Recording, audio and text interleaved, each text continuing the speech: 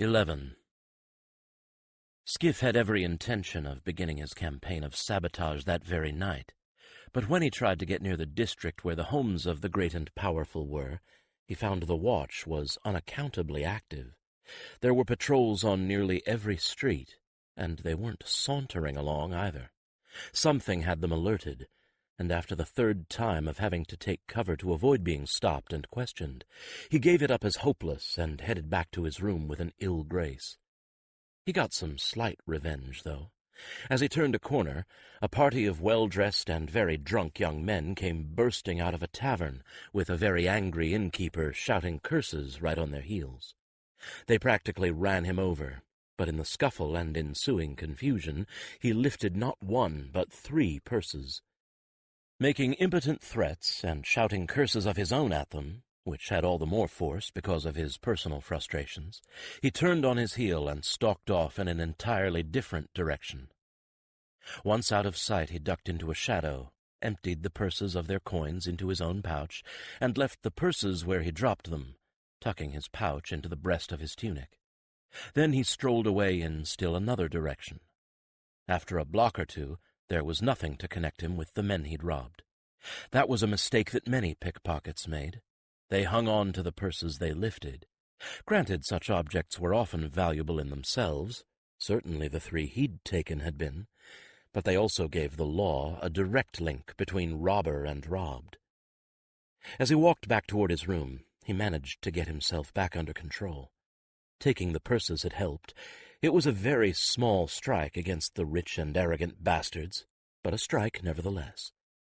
Just wait till they get to a bawdy house and they've got to pay, he thought, with grim satisfaction. They better hope their friends is willing to part with the glim. Skif had seen the wrath of plenty of madams and whoremasters whose customers had declined to pay, and they didn't take the situation lightly, nor did they accept promissory notes. They also employed very large men to help enforce the house rules and tariffs. When young men came into a place in a group, no one was allowed to leave until everyone's score had been paid. Those who still had purses would find them emptied before the night was over. The thought improved his humor, and that restored his appetite. Now much fatter in the pocket than he had been this afternoon, he decided to follow his nose and see where it led him. It took him to a cook shop that stood on the very border of his neighborhood, halfway between the semi-respectable district of entertainers, artists, musicians, not bards, of course, peddlers and decorative craftsmen and their prentices, and his own less respectable part of town. "I've earned a meal," he decided. Taking care not to expose how much he had, he fished out one of the larger coins from his loot and dropped the pouch back into his tunic. Best to get rid of the most incriminating of the coins. He eased on in. It was full but not overcrowded, and he soon found space at the counter to put in his order. With a bowl of soup and a chunk of bread in one hand and a mug of tea in the other, he made his way back outside to the benches in the open air, where there were others eating, talking, or playing at dice or cards. Hot as it was, there were more folk eating under the sky than under the roof. As was his habit, he took an out-of-the-way spot and kept his head down and his ears open. He was very soon rewarded.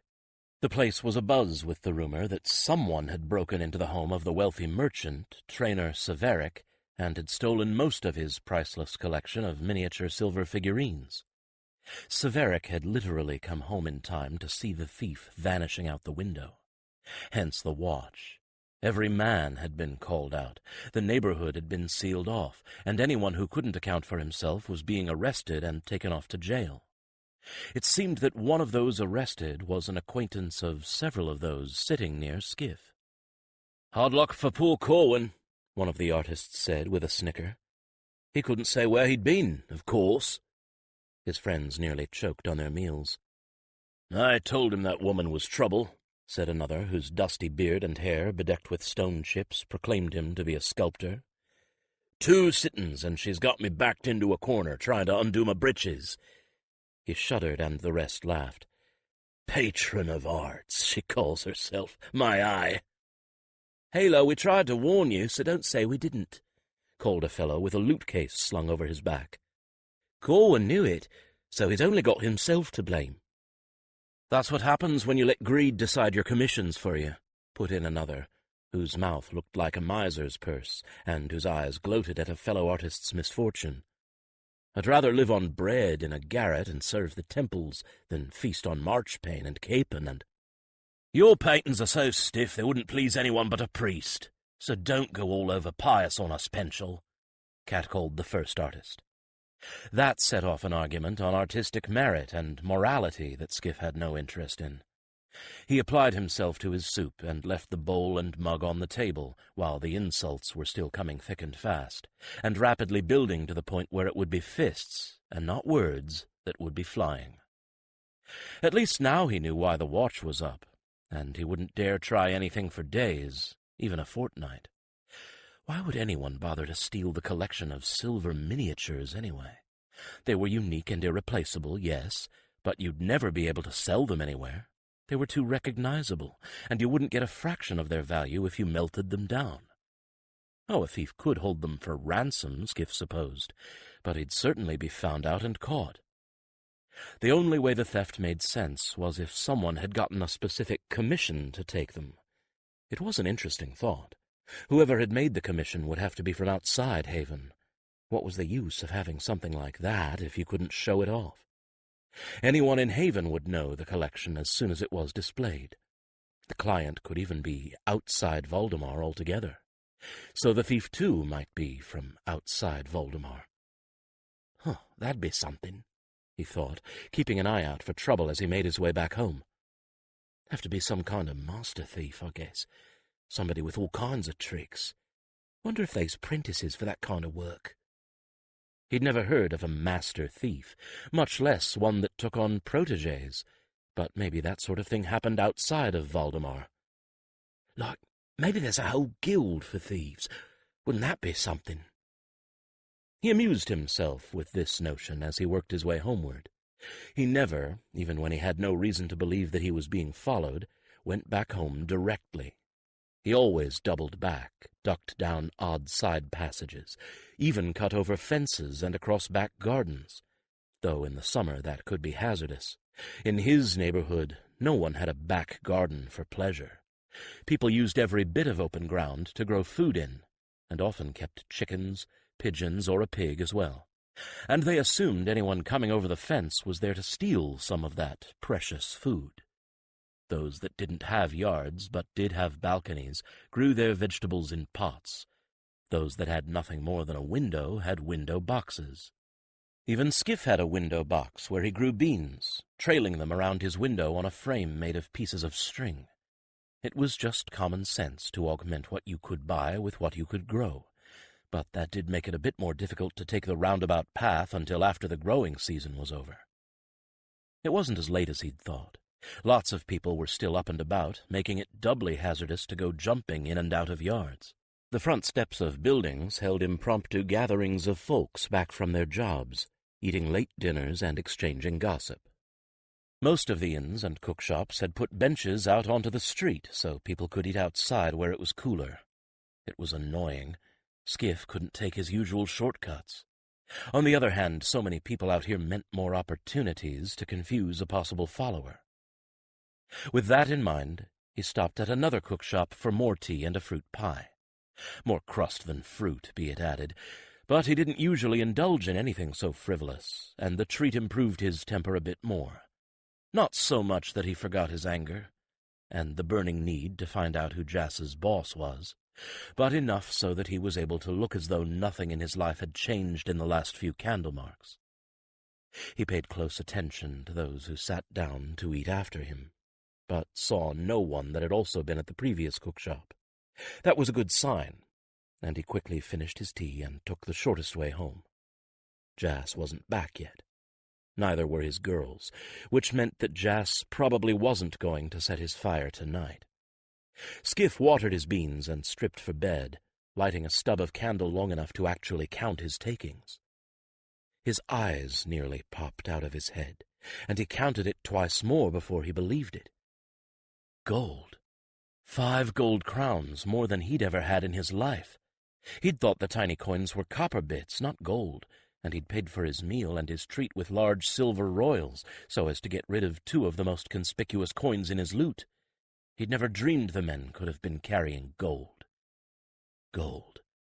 Gold meant everything. With gold, he suddenly had the means to concentrate entirely on finding Baisie's murderer. He wouldn't have to work the entire summer. With gold, he had the means to offer the kind of bribe that would loosen even the most reluctant of tongues. With gold, he could follow up on the only real clue he had that wasn't connected to Jas. My Lord Orthallan gave you high recommendations. Gold could actually buy Skif a way into Orthallan's household. You didn't just turn up at a great lord's doorstep and expect to be hired. You had to grease palms before you got a place where you could expect to have privileges, maybe even collect tips for exemplary service. Gold would purchase forged letters of commendation. Very rarely did anyone ever bother to check on those, especially if they were from a household inconveniently deep into the countryside. Those letters could get Skif into, say, a position as an undergroom or a footman, a place where he'd be in contact with Lord Orthallan's guests, friends, and associates, where he could hear their voices. This one encounter changed everything. Maybe. It was one plan. There were others that would allow Skif to hang on to the unexpected windfall. Jas wouldn't have been paid for the job entirely in advance. He'd have to collect the rest, and maybe Skif could catch him at it. There were other places where Skif could go to listen for that familiar, smooth, and pitiless voice. But the idea of insinuating himself into a noble household was the kind of plan that the craggy-faced sellsword would not be able to anticipate. If he knew anything at all about Skif, he'd know that in the normal course of things, pigs would fly before someone like Skif would get his hands on enough money to buy his way into Lord Orthallan's household. So Skif carefully folded the 5 gold coins into a strip of linen and packed them with his larger silver coins in the money belt that never left his waist. Then he blew out his candle, laid himself down, and began his nightly vigil of listening for Jas and Jas's business. Because, while gold might add to his options, if Baisie had taught him anything at all, it was to never, ever abandon an option just because a new one opened up. But Jas didn't come back that night, nor the next day. Skif fell asleep waiting to hear his footsteps on the stairs, and woke the next morning to the unaccustomed sound of silence next door. He waited all day, wondering, with increasing urgency, what was keeping the man from his own rooms. By nightfall, though, he knew why. At dusk, a 3-man team of the watch came for Jas's 2 girls, escorting them off rather than taking them off under guard, so it wasn't that they were arrested or under suspicion. Skif was at his window when they showed up, and he knew before they ever came in view that something was wrong, for the whole street went quiet. People whisked themselves indoors or around corners, anything to get out of sight, and even the littles went silent and shrank back against their buildings, stopping dead in the middle of their games and staring with round eyes at the 3 men in their blue and gray tunics and trews.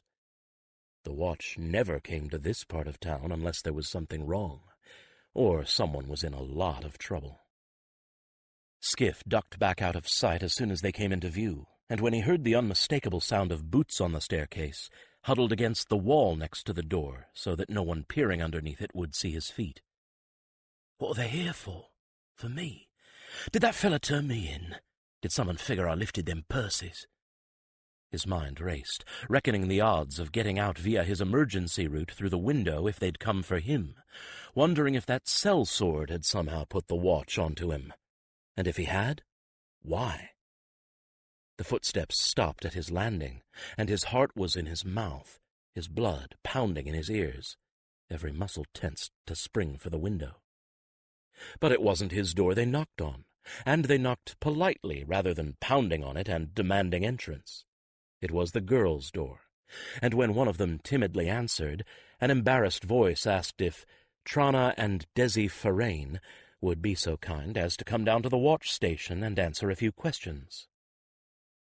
Skif sagged down onto the floor, limp with relief.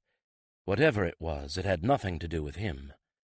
Now, everyone knew that if the watch had anything on you, they didn't come and politely invite you to the watch station. When someone came with that particular request, it meant that you weren't in trouble, though someone else probably was. But if you were asked to come answer questions and you refused, well, you could pretty much reckon that from then on you were marked. And any time one of the watch saw you, they'd be keeping a hard eye on you, and they'd be likely to arrest and fine you for the least little thing. So after a nervous-sounding, unintelligible twitter of a conversation among all four of the sisters, Trana and Desi emerged, and 5 sets of footsteps went back down the staircase. Now he had to see what was up. When Skif peeked out around the edge of the window, he saw that 2 of the watch were carrying lit lanterns, making it very clear that the 2 girls weren't being manhandled or even touched.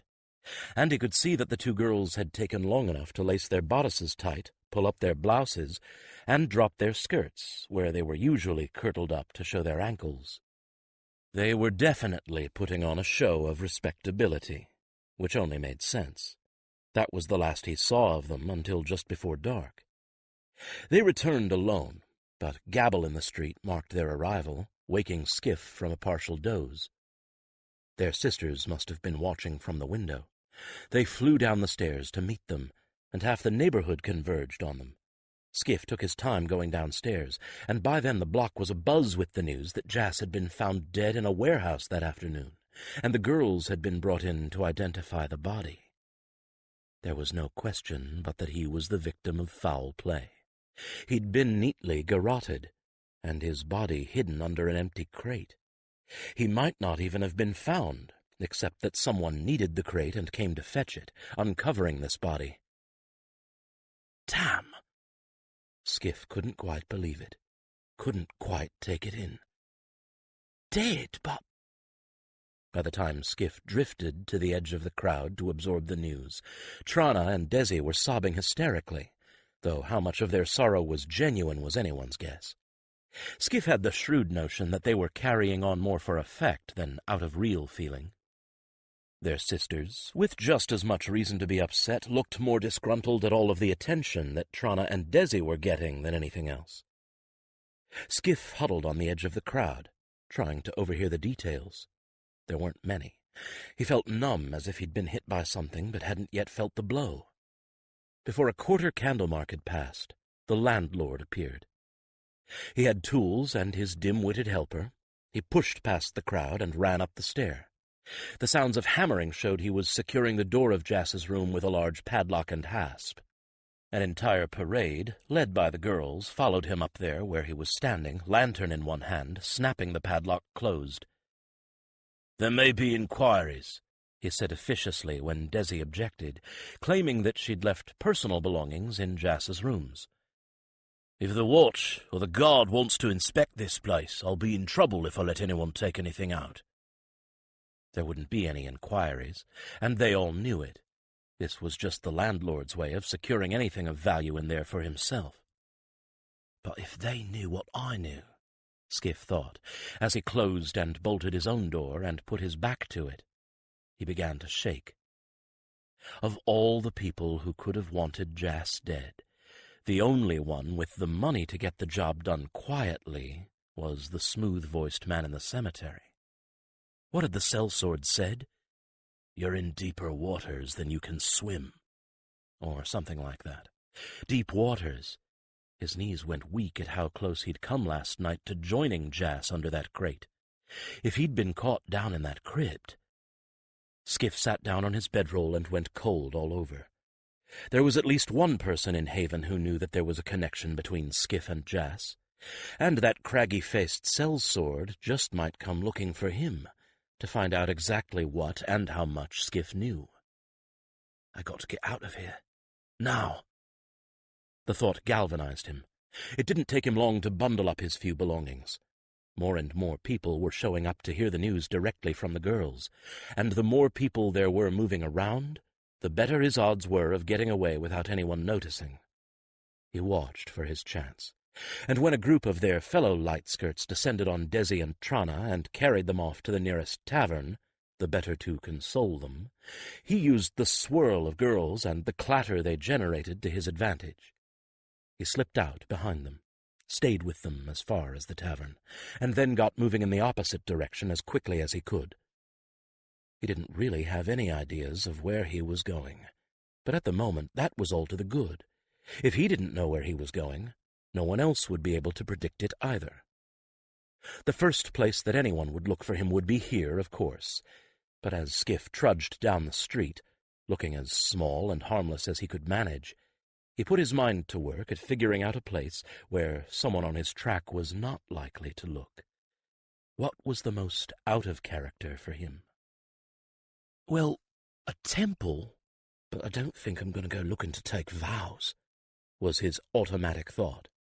But then, suddenly, that didn't seem so outlandish a notion. Not taking vows, of course, but... Abruptly, he altered his path. This was going to be a long walk, but he had the notion that in the end, it was going to be worth it. Skif made his eyes as big and scared as he could, and twisted his cap in his hands as he waited for someone to answer his knock at the temple gate. This temple was not the one where his cousin Beale was now a full priest. It wasn't even devoted to the same god, much less the same order. This was the temple and priory of Thanoth, the lord of the beasts, and this order took it on themselves to succor and care for injured, sick, and aged animals, from sparrows and pigeons to broken-down cart-horses. It existed on charity, and as such was one of the poorest temples in Haven, and one thing it could always use was willing hands. Not everyone who worked here in the service of Thanoth was a priest or a novice. Plenty of ordinary people volunteered a few candle marks in a week for the blessing of God. Now, what Skif was hoping was that he could hide here for the sake of his labor. He hoped he had a convincing enough story. The door creaked open, and a long-nosed priest in a patched and dusty brown robe looked down at him, lamp in one hand. "If you be seeking charity, lad, this bean't the place for you," he said wearily, but not unkindly. "You should try the—" "Not charity, sir," Skif said, putting on his best country accent. "I be an orphan, sir.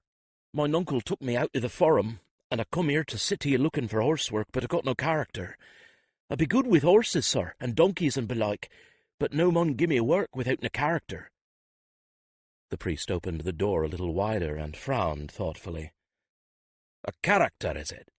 Would you bide in yon loft, tend the beasts, and eat with the brethren for, say, 6 moon, and we give you a good litter?" Skif bobbed his head eagerly. "You'd give me a good character, then?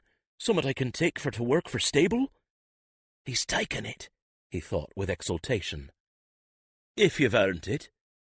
The priest opened the gate wide, and Skif stepped into the dusty courtyard. "Come try your paces. Enter freely and walk in peace." Skif felt his fear slide off him and vanish. No one would look for him here, and even if they did, no one would dare the wrath of a god to try and take him out. So what if his story wasn't quite the truth? "I don't mind a bit of hard work. God can't take exception to that." The priest closed the gate behind them, and led Skif into and through the very simple temple, out into another courtyard, and across to a stabling area. As he followed in the priest's wake, Skif was struck forcibly by 2 things. The first was the incredible poverty of this place. The second was an aura of peace that descended on him the moment he crossed the threshold. It was so powerful, it seemed to smother every bad feeling he had. Suddenly he wasn't afraid at all. Not of the sellsword, not of the bastard that had arranged for Baisie's building to burn. Somehow he knew that nothing bad could come inside these walls. Somehow he knew that as long as he kept the peace here, he would not ever have to fear the outside world coming in to get him. That should have frightened him, and it didn't. But he didn't have any leisure to contemplate it either once they entered the stable. Skif had ample cause now to be grateful for the time he'd spent living in that loft above the donkey stable, where he'd gotten acquainted with beast tending, because it was quite clear that the order was badly short-handed. One poor old man was still tottering around by the light of several lamps, feeding and watering the motley assortment of hoof stock in this stable. Skif didn't even hesitate for a moment. This, if ever, was the moment to prove his concocted story, and a real stable boy wouldn't have hesitated either. He dropped his bedroll and belongings just inside the stable door and went straight for the buckets, reckoning that water was going to be harder for the old fellow to carry than grain or hay. And after all, he'd had more than his share of water carrying when he'd been living with Basie. The old man cast him a look of such gratitude that Skif almost felt ashamed of the ruse he was running on these people. Except that it wasn't exactly a ruse. He was going to do the work. He just wasn't planning on sticking around for the next 6 moons. And of course he was going to be doing some other things on the side that they would never know about. As he watered each animal in its stall, he took a cursory look at them. For the most part, the only thing wrong with them was that they were old. Not a bad thing, since it meant that none of them possessed enough energy or initiative to try more than a half-hearted weary nip at him, much less a kick. Poor old things, he thought, venturing to pat one ancient donkey who nuzzled him with something like tentative affection as he filled its watering trough. And these were the lucky ones, beasts whose owners felt they deserved an honorable retirement after years of endless labor. The unlucky ones became stew and meat pies in the cookshops and taverns that served Haven's poor. "Bless you, my son," said the old priest gratefully as they passed one another. "We be perilous short-handed for the hoof-stock." "Just in stable?" Skif asked, carefully keeping to his country accent. The priest nodded, patting a dusty rump as he moved to fill another manger. "With the wee beasts, the hurt ones, there's healer trainees that come to help, and there's folks that don't mind turning a hand with cleaning and feeding. But this—" Skif laughed softly. "Aye, Granther, this be work, eh?" The old priest laughed himself. "'Struth. They say there's a pair of novices coming up, come winter, but till then, I'll be taking the heavy work, Granther," Skif heard himself promise. When the last of the beasts were watered and fed, the old man showed him his place in the loft, and left him with a lantern, trudging back to the chapter house. Like his last bed above a stable, this was in a gable end with a window supplied with storm shutters, piled high with hay, that looked out over the courtyard. He spread out his bedroll, stowed his few possessions in the rafters, blew out the lantern, and lay down to watch the moon rise over the roofs of Haven. "This has been about the strangest day of my life," he thought, hands tucked behind his head. What was just about the strangest part of it was that he had literally gone from a state of fearing for his very life to this. There was such an aura of peace and serenity within these walls. What might have seemed foolish trust under any other circumstances. After all, he was just some stranger who'd shown up on their doorstep, and at night yet, was perfectly understandable now that Skif could see the poverty of the place himself. There literally was nothing to steal. If he didn't do the work he'd promised, he wouldn't be fed, and he'd be turned out. There was no reason for the brethren not to trust him. He should have been feeling very smug and very clever. He'd found the perfect hiding place, and it was well within striking distance of the manors of the high and mighty. Instead, all he could think was that, as work-worn and weary as both the priests had seemed, there had also been something about them that made his cleverness seem not quite as clever as he'd thought it was, as if they had seen through his ruse and didn't care, and that didn't make any sense at all. "I've got to think this through," he told himself, fighting the soporific scent of cured hay, the drowsy breathing of the animals in their stalls beneath him, and the physical and emotional exhaustion of the last day and night. It was a battle he was doomed to lose from the start. Before the moon rose more than a hand's breadth above the houses, he was as fast asleep as the animals below. Skif started awake, both hands clutching hay, as a mellow bell rang out directly above his head. For a moment he was utterly confused. He couldn't remember where he was, much less why he'd been awakened by a bell in the pitch dark. Then it all came back, just as someone came across the courtyard bearing a lit lantern. "Hellfires," he thought, a little crossly, yet a little amused. I should have known this lot 'ud be up afore dawn. Maybe I ain't been so smart after all." "Hey, laddie," called the aged voice of last night from below. "Be you awake?" "Oh, aye, granther," Skif replied, stifling a groan. "I be coming down." He brought last night's lantern down with him, and he and the old man made the morning rounds of the stable in an oddly companionable silence. The old man didn't ask his name, and didn't seem to care that Skif didn't offer it. What he did do was give Skif the name and history of every old horse, donkey, mule, and goat in the stable, treating each of them like the old friend it probably was. When they finished feeding and watering, the old man led Skif into the chapter house, straight to a room where others of the order had stripped to the waist and were washing up. Not wanting to sit down to breakfast smelling of horse and goat, Skif was perfectly willing to follow their example. From there they all went to breakfast, which was also eaten in silence. Oat porridge, bread, butter, and milk.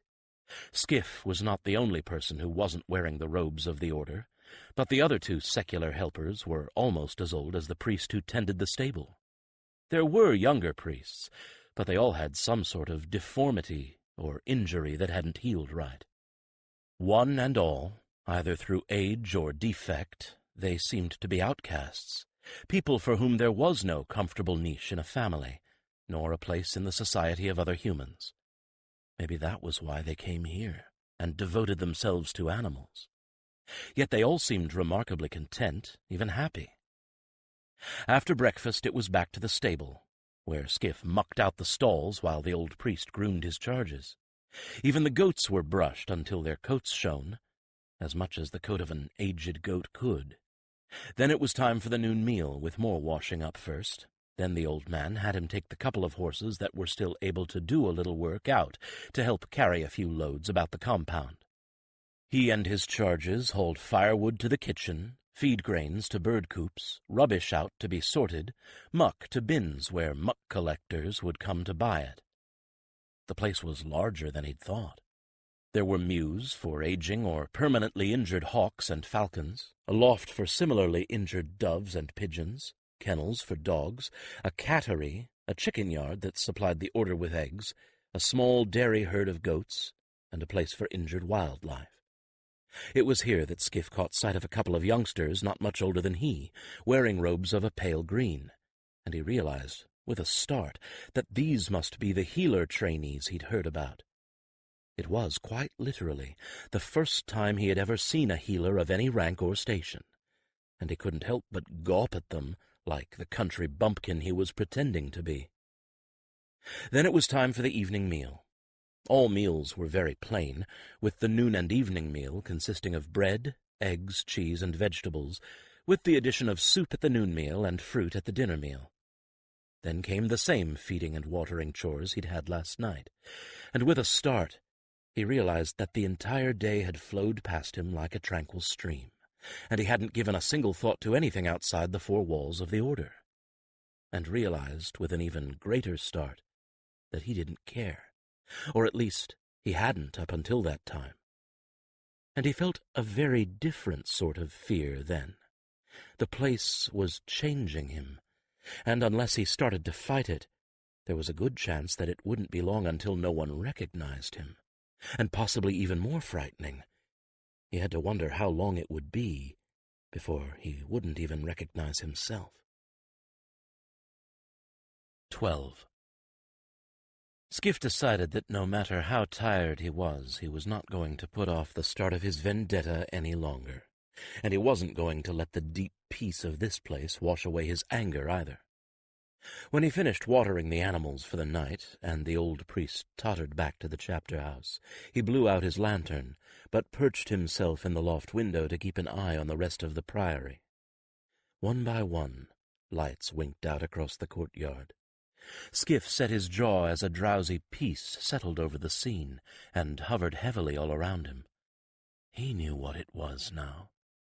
This was the peace of the god, and it kept everyone who set foot here happy and contented.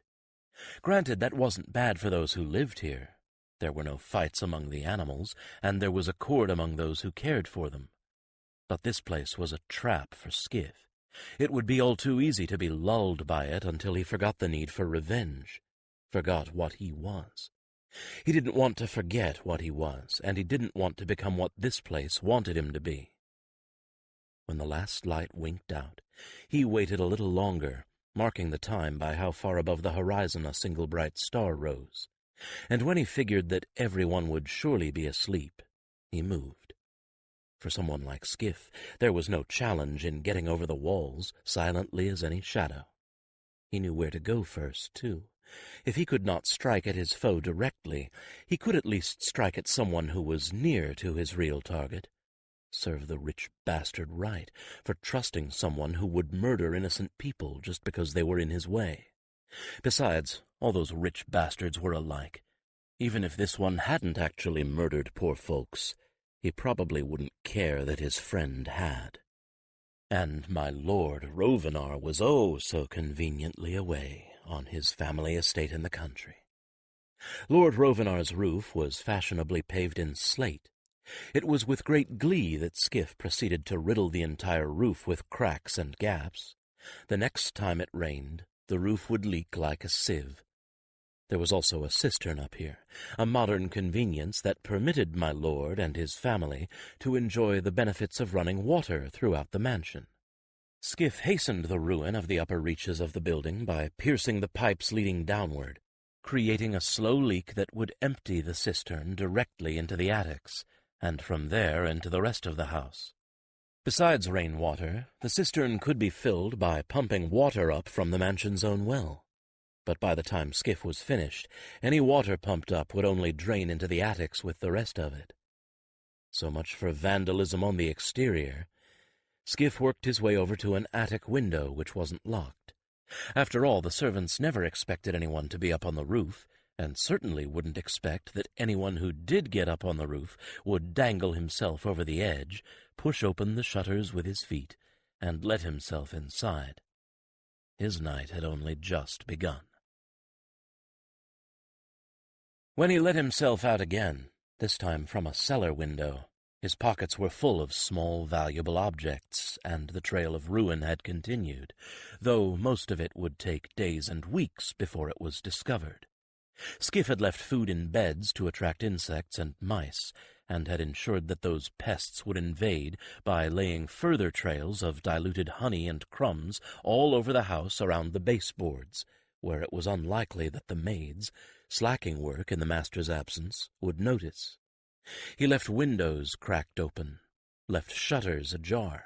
Insects would soon be in the rooms, and starlings and pigeons colonizing the attic. The skeleton staff that had been left here would not discover any of this, for his depredations took place in rooms that had been closed up, the furnishings swathed in sheets. My lord would return to a house in shambles, and it would take a great deal of money and effort to make it livable again. He ghosted his way across the kitchen garden and over the wall, using a trellis as a ladder. But once on the other side he laid a trail of a different sort, all of those valuable trinkets he'd filled his pockets with. He scattered them in his wake, and trusted to greed to see to it that they never found their way back to their true owner again. He took nothing for himself, if for no other reason than that it would prevent anyone from connecting him with the trail of damage. He slipped easily back over the temple walls and got into his bed in the loft in plenty of time for a nap. When the bell sounded and woke him, if he wasn't fully rested, at least he didn't look so exhausted that anyone commented on it. Although the meals he'd shared with the brethren yesterday had been shared in silence, evidently there was no actual rule of silence, for the noon meal brought a flurry of gossip from the outside world. "The master thief struck again last night," said one of the younger priests to the rest of the table. "The streets are full of talk." "And he must be from somewhere outside Haven, so they say," added another with a shake of his head. "Singularly careless he was. He left a trail of dropped objects behind him, I heard. I can vouch that there are so many people scouring the alleys for bits of treasure that some of the highborn have asked the guard to drive them back to the slums." "I hope," said the prior with great dignity, "that the guard declined. The alleys are public thoroughfares. They do not belong to the highborn. Neither is the god answerable to those with noble titles who are discomfited by the poor outside their walls. There cannot be any justification for such a request. Since there are still treasure hunters looking in every nook and cranny, I suspect they did decline, the young priest said cheerfully. He seemed highly amused, and Skif wondered why. The prior shook his head sadly. I know that you have little sympathy when rich men are despoiled of their goods, Brother Halcom. If the gods choose the hand of a thief to chastise those who are themselves thieves, I find it ironic, but appropriate, sir, Brother Halcom replied evenly. This master thief has so far robbed 2 men who have greatly oppressed others. You know this to be true. Nevertheless, the thief himself commits a moral error and incurs harm to his soul with his actions. The prior chided him gently. You should spend less time gloating over the misfortune of the mighty, and more in praying that this miscreant realizes his errors and repents. Brother Halcom made a wry face, but the prior didn't see it. Skif did, however, and he noted when the young priest rose from the table that his leg ended in a dreadful club foot. The priest had spoken in the accents of someone who was highly educated, and Skif had to wonder how much Brother Halcom knew personally about the 2 who had officially been robbed, and whether he knew anything about the one that Skif had despoiled. For one moment he wondered if the young man had really meant what he said. He'd sounded sympathetic. Pah! He'll have no time for the likes of me, no doubt, he thought, hardening his heart. Well, look who's stuck mucking out the stalls, and who's playing with the broke-winged birds. Push comes to shove, money and rank stands together against the rest of us, what always does the dirty work any road. He finished his meal and went back out to clean kennels. With the master thief out last night, and everybody and his dog hunting for the goodies that Skif had let fall, the last thing Skif was going to do was to go out again tonight. No, things would have to cool down a bit before he ran the rooftops again. It gave him a great deal of pleasure, though, to lie back in the sweet-smelling hay and contemplate last night's work. The only thing that spoiled his pleasure was the thought that this unknown master thief was going to get all of the credit for his work. On the other hand, it would probably anger the master thief to be saddled with the eventual blame for all of the vandalizing Skif had done. And at the moment, no one would be looking for a mere boy. They'd be trying to catch a man. This master thief was proving rather useful to Skif's campaign. I suppose I ought to be grateful to him, Skif thought, but he didn't feel grateful. In fact, after a while, he realized that he wasn't as satisfied with last night's work as he thought he should be. It just wasn't enough somehow. He was thrashing around at random, blindly trying to hit the one he truly wanted to hurt, and hoping that somehow in the chaos he'd connect with a blow. And even then, how did putting holes in someone's roof measure up to burning down a building and committing cold-blooded murder in the process? It didn't, and that was that. I want him, Skif thought angrily. I want the bastard what ordered it. Nothing more, but nothing less. And right now he was settling for less. Still, that Brother Halcom had a point, too. He'd seemed to think that the 2 high-born nobles that had been robbed had pretty much deserved it, and probably Lord Rovenar had done a dirty deed or 2 in his life, and Skif had been nothing more than the instrument of payback. That wasn't a bad thought. Brother Halcom knew the highborn. Brother Halcom might know enough to give Skif a clue or 2 to the identity of the one highborn that Skif really wanted. So maybe Skif ought to see if he could get Brother Halcom to talk. Finding someone to hurt that he knew deserved it might feel better than this random lashing out. And maybe, just maybe, Brother Halcom would know who the smooth-voiced highborn was. Skif watched Brother Halcom from a distance for a full week before making a tentative approach. He learned 2 things in that time. Brother Halcom was from a highborn family, and he was here because he wanted to be. Not that his family hadn't tried to get their deformed offspring out of sight, but they'd chosen a much more comfortable and secluded temple for him to enter. Halcom had stood up to them and threatened to make a scene if he wasn't allowed his choice. That gave Skif a bit more respect for the man, and Halcom's value rose again in his eyes when he realized that Halcom didn't shirk the dirty work after all. He just did the small things rather than the large. He did his share of cleaning, usually cleaning up after the healer trainees when they'd finished treating a sick or injured animal. When there was a beast that needed to be tended all night, it was Halcom, like as not, who stood the vigil. And when an animal was dying, it was Halcom who stayed with it, comforting it as best he could. Finally, Skif found a moment to make a cautious overture to the young priest. Halcom had hobbled out to the stable to assist, not a healer trainee, but a farrier who often donated his time and experience, and Skif was also called on to help. The injury was a split and overgrown hoof on a lamed cart horse. Halcom was asked to hold the horse's head, since he, more than anyone else, was able to keep animals calm during treatment. And Skif was there to hold the hoof while the farrier trimmed it and fastened a special shoe to help the hoof heal. When the farrier had left and Skif had taken the horse back to its stall, Halcom seemed disinclined to leave. "You've been doing good work here, friend," Halcom said, looking around at the rest of the stable without getting up from the hay bale he was sitting on. "I'm glad you came here. Poor old Brother Absol just isn't up to the heavy work anymore." "Thank ye, sir," Skif said, keeping to his persona of country bumpkin and bobbing his head subserviently. "Would you might be a-giving me a character, too? That be what I'm here for." "I could probably do better than that, if what you want is stable work," Halcom admitted, but with a raised eyebrow. "I've no doubt I could recommend you to several people for that. Is that what you want?" "Oh, aye, sir," Skif replied, feigning eagerness. "Balderdash," Halcom countered, startling Skif. "You're better than that. You don't really want to be a lowly stable hand for the rest of your life, do you?" His eyes gleamed with speculation. "You're much too intelligent for that. What are you aiming at? Master of horse? Chief coachman?" Skif stammered before he got his wits together. "But I've no training, sir. Dunno much but birthing beasts and never learnt to drive." Halcom waved that aside as of no consequence. "Nor have most boys your age when they go into service.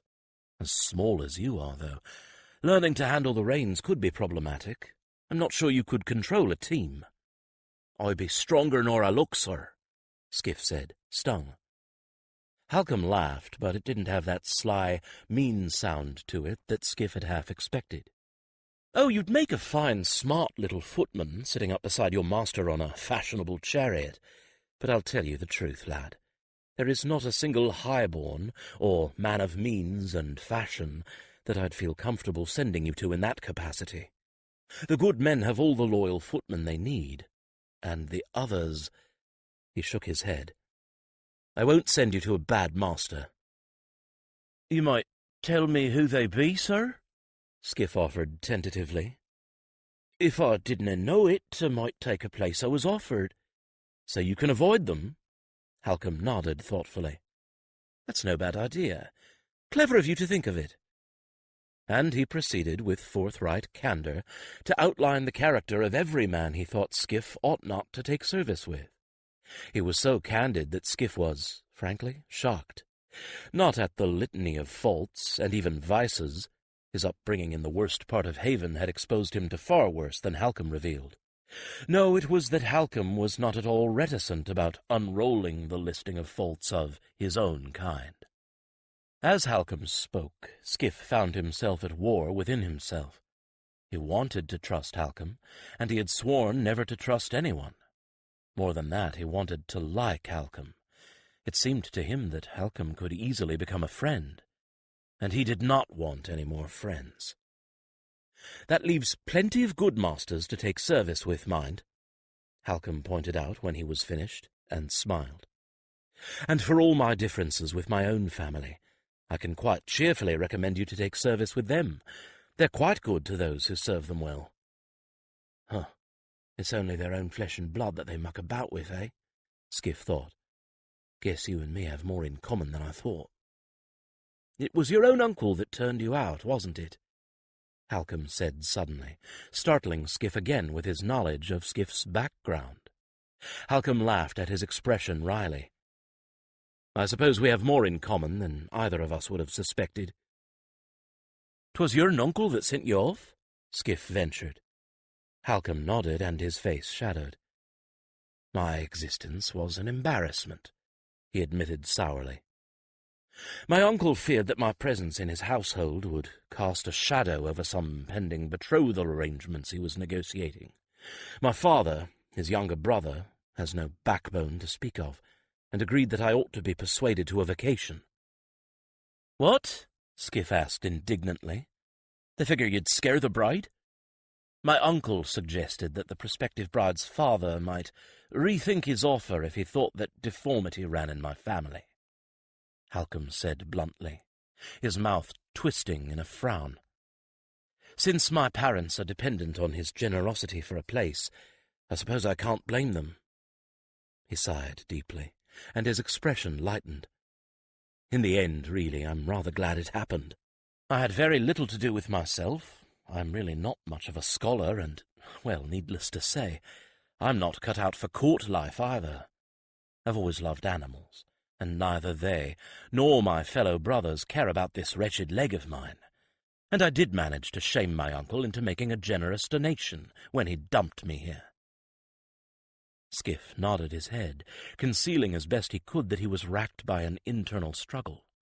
He really truly wanted to be Halcom's friend, and he really truly did not want to make another friend that he knew he would only lose. I ain't staying here forever, he told himself sternly. He wouldn't be so nice if he knew what I was. Hellfires, he'd turn me straight over to the watch if he knew what I was. But he could almost hear the place whispering to him. It wanted him to stay. He could have a friend again. No one here would care what he had been, only what he was now, and what he might become.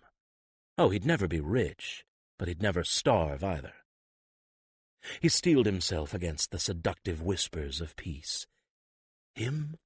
Bide in a place like this? Not when he had a debt to repay.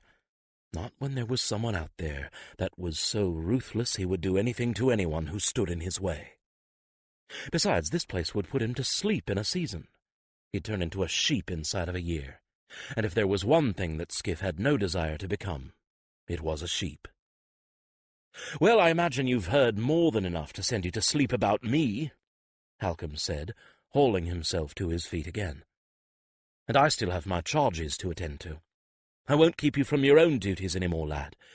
But do remember what I've told you, and that if you want a second letter of commendation to go with the priors when you leave, I will be happy to write one for you. That last, said as Halcom turned to go, had the sound of a formal dismissal, superior to inferior. There, you see, he taunted that seductive whisper. I ain't a friend to the likes of a highborn, even if his people did cast him off. A mouse might's well ask a hawk to be his friend. Hawk might even say yes, till he got hungry. Another week passed, and the city was struck with a heat wave that was so oppressive, people and animals actually began dying. The Queen closed the court and sent everyone but her privy council out of the city. But there was nowhere for the poor and the working classes to go, and even if there had been, how could ordinary people just pack up and leave?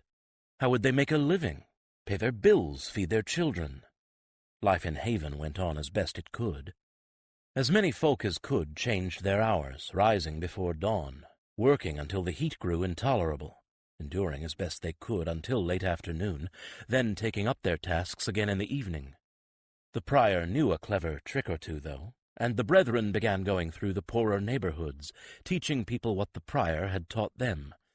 For although it was the lord of the beasts that the brethren served, nevertheless man was brother to the beasts.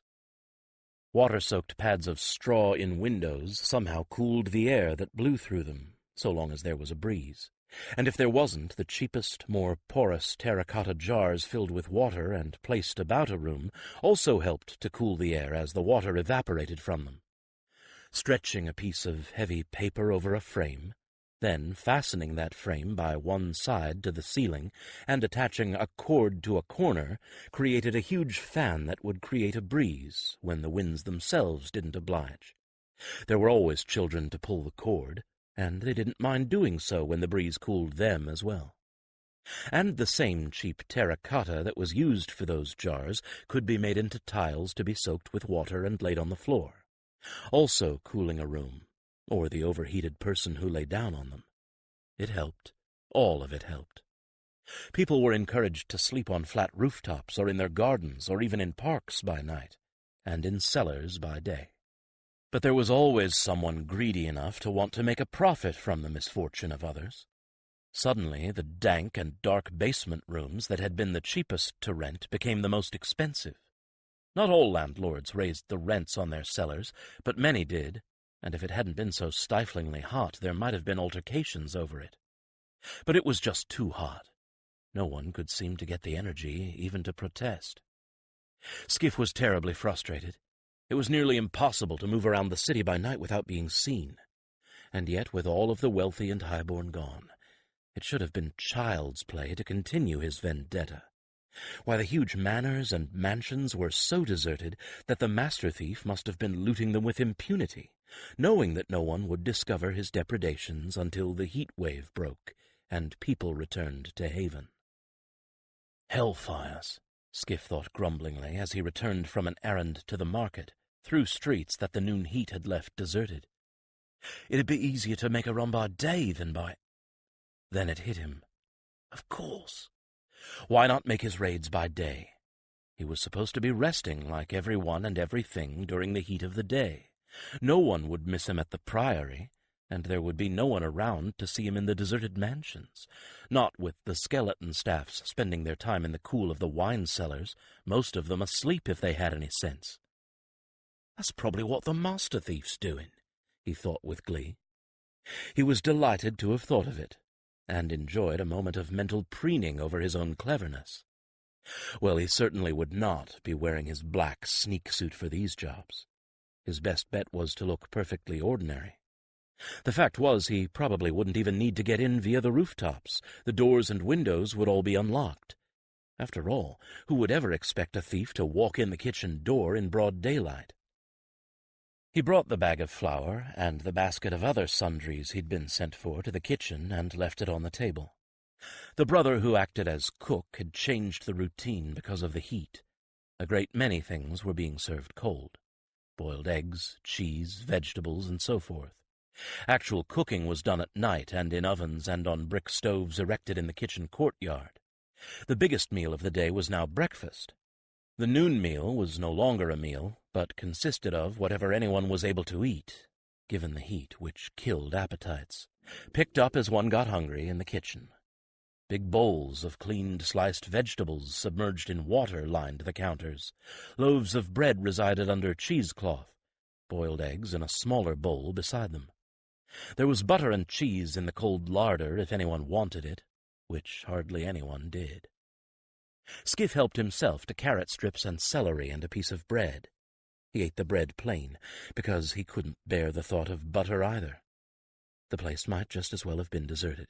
The only sign that there had been anyone in the kitchen was the lumps of bread dough left to rise under cloths along their shelf. Skif wasn't all that hungry either, but he ate and drank deeply of the cooled water from yet another terracotta jar. Then he went straight back out, as if he had been sent on a second errand, not that there was anyone about to notice. He sauntered along the streets, watching the heat haze hovering above the pavement, keeping to the shade, and noting that there still were a few folk out. They paid no attention to him, and he gave them no more than a cursory glance. There was not so much as a hint of the watch. No surprise there. What was there for them to do? There would be no fights, and it was too hot for petty theft, even if there was anything open at noon to steal from. Where to hit? That was the question. He had no clear target in mind, and he wasn't as familiar with who belonged to which great mansion as he would have liked. Finally he decided, for lack of any other ideas, to bestow his attentions on one Tomlin Vel Carrican, a charming fellow who had amassed a great deal of wealth by squeezing his poor tenants and giving them as little in the way of decent housing as he could get away with. He was one of the landlords who had responded to the current heat wave by evicting tenants from the newly desirable basement rooms and charging a premium rate for them, sending the evicted to live in the attics. It seemed as good a reason as any to wreak as much havoc as humanly possible on him.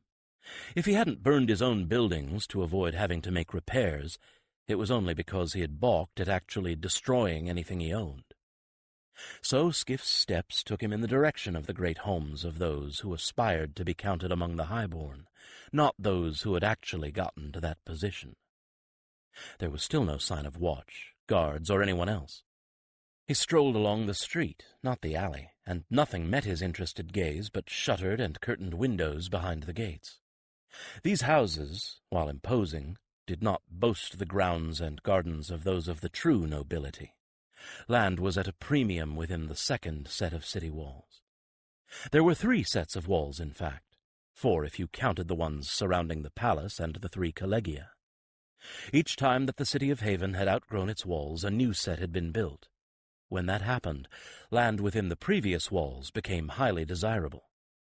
Now, between the first set and the palace walls, only the highborn, those with old titles, had their mansions, and indeed manors, which had enormous gardens and landscaped grounds. Between the second and first, those who had newer titles, most less than a generation old, and the wealthy but not ennobled kept their state. Lesser dwellings had been bought up and razed to make way for these newer mansions. There were gardens, but they were a fraction of the size of those of the great lords of state. But there were parks here, places where one could ride or stroll and be observed. Between the third walls and the second lived most of the rest of the city, although the populace had already begun to spill outside the walls, and many of those whose wealth was very recent had taken to building mansions that aped those of the great lords of state, but outside the walls altogether, where land was cheaper. Eventually, Skif supposed, another set of walls would be built, and then it would be his neighborhood that would be razed to make way for the mansions of the wealthy. Skif passed one of the parks, and decided to take a rest near a lily-covered pond. It was deserted, the air shimmering with heat above the scorched lawns between the trees. His target was on the other side of this park, and it occurred to him that it wouldn't be a bad idea to observe it from the comfort of the park while he cooled off a little. Even though he had sauntered along in slothful fashion, he was still sweating. He pulled his linen shirt away from his body and threw himself down in the shade of a huge oak tree beside the pond. The ground was marginally cooler than the air or his body, but there were no signs that anyone was actually sleeping here at night, despite the suggestions of the authorities. Skif wasn't surprised. The watch probably was discouraging the poor from moving into the parks in this section of the city, even though there were more of them here than between the second and third walls. The watch was answerable directly to the wealthy folk living here, as opposed to the guard, which was answerable to the crown. Even though they were not here to witness the poor camping out of a night in their park, not one of the moneyed lot who lived around here even wanted to consider the prospect. The local watch probably had orders to clear out campers as fast as they arrived. Skif turned his head to peer between bushes nearby, thinking he heard something. Some zealous watchman, perhaps. If so, he'd better be prepared with a story about why he was here. He had heard something, but it wasn't a member of the watch. There was a horse wandering loose around the park, taking nibbles out of the grass, sampling the flowers. It was a handsome creature, white as snow, and still wore a saddle and bridle. Reins dangled from the bridle. No, it was a bitless hackamore he saw. No one would leave reins dangling like that. Your horse could all too easily catch a leg in them, stumble, fall, and perhaps break a leg. But if you didn't tie the reins off properly when you left a horse waiting, the horse could jerk them loose and wander off, leaving them dangling just like these were. For one wild moment, Skif thought, "Is that a companion?" But no.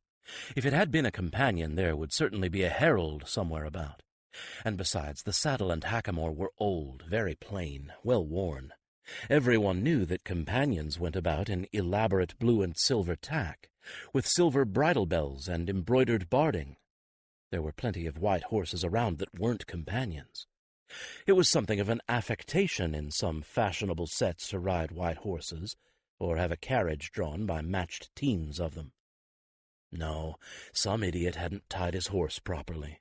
Or, far more likely, given the worn state of the tack, some groom had taken his master's mare out for some exercise, and had combined the chore with some errand of his own. He hadn't tied the horse up, and she'd pulled her reins loose and wandered away. That groom would be in a lot of trouble. But since there wasn't anyone combing the park looking for this beast, evidently he hadn't missed her yet.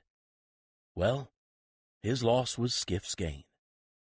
Working at the priory had given him a lot more familiarity with horses than he'd had before. He'd even learned to ride, and faced with this opportunity for profit on 4 legs, he grinned broadly. "You're mine," he told the grazing mare. "Let's see, horse fair's running over on the east side, or I can take her out of the walls altogether and sell her, or I can take her to priory and collect the reward when she shows up missing." The last option wasn't a bad notion, though the first was the real money-maker. The horse moved around the bushes and out of his sight. Knowing that she was probably some high-strung, well-bred beast, he got up slowly and began to stalk her. If he, a stranger, was going to catch her rather than spooking her, he'd have to catch her by surprise. When she actually moved between 2 thick, untrimmed hedges, he could hardly believe his good luck. She couldn't have gotten into a better situation for him to corner her. Knowing that a horse is averse to backing up, he ran around to the front of the hedges and struck. Making a dash out of cover, he grabbed for the reins and the saddle in the same movement, hauling himself into the saddle before she had time to do more than snort. And somehow, before he realized it, he was in the saddle and in control. For just about a heartbeat. Because in the next moment the horse tossed her head, jerking the reins out of his hand, and set off at a gallop, and all he could do was cling desperately to the pommel of the saddle. 13. All Skif could do was hold on, with every aching finger, with knees and thighs, wrists and ankles. If he could have held on with his teeth, he would have. If he could have tied his hair to the saddle, he would have. He'd lost the stirrups almost at once, shortly after he lost the reins.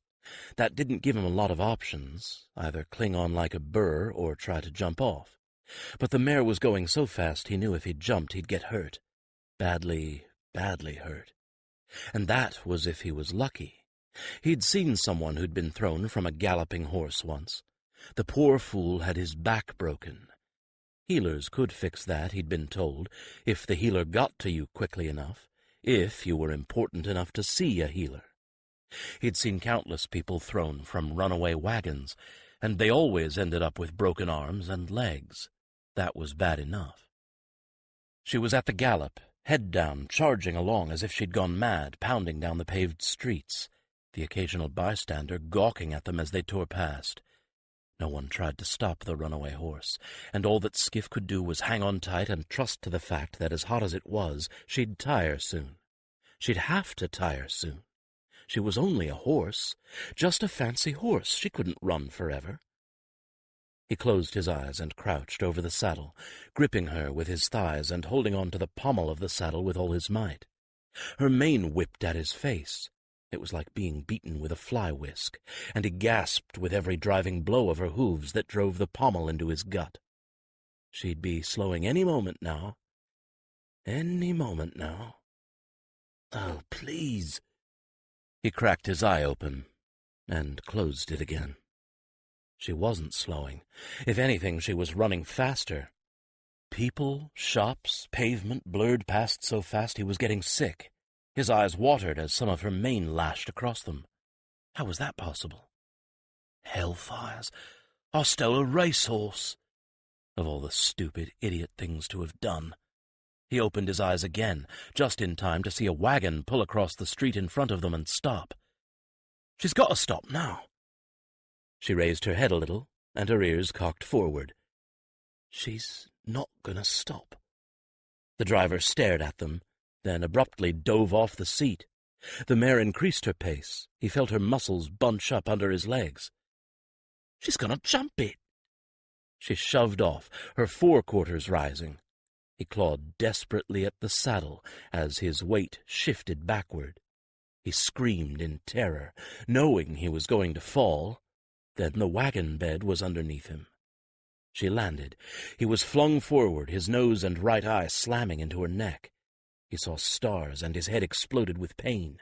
Somehow, someway, he managed to hang on. The thought of falling off terrified him more than staying on. She didn't even break stride as she continued her run and careened around a corner. Sweat flew off her, and she didn't even seem to notice. She was off around another corner, pounding through a half-empty market, then toward the last of the city walls. No! But she wasn't listening to what he wanted. She plunged into the tunnel beneath the walls, and for a moment her hooves echoed in the darkness, sounding like an entire herd of horses was in here with him. There were guards on the wall. Surely they would stop her. Then she was out with no sign of a guardsman. Skif dared another glance out of the eye that wasn't swelling. Through his tears all he could see was a road stretching ahead of them, the road leading away from Haven. He couldn't even tell which road. All he knew for certain was that they were flying down a roadway, and people were scattering out of their way, shouting curses after them. The mare wove her way in and out of the traffic with the agility of a dancer. He actually felt the touch on his ankle as they brushed by other riders, the whip-like cut of a horse's tail as it shied out of the way. And somehow she was getting faster. He knew if he tried to throw himself off now, he'd die. It was just that simple. No one, not even an experienced rider, could slip off a horse at speeds like this and live. He wouldn't just break bones. He'd break his neck or his skull and die instantly. All he could do was what he had been doing. Hang on, try not to get thrown, and hope that when she stopped he'd be able to get off of her without her killing him. He gritted his teeth together, hissing with the pain of his eye and nose, so full of fear there was no room in his head for anything else. The sounds of shouting and cursing were gone. He dared another glance. There were no more buildings beside the road now, nothing but fields with tiny farmhouses off in the distance. The road still had plenty of traffic, though, and the mare wove her way in and out of it with a nonchalance that made the hair on the back of his head stand up. People weren't shouting and cursing at them because they were too busy trying to get out of the way. He had never been so terrified in his entire life. He squeezed his eyes shut again, and for the first time in his life began to pray. Skif was limp with exhaustion, dripping with sweat, and aching so much that he wasn't sure he even cared what happened to him now. He also had no idea where he was. The mare had gotten off the main road and was still running, though not at the headlong pace she'd held through the city. This was a normal gallop. If anything this mare did was normal. This was a country road, rutted dirt with trees on both sides that met over his head, forming a tunnel of green. If his eye and nose hadn't hurt so much, and if he hadn't been so terrified, he'd never been anywhere like this before in his life. He had no idea how far they were from Haven. A long way, that was about all he could tell. So, in addition to the rest of it, he was hopelessly lost, and completely outside familiar territory. And the sun was setting. He wanted to cry. He did cry, tears leaking silently out from the corners of his eyes. His nose felt as if it was the size of a cabbage, and it throbbed. The mare suddenly changed direction again, darting into a mere break in the trees, down a path so seldom used that there weren't even any cart tracks in it. She slowed again to a trot. Now he could hear what was going on around him. Birds, the wind in the trees, the dull thud of the mare's hooves on the turf. So this was what people meant by peaceful countryside? Well, they could have it. He'd have given an arm for his loft room right now. He could probably have gotten off her back at this point. But for what? He didn't even know where he was. Here they were in the middle of a complete wilderness, with no shelter, nothing to eat, and no people, so where would he go? Somehow he had to convince this devil beast to get him back home. Now she slowed to a walk, and all he could do was slump over her neck, as the light coming through the trees took on an amber cast. She was sweating, but no more than one of the horses he was familiar with would have been after a moderately hard job. She should have been foaming with sweat. Foaming? She should be collapsed on the ground by now. Head bobbing with each step, she ambled down the path, and then, with no more warning than when she'd started this run, she stopped. Skif looked up, through eyes blurring with exhaustion and tears of frustration and fear. Now what? They stood in a tiny clearing in front of the smallest building he had ever seen. They were completely surrounded by trees, and the only other object in the clearing was a pump next to the building with a big stone trough beneath it. He couldn't hear anything but birds and the wind. If there were any humans anywhere around, there was no sign of them. For the first time in his life, Skif was completely alone. He'd have given anything to see a single human being, even a watchman. If the watch had showed up, he'd have flung himself into their arms and begged them to take him to jail. Every muscle, every bone, every inch of Skif's body was in pain. His nose and eye hurt worst, but everything hurt. He sat in the saddle blinking, his bad eye watering, and choked back a sob. Then he slowly pried his fingers, one at a time, away from the pommel of the saddle. He looked down at the ground, which seemed furlongs away, and realized that he couldn't dismount. It wasn't that he didn't want to, it was that he couldn't. He couldn't make his cramped legs move, and even if he could, he was afraid to fall. Then the mare solved his problem by abruptly shying sideways. He didn't so much slide off the saddle as it was that the horse and her saddle slid out from underneath him. He made a grab for the pommel again, but it was too late. He tumbled to the ground and just barely managed to catch himself so that he landed on his rump instead of his face, in a huge pile of drifted leaves. It hurt. Not as badly as, say, hitting hard pavement would have, but it still hurt. And it knocked whatever was left of his breath out of him for a moment, and made him see stars again. When his eyes cleared, he looked around. He sat in the middle of the pile of old damp leaves, dazed and bewildered at finding himself on the ground again. "Ow," he said, after a moment of consideration. The mare turned, stepping lightly and carefully, and shoved him with her nose in the middle of his chest. He shoved back, finally roused to some sensation other than confusion. "You get away from me, you!" he said angrily.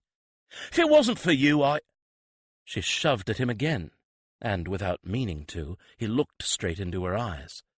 They were blue, and deep as the sky, and he fell into them. "Hello, Skif," he heard, from somewhere far, far away. "My name is Simri, and I choose you." And he dropped into a place where he would never be alone or friendless again. When he came back to himself, the first thing he did was stagger to his feet and back away from the companion. Never mind the wonderful dream he'd been in. It was a dream. It couldn't be real. Something was terribly wrong.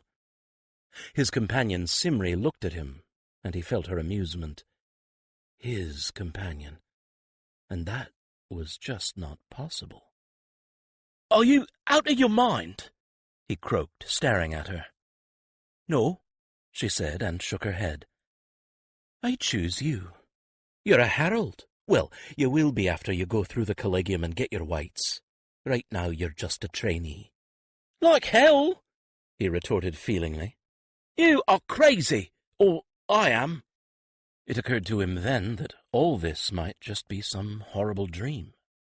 Maybe when he'd jumped onto the horse it had thrown him, and he was lying on his back in that park, knocked out cold and hallucinating.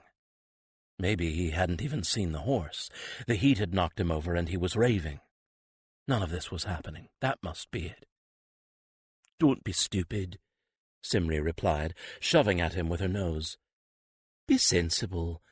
Do you ever have black eyes and a broken nose in a dream? It's not a dream. You're not unconscious, and you are chosen. And you're going to be a herald." "I don't bloody well think so," he said, trying to back further away from her and coming up against the wall of the little building. "If you think I am, you're crazy. Don't you know what I am?" How could this be happening? He didn't want to be a herald. Oh, even Basie had spoken about them with admiration, but no heralds were ever plucked out of a gutter, not even in a tale. "Of course I do," she replied calmly. "You're a thief, a rather good one for your age, too." "Well, then I can't be a herald, can I?" He groped for words to try and convince her how mad, how impossible this was, even though deep inside something cried out that he didn't want it to be impossible. "Heralds are, well, they're all noble and high-born." She snorted with amusement at his ignorance. "No, they aren't. Not more than a quarter of them at most, anyway. Heralds are just ordinary people. Farmers, craftsmen, fisher-folk. Ordinary people." "Well, they're heroes." "And none of them started out that way," she countered.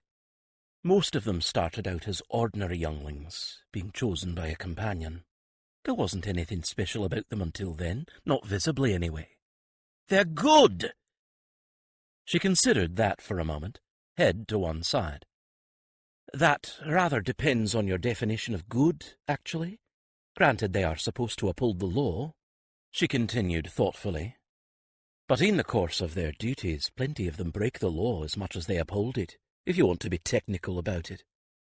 But, he spluttered, as the last light pierced through the tree trunks and turned everything a rosy red, including Simri. "But heralds they do—" "Heralds are what they have to be. They do what the Queen and the country need," Simri said, supremely calm and confident. "We choose those who are best suited to do those things and supply those needs. And what makes you think that the Queen and country might not need the skills of a thief?" Well, there was just no possible answer to that, and even though his mouth opened and closed several times, he couldn't make any sounds come out of it. She paced close to him, and once again he was caught, though not nearly so deeply, in those sparkling sapphire eyes. "Now look, I'm tired and hungry and sweaty. So are you." "But—" They were in the middle of nowhere. Where was he? How was he? "This is a way station, and as a herald trainee—" "Don't argue. You're entitled to anything in it." She whickered softly. "I promise there's food and bedding and just about anything you might need in there.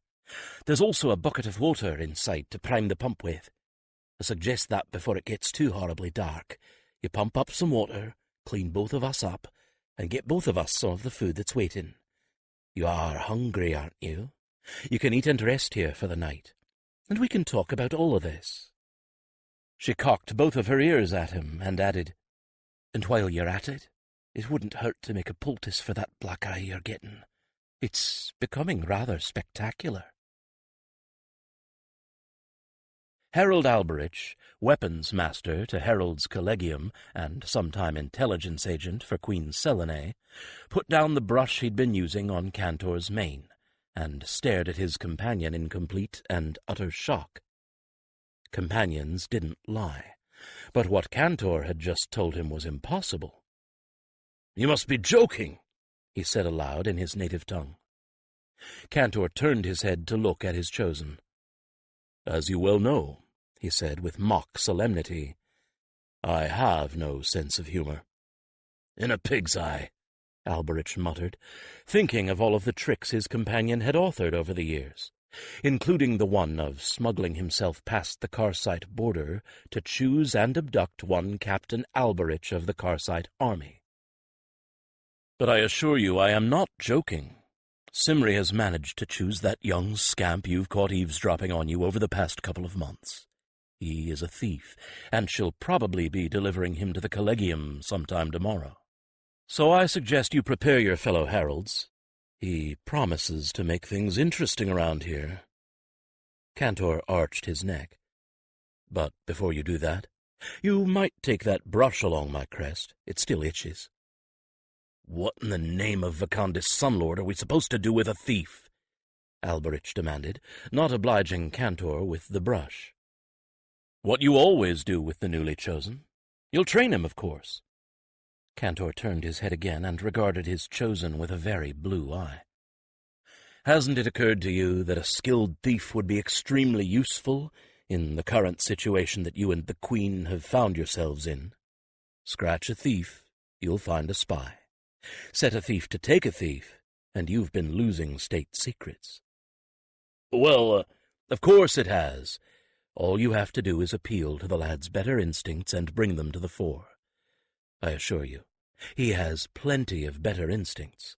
After all, he's been chosen, and we don't make mistakes about the characters of those we choose, do we?" Cantor didn't have any eyebrows to arch, but the sidelong look he bestowed on Alberich was certainly very similar. "Well, so there you are.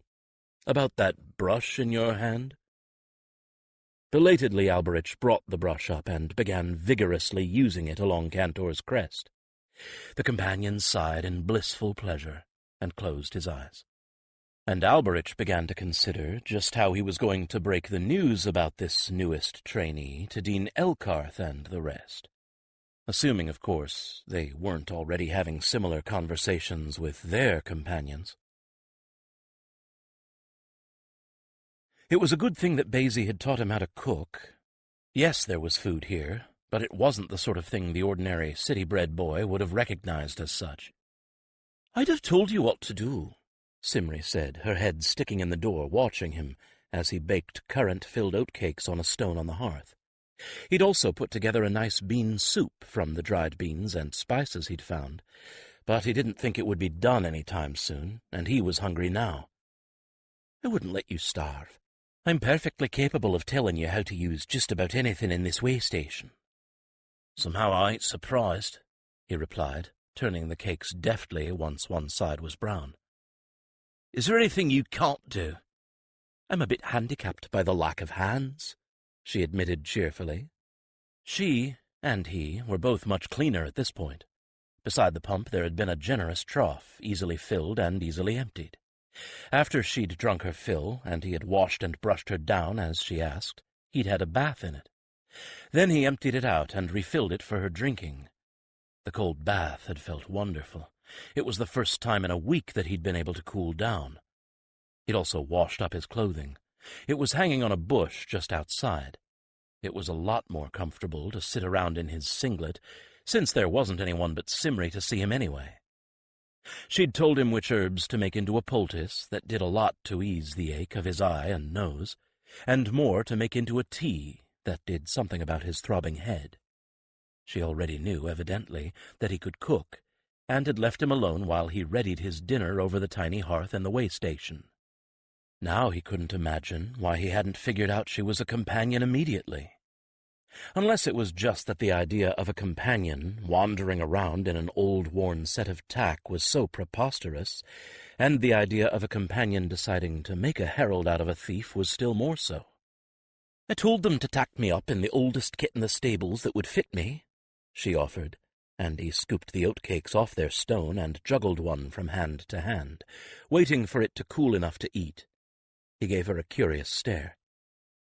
You kidnapped me," he accused. "Well, would you have come with me if I'd walked up to you and chosen you?" she asked, her head cocked to one side. "I am sorry about your nose, but that was an accident." "But I've known for several weeks that you were my chosen," she said, as if it was so matter-of-fact that he shouldn't even be considering any other possibility. "I've just been waiting for the opportunity to get you alone, where I could explain things to you." "But you've already lost this argument, you know," she pointed out. 3 times, in fact. He gave up. Besides, the cake was cool enough to eat, and he was hungry enough by this point to eat the oats raw, much less in the cakes he'd just made. He put a second poultice on his eye and nose, and lay back in the box bed that filled most of the way station. It had a thick layer of fresh hay in it, covered over with a coarse canvas sheet. It was just as comfortable as his bed in the priory, and although he wasn't sleepy yet, he didn't really want to venture out into the alien environment outside his door. He heard things out there. All manner of unfamiliar sounds enlivened the darkness, and he didn't care much for them. There were wild animals out there. Owls and bats, and who knew what else. There could be bears. You don't for one moment think that I would let anything hurt you, do you? The unexpected fierceness of that question made him open his good eye and turn his head to look at her, where she lay half in, half out of the doorway. "I don't know anything about you," he admitted slowly. "Nothing at all about companions." "Well, I wouldn't," she sighed. "And you're about to learn a great deal about companions." "No, I ain't. They're going to take one look at me and throw me out," he replied stubbornly. "No, they aren't. They already know who you are, what you are, and that I'm bringing you in tomorrow." "What?" he yelped, sitting up straight, keeping the poultice clapped to his eye with one hand. "Well, not everybody, just the people who need to. The dean of the collegium, that's the herald who's in charge of the whole of Harold's collegium, Herald Alberich, the weapons master, the Queen's Own and the Queen, a couple of the other teachers. They all know, and they aren't going to throw you out." She was so matter-of-fact about it, as if it shouldn't even occur to him to doubt her. "As to how they know, I told them, of course. Actually, I told them through their companions, but it amounts to the same thing." He flopped back down in the bed, head spinning. This was all going much too fast for him. Much, much too fast. "Now what am I going to do?" he moaned, mostly to himself. "I can't ever go back. The ward should have me afore I took a step." "You couldn't go back anyway," Simri replied. "But, Skif, do you really, really want me to leave you?" The voice in his mind was no more than a whisper, but it was a whisper that woke the echoes of that unforgettable moment when he felt an empty place inside him fill with something he had wanted for so long, so very, very long. "No," he whispered back, and to his profound embarrassment felt his throat swelling with a sob at the very thought. "I didn't think so, because I couldn't bear to lose you." Her thoughts took on a firmer tone. "And I won't. No one tries to separate a companion and her chosen. That would be unthinkable." He lay in the firelit darkness for a long time, listening to the strange night sounds in the woods outside, the beating of his own heart and his own thoughts. Then he sighed heavily. "I guess I got to be a herald," he said reluctantly. "But I still think there's going to be trouble." "Then we'll face it together, because I am never, ever going to let anyone separate us." In the morning, gingerly probing of his nose and the area around his eye, and the fact that he could actually open that eye again, proved that the poultice had done its work. He cleaned himself up in the cold water and donned his shirt and trews, wrinkled and a little damp, but they'd have to do. They both ate. He cleaned the things he'd used and shut the way station up again. He'd been stiff and sore when he woke up, but he knew from experience that only moving around would make that kind of soreness go away. Besides, at the moment, he couldn't wait to get back to the city where he belonged. Whatever people saw in the country was invisible to him. The silence alone would drive him crazy in a day. There was just one problem, of course, and that was that he wasn't going home. He was going to this collegium place.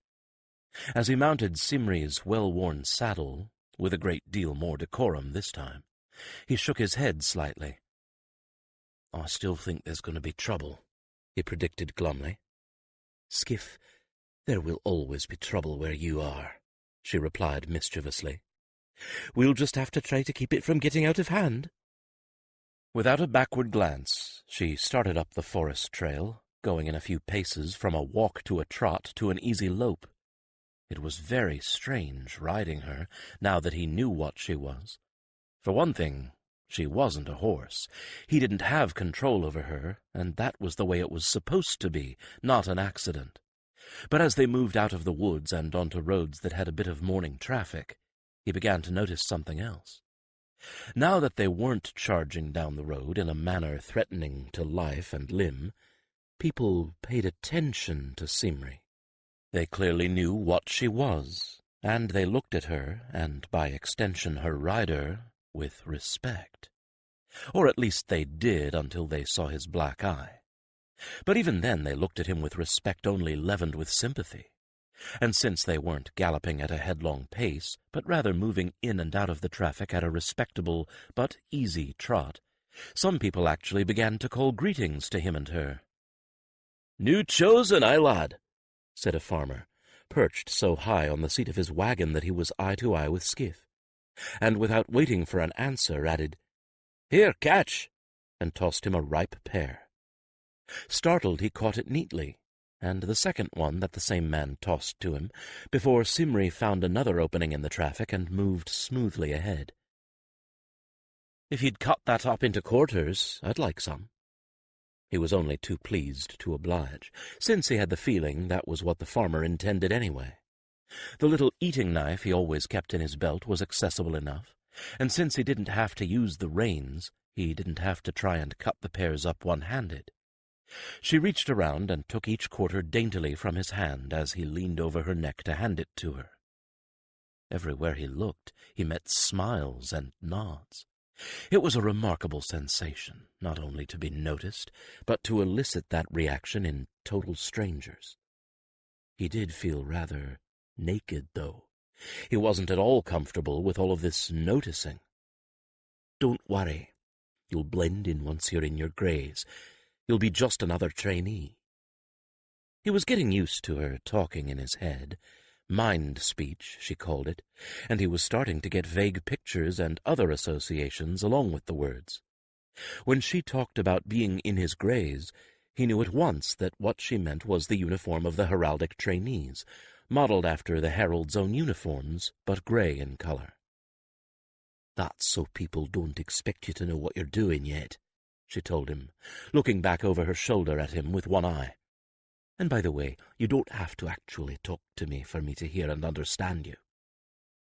So she knew what he was thinking. That wasn't exactly a comforting thought. A man liked to have a little privacy. "And when you're a man, I'll give it to you." "Hey!" he said, staring at her ears indignantly, and garnering the curious glances of a couple driving a donkey cart next to him.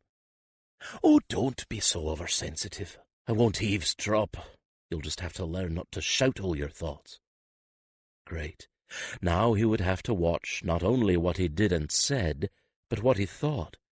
This herald business was getting more unpleasant all the time. "It's not like that, Skif," she said coaxingly. "Really, it isn't. I was just teasing you." He found a smile starting, no matter how he tried to fight it down. How could he possibly stay angry with her? How could he even get angry with her? And maybe that was the point. He wasn't sure how long it had taken them to get from the park where he'd found her to the way station where they stopped, but it took them most of the morning to get back to Haven. The guards on the walls paid absolutely no attention to him, although they had to have seen him careening down the road yesterday. Simri didn't volunteer any information as he craned his neck up to look at them, then bestowed a measuring glance at the two on either side of the passage beneath the wall. He wondered what they were thinking, and what they might have said or done yesterday. They sure didn't try to stop us anyway. Not that it was likely that they'd have had much luck, not with only 2 guards on the ground and Simri able to leap a farm wagon without thinking about it. Maybe it was just as well they hadn't tried. He might have ended up with both eyes blackened. Once they got inside the city walls, though, people stopped paying as much attention to them. Well, that wasn't such a surprise. People saw heralds coming and going all the time in Haven. On the whole, he felt a bit more comfortable without so many eyes on him. Their progress took him through some areas he wasn't at all familiar with, as they wound their way toward the palace and the collegia. He didn't exactly have a lot to do with craftsmen and shopkeepers. His forte was roof-walking and the lift and lay, not taking things from shops. That had always seemed vaguely wrong to him anyway. Those people worked hard to make or get their goods, and taking anything from them was taking bread off their tables. Helping himself to the property of those who already had so much they couldn't keep track of it, now that was one thing, but taking a pair of shoes from a cobbler who'd worked hard to make them just because he took a fancy to them was something else again. Once they got in among the homes of the wealthy, though, it was a different story. He eyed some of those places, all close kept behind their shuttered windows, with a knowing gaze. At one point or another he had checked out a great many of them, and he knew some of them very, very well indeed. The owner of that one had not one, but two mistresses that his wife knew nothing about, and they didn't know about each other. He treated them all well, though, so to Skif's mind none of them should have much to complain about. Sometimes he wondered, however, where the man was getting all the money he spent on them. "He's honest enough, but there are others," Simri put in. "You see what I mean by needing your skills?"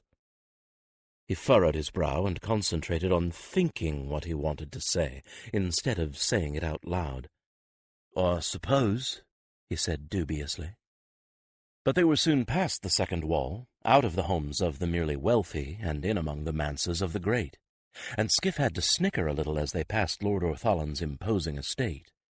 It was the first time he'd come at it from the front, but he couldn't mistake those pale stone walls for any other. How many times had he feasted at my lord's table, and him all unaware? They passed Lord Orthallan's home, past others that Skif had not dared approach, so guarded around were they by the owner's own retainers. And finally there was nothing on his right but the final wall, blank and forbidding, that marked the palace itself. His apprehension returned, and he unconsciously hunched his head down, trying to appear inconspicuous, even though there was no one to see him. No, there was someone. The next turning brought them within sight of a single guardsman in dark blue, who manned a small gate. Simri trotted up to him quite as if she passed in and out of that gate all the time, and the man nodded as if he recognized her. "This would be Simri," he said aloud, casting a jaundiced eye up at Skif, who shrank within himself. "They're expecting you," he continued, opening the gate for them to pass through, although he didn't say who they were. Simri walked through, all dignity, and began to climb the gravelled road that led toward an entire complex of buildings. Skif tensed. "Now I'm in for it," he thought, and felt his heart drop down into his boots. 14. He sat in Simri's saddle like a sack of grain, and waited for doom to fall on him. She had taken him up the path, through what looked like a heavily wooded park, past one enormous wing of a building so huge it had to be the palace.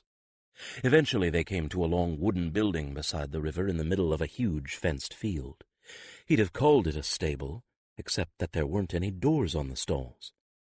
Then again, if this was where companions stayed, there wouldn't be any need for doors on the stalls, would there? It had a pounded dirt floor covered ankle-deep in clean straw, and there was a second door on the opposite side, also open. These gave the only light. Simri walked inside, quite at home. The building was oddly deserted, except for three people who were very clearly waiting for him just inside the door. One was an odd bird-like man, slight and trim, hardly taller than Skif, with a cap of dark gray hair and an intelligent, though worried, expression. The second was taller, with a fairly friendly face, which at the moment also bore a distinctly worried expression. Both of them wore the white uniform only a herald was allowed to wear. His welcoming committee, evidently. He couldn't see the third one very well, since he was standing carefully back in the shadows. The third person wasn't wearing the white uniform, though. His clothing was dark enough to blend in with the shadows. "Could be summat from the guard," he thought gloomily. "Gonna haul me off to jail soon's the other two get done with me." "He's not, and you're not going to jail," said Simri. But that was all she said. He couldn't find it in himself to feel less than uneasy about the shadowy lurker. She stopped a few paces away from the two men, and Skif gingerly dismounted, turning to face them with his hands clasped behind his back. A moment later he dropped his eyes. Whatever was coming, he didn't want to meet their faces and see their disgust. "So," said the smaller one, "you seem to be the young person that Companion Simri has chosen." "Yes, sir," Skif replied, gazing at his ill-shod toes. "And we're given to understand that your profession, you—" The man fumbled for words, and Skif decided to get the agony over with all at once. "I'm a thief, sir," he said half defiantly. "That's what I do." He thought about adding any number of qualifying statements, that it had been a better choice than working for his uncle, that no one had offered him any other sort of employment and he had to eat, even that if Basie hadn't been around to take him in and train him, he'd probably be dead now and not chosen. But he kept all of those things to himself. For some reason, the clever retorts he had didn't seem all that clever at the moment. The shorter man sighed. "I suppose you're expecting me to give you an ineffective and stuffy lecture about how you are supposed to be a new person and you can't go on doing that sort of thing anymore now that you're a trainee." Skif stopped looking at his toes and instead glanced up, startled at the speaker. You're not? You are not stupid," the man said, and smiled faintly, though his tone sounded weary. "If you've already played over that particular lecture in your mind, then I will skip it and get to the point. I am Dean Elkarth. I am in charge of Herald's Collegium. The moment you entered the gate here, so far as we are concerned, whatever you were or did before you arrived here became irrelevant. You were chosen. The companions don't make mistakes. There must be the makings of a herald in you. Therefore, you are welcome. But when you get in trouble, and you will, because sooner or later at least half of our trainees get in trouble, please remember that what you do reflects on the rest of us as well, and heralds are not universally beloved among a certain faction of the highborn. The others will give you the details as they see fit, but the sum of what I have to say to you is that you are supposed to be part of a solution, not part of a problem, and I hope we can show you why in such a way that you actually feel that in your deepest heart." During this rather remarkable speech, Skif had felt his jaw sagging slowly. It was not what he had expected to hear. His shock must have been written clearly on his face, because the dean smiled a little again. "This is Herald Terran," he continued, gesturing to the other man, who, although friendlier, was looking distinctly worried. "He is technically in charge of you, since he is in charge of all of the newly chosen. You'll be getting your first lessons from him, and he will show you to your new quarters and help get you set up. Under normal circumstances, he would have picked out a mentor for you among the older students. But these are not normal circumstances. So, although one of the older students will be assigned as a mentor, in actuality you will have a very different, though altogether unofficial, mentor." "That," said a grating voice that put chills up Skif's back, "myself would be." He knew that voice and that accent, though when he'd heard it before it hadn't been nearly so thick. And when the third figure stepped out of the shadows, arms folded over his chest, scar-seamed face smiling sardonically, he stepped back a pace without thinking about it. Skif had never seen the hair before, stark black with thick streaks of white running through it, because it had been hidden under a hood or a hat. But there was no mistaking that saturnine face or those cold, agate-gray eyes. This was the sellsword who'd spoken with and spied on Jas, who had threatened Skif in the cemetery. "You!" he blurted. "This is Herald Alberich, the Collegium weapons master," said the dean, "and I will leave you with him and Terran." "But you can't be a herald," Skif stammered. "Where's your white—" Herald Alberich has special dispensation from Her Majesty herself not to wear the uniform of heraldic whites, Herald Terran interrupted, as Alberich's expression changed only in that he raised his right eyebrow slightly. And now, suddenly, an explanation for Skif's own rather extraordinary behavior in the cemetery hit him, and he stared at the herald in the dark gray leather tunic and tight trews with something like accusation. "You truth-spelled me!" Now that he knew Alberich was a herald, there was no doubt in his mind why he had found himself telling the man what he knew that night in the cemetery. Everyone knew about heralds and their truth spell, though Skif was the first person in his own circle of acquaintances who'd actually undergone it, much less seen it. The two heralds exchanged a glance. "Elkarth's right," said Terran. "He's very quick." "Survive long he would not, were he not," Alberich replied, and fastened his hawk-like eyes on Skif, who shrank back just as he had that night. "I did, because there was need. Think on this. Had you by any other been caught, it would not have been truth spell, but a knife." Skif shivered convulsively, despite the baking heat. The man was right. He gulped. Alberich took another couple of steps forward, so that Skif was forced to look up at him. "Now, since there is still need, without truth spell, what you were about in following that scum you will tell me, and fully you will tell it." There was something very important going on here. He didn't have nearly enough information to know what or why, but it was a lot more than just the fact that Jas had been killed, though that surely had a part in it. But Skif raised his chin, stiffened his spine, and glared back. "To you. Not to him. I know you. I don't know him." The heralds exchanged another glance. "Fair enough," Terran said easily. "I'll be outside when you're ready for me to take him over." Herald Terran turned and strode out the door on the other side of the stable. Skif didn't take his eyes off Alberich, whose gaze, if anything, became more penetrating. "Heard you have of the man Jas and his ending." It was a statement, not a question, but Skif nodded anyway. "And you followed him for moons. Why?" "He burned down the place where my mates lived." Skif made it a flat statement in return, and kept his face absolutely dead of expression. "They died. I heard him say exactly that with my own ears, and he didn't care. All he cared about was he didn't want to get caught. In fact, he said he got rid of some witnesses before he set the fire. Might even have been them." Alberich nodded. "He was not nearly so free with me." Skif tightened his jaw. "Honest, I was in the cemetery by accident, but I was where I could hear real good. And I heard him, and that bastard what hired him, talking about a new job, and talking about the old one.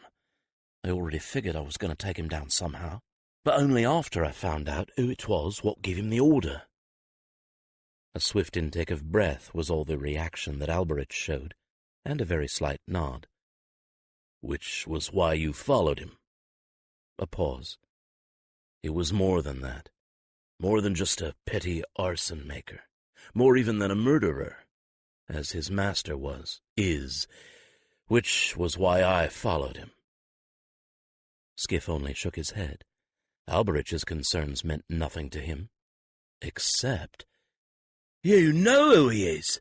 he shot out, feeling himself flush with anger. "The boss, you know!" He held himself as still as a statue, although he would cheerfully have leaped on the man at that moment and tried to beat the knowledge out of him.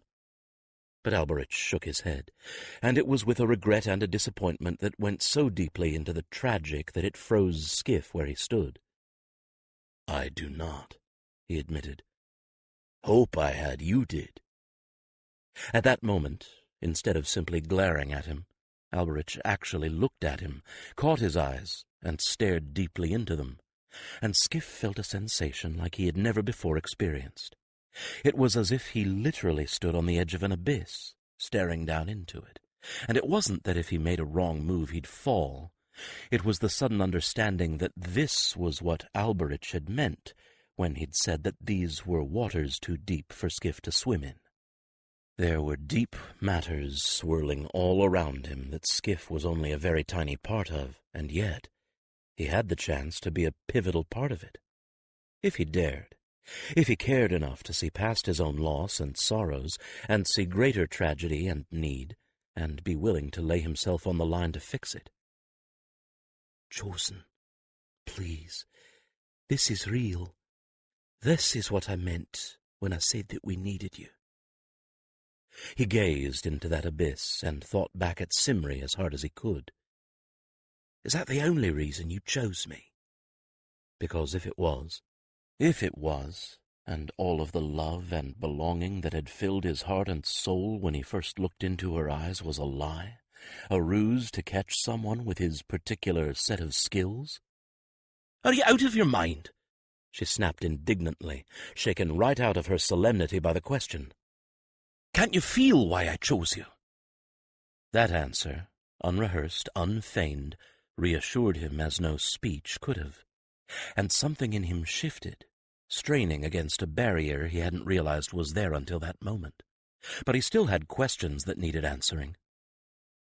And if you find this master, no matter how high-born he is, he asked slowly, you'll do what?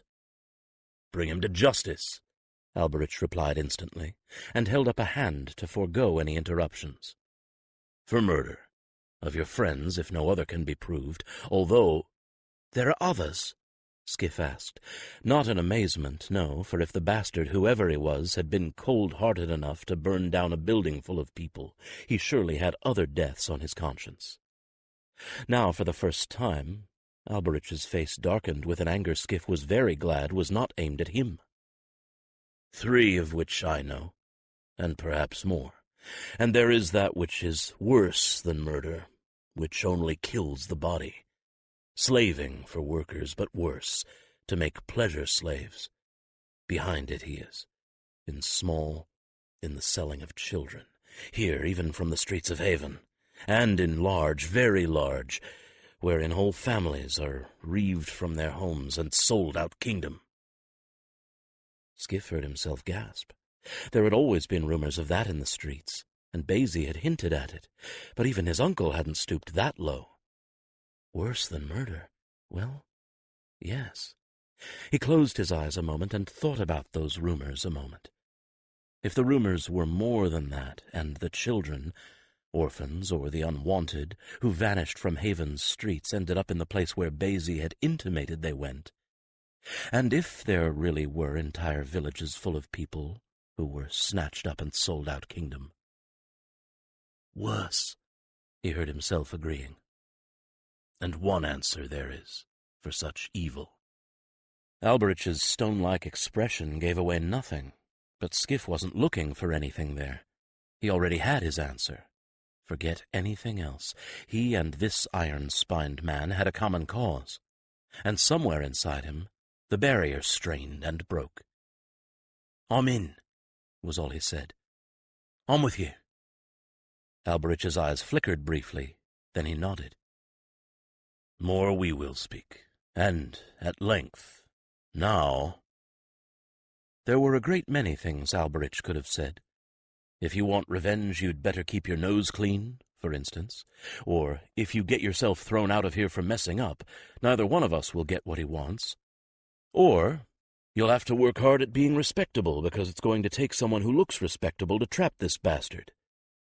He said none of those things. He let another of those penetrating looks analyze Skif and say something else. Something that had warning in it, but against danger and not mere misbehavior. Something that had acceptance in it as well, and an acknowledgment that Skif had the right to be in this fight. And Skif nodded, quite as if he had heard every bit of it in his words. Alberich smiled. It was the sort of smile that said, I see we understand one another. That was all, but that was all that was needed. A moment later, the sound of boots on the straw-covered floor marked Harold Terran's return. Later speech we will have, Alberich promised, as Terran reached them. For now, other things. The other things were not what Skif had expected. Not that he'd really had any inkling of what to expect, but not even his vaguest intuitions measured up to his introduction to the Collegium and his first candle marks as a trainee. "If you're all right, then, follow me," Harold Terran said, and started off, quite as if he assumed Skif would follow and not bolt. Which Skif did, of course.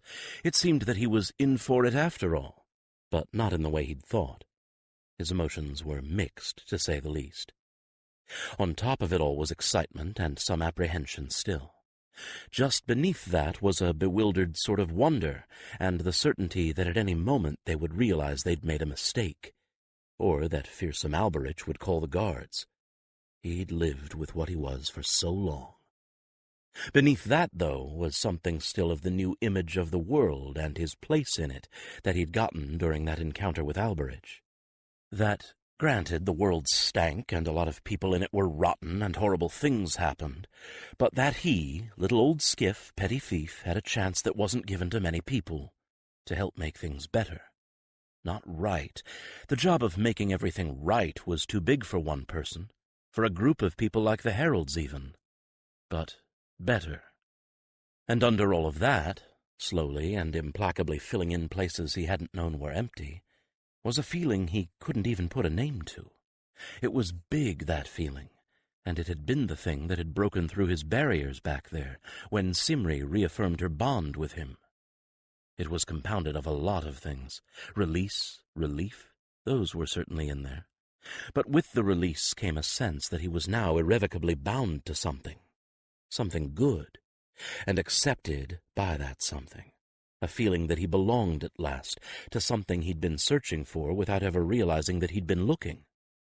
And there was an emotion connected with Simri in there that, if he had to put a name to it, he might have said, with some embarrassment, was love.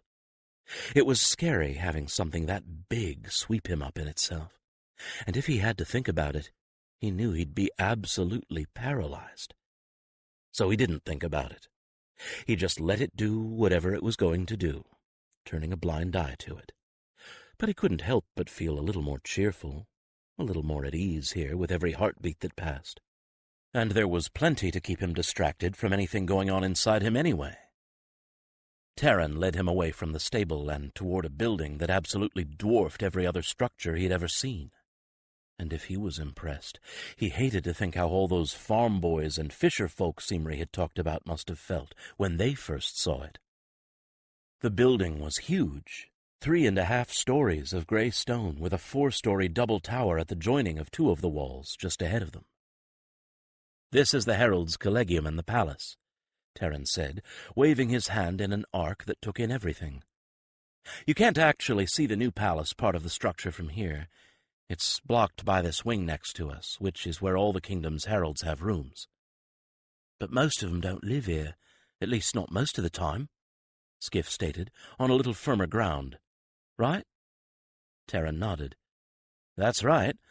The only heralds in permanent residence are the teachers at the Collegium, and the Lord Marshal's herald, the Seneschal's herald, and the Queen's own herald.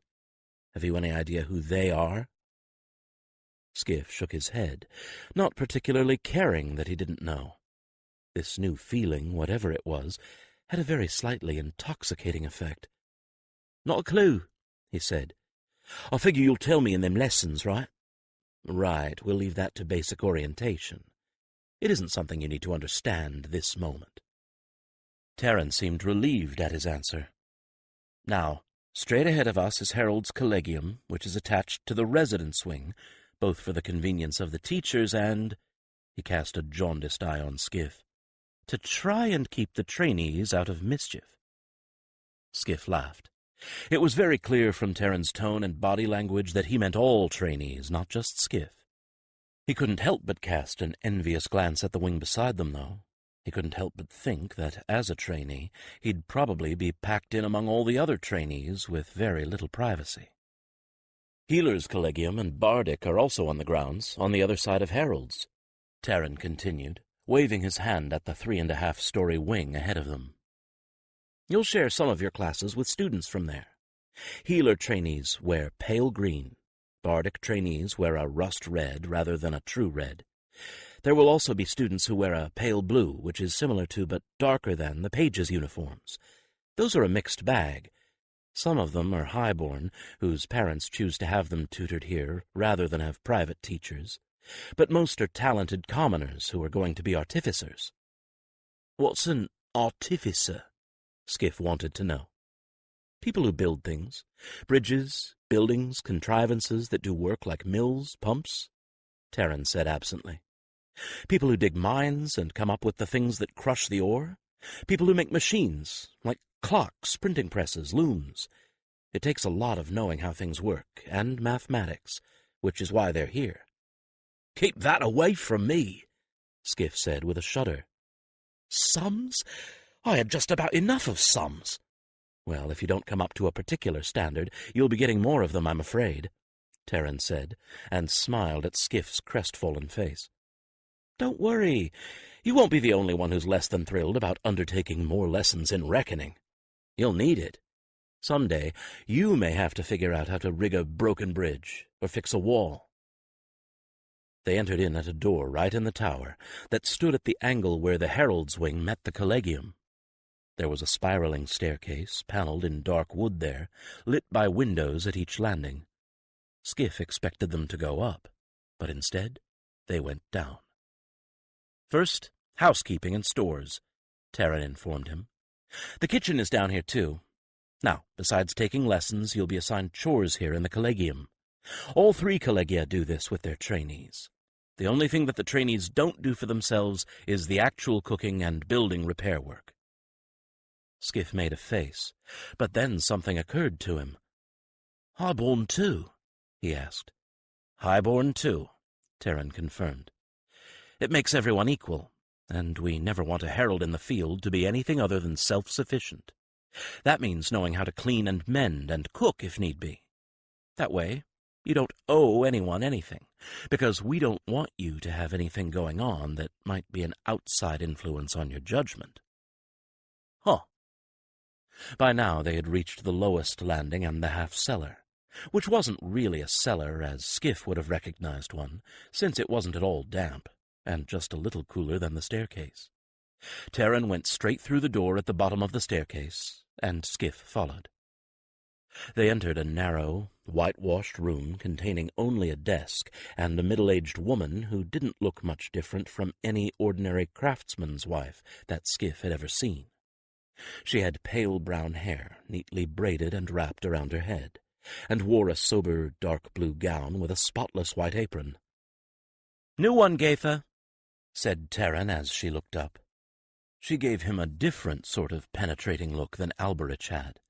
This one looked at everything on the surface, and nothing underneath. "You'll be a 10, I think," she said, and stood up, pushing away from her desk. Exiting through a side doorway, she returned a moment later with a pile of neatly folded clothing, all in a silver-gray color, and a lumpy bag. "Here's your uniforms. Now let me see your shoes." When Skif didn't move, she gestured impatiently. "Go ahead, put your foot on the edge of the desk, there's a lad," she said. With a shrug, Skif did as he was told, and she tusked at his shoes. "Well, those won't do. Terran, measure him for boots, there's a dear, while I get some temporaries." She whisked back out again while Terran had Skif pull off his shoes, made tracings of his feet, then measured each leg at ankle, calf, and knee, noting the measurements in the middle of the tracing of left or right. By the time he was finished, the housekeeper was back with a pair of boots and a pair of soft shoes.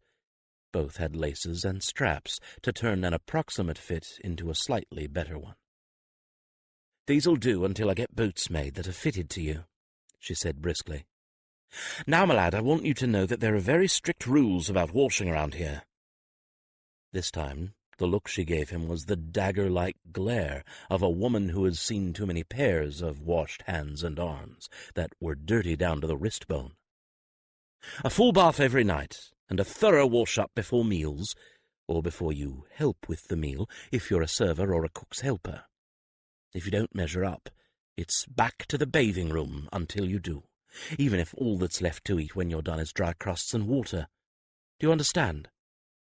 "Yes'm," Skif replied. He wasn't going to point out to this woman that a dirty thief is very soon a thief in the jail. That was just something she didn't need to know. Good. She took him at his word, for now. He had no doubt he'd be inspected at every meal until they figured out he knew what clean meant. Now, I don't suppose you have any experience at household chores. Laundry and mending is what I'd rather do. Dishes, floor washing and scrubbing is what I can do, but I'd rather have laundry and mending, he said immediately. Can boil an egg and cut bread and butter, but naught else worth eating. Laundry and mending. The housekeeper's eyebrows rose. Well, if that's what you're good at. We have more boys here than girls, so we tend not to have as many hands as I'd like that are actually good at those chores. Her expression said quite clearly that she would very much like to know how it was that he was apt at those tasks. But she didn't ask, and Skif was hardly likely to tell her. This boy is Skif, chosen by Simri, Terran said, as Gaitha got out a big piece of paper divided up into large squares, each square with several names in it. I've got you down for laundry and mending for the next 5 days, Gaitha said. Terran will schedule that around your classes and meals. We'll see how you do. Off we go, then, Terran said, and loaded Skif's arms with his new possessions. Back up the steps they went, pausing just long enough at the first floor for Terran to open the door and Skif to look through it. This is where the classrooms are, Terran told him, and he took a quick glance down the long hall lined with doors. We're on midsummer holiday right now, so all but 2 of the trainees are gone on visits home. It's just as well. With this heat, no one would be able to study.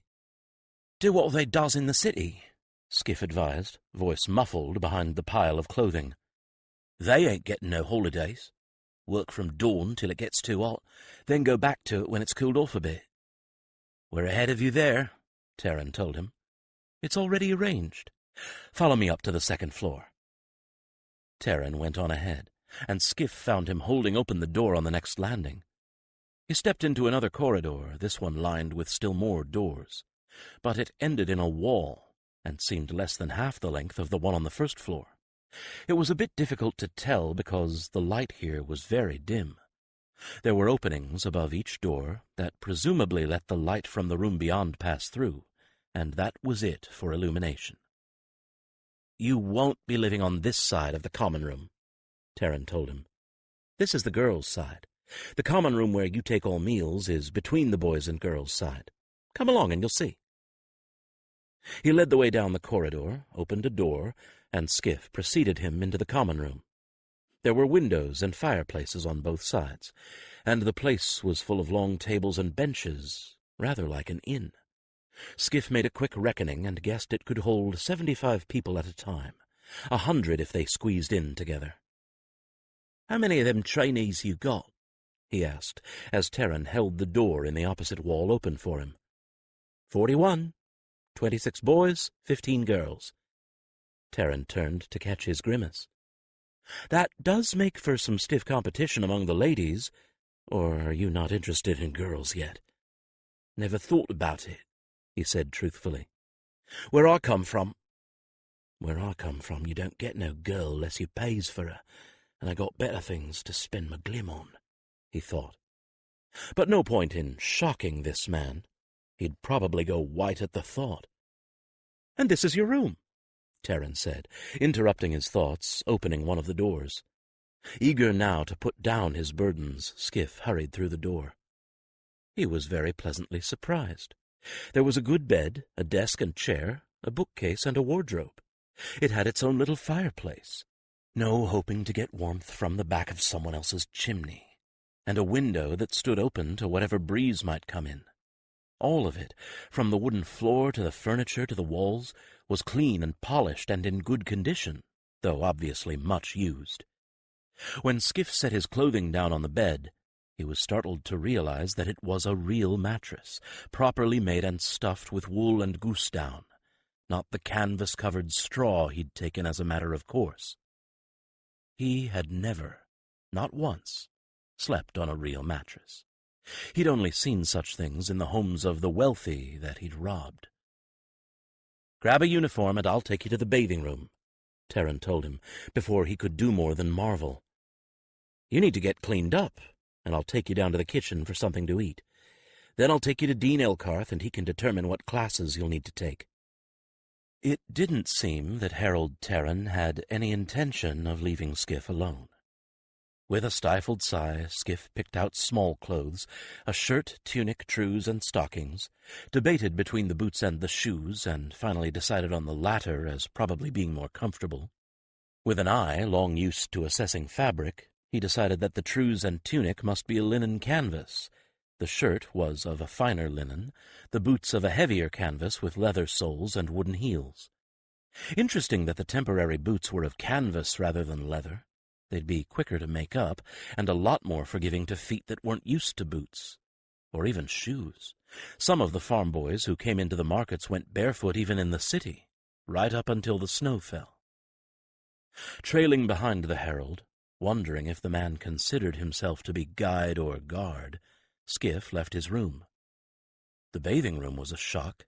Copper boilers to heat the water, one with a fire under it already, pumps to fill them, pipes carrying cold and hot water to enormous tubs and commodious basins, boxes of soft, sage-scented soap and piles of towels everywhere. Skif forgot Terran's presence entirely. No matter how hot it was, he reveled in a bath like no one he knew had ever enjoyed. He soaked and soaked until the aches of that horrible ride with Simri were considerably eased, and he felt cleaner than he ever had in his whole life. In fact, it was only after he'd dried off, using a towel softer than any blanket he'd ever owned, and was half-dressed in the new clothing, that Terran spoke, waking him to the herald's presence. "Mop up your drips with the towel you used and wipe out the tub. Then drop the towel down that chute over there. Send your old clothing after it." Terran nodded toward a square opening in the wall between two basins, and Skif finished dressing, then obeyed him. How long had he been there? Had he left while Skif was filling the tub? It bothered him that he couldn't remember. "I always know where people are. Am I losing my edge?" Terran waited for him by the door, but held out a hand to stop him before he went back through it. "Hold still a moment, would you?" he asked, and put a single finger under Skif's chin, turning his face back into the light from the windows. "I thought most of that was dirt," he said contritely. "I beg your pardon, Skif. Before I take you to Elkarth, I'd like you to see a healer for that nose and eye." Another moment of mixed reaction. A little resentment that the man would think he was so slovenly that he'd have that much dirt on his face, and small wonder that the housekeeper had been so abrupt. But that was mingled with more astonishment. A healer for a broken nose? But within minutes he found himself sitting across from a green-clad healer, a fairly nondescript fellow who examined him briskly, said, "This will only hurt for a moment," and grabbed his nose and pulled. It certainly did hurt, quite as much as when he'd hit Simri's neck in the first place. It hurt badly enough he couldn't even gasp. But the healer had spoken the truth. It only hurt for a moment, and in the very next moment it not only stopped hurting, it stopped hurting. He opened his eyes, and both of them opened properly now, and stared into the healer's grin. "You'll still look like a masked ferret," the fellow said cheerfully, "but you should be fine now." "How did you do that, anyway?" Terran asked, as they made their way back to Harold's collegium and Skif's interview with Harold Elkarth. "Simri jumped a wagon, and I hit her neck with my face," he replied ruefully, and found himself describing the entire wild ride in some detail as they walked. "She made you think you'd stolen her," Terran said at last, smothering laughter. "Forgive me, but, it's pretty funny now," Skif admitted. "And I suppose it'll be funnier in a moon or a season, or a year. Last night, I can tell you, it weren't funny at all. I can well imagine." By this time they were back down the stairs into the half-basement in the collegium again. "It'll be funnier still when you've got yourself on the outside of some lunch. Here's the kitchen." Terran opened a door identical to the one that led to the housekeeper's room, but this one opened onto an enormous kitchen. silent and empty. "I haven't had anything since breakfast either." He gave Skif a conspiratorial wink. "Let's raid the pantry." 15. "Usually, our cook Marrow is down in the kitchen," Terran told him as they cleaned up what little mess they'd made. "Now listen, I'm not telling you this because I think you're going to filch food. I'm telling you this because all boys your age are always hungry, and after the last couple of centuries running the Collegium, we've figured that out. When Marrow is here, you can ask him for whatever you want to eat, and if he isn't knee-deep in chaos, he'll be delighted to get it for you. When he's not here, and I know very well from my own experience how badly you can need a midnight snack, only take food from the pantry we just used. The reason for that is that Marrow plans his meals very carefully. He has to, with so many inexpert hands working with him, and if you take something he needs, it'll make difficulties for him." Skif thought fleetingly of the number of times he'd taken food from Lord Orthalan's pantry, and hoped it hadn't made difficulties for that cook. Odd. He wouldn't have spared a thought for that yesterday. "Now, healed, fed, and ready for Dean Elkarth?" Terran didn't wait for an answer, but strode off, heading for the stairs. This time they walked through the corridor that held all the classrooms. Again, it was lit by means of windows over each classroom door. From the spacing, the rooms were probably twice the size of the one they'd given Skif. Why so many and so much room? Maybe in case it was needed. Just because they only had 46 trainees now didn't mean they couldn't have had more at some other time. And Terran had said that the classes were shared with Bardic and Healer trainees, and those others, that would be interesting. They passed through the double doors that marked the boundary between Collegium and Herald's Wing, and Terran turned immediately to a door on the left. "This is where I'll leave you for now. I will see you tomorrow, and we'll start basic orientation, and a couple of the other introductory classes. That way, when everyone gets back and Collegium classes start again, you'll be able to join right up." He tapped on the door. A muffled sound answered, and Terran opened it, and, putting a hand just between Skif's shoulder blades, gently propelled Skif inside before he got a chance to hesitate. The door shut behind him. Skif found himself in a cluttered room, a very small room, but one that, from the open door to the side, must be part of a larger suite. There were 4 things in this room, besides Dean Elkarth: books, papers, chairs, and a desk. There were bookshelves built into the wall that were crammed full of books. Books and papers were piled on every available surface. Elkarth motioned to Skif to come in and take the only chair that wasn't holding more books, one with a deep seat and leather padding that was cracked and crazed with age. He sat in it gingerly, since it didn't look either sturdy or comfortable. He should have known better. Nothing bad that he'd assumed about the Heralds ever turned out to be right. The chair proved to be both sturdy and comfortable, and it fit him as if it had been intended for him. Harold Elkarth folded his hands under his chin and regarded Skif with a mild gaze. "You," he said at last, "are a puzzle. I must say that Misty and I have searched through every chronicle of the Collegium, and I cannot find a single instance of a thief being chosen. We've had several attempted suicides, 3 murderers, which I will grant were all self-defense, and one of them was Lavan Firestorm, but nevertheless, they were murderers. We've had a carnival trickster, a horse sharper, and a girl who pretended to be a witch, told fortunes which turned out to be correct foresight, but also took money for curses she never performed, relying instead on the fact that she'd be long gone before anyone noticed that nothing bad had happened to the person she cursed. We've had a former assassin. We've even had a spy. But we've never had a thief." Skif tried to read his expression, and didn't get any clues from it. Elkarth merely seemed interested. "So I have to ask myself, Skif, why you? What is it about you that is so different that a companion would choose you?" He tilted his head to the side, looking even more bird-like. Alberich, by the way, has told me nothing of why he recognized you.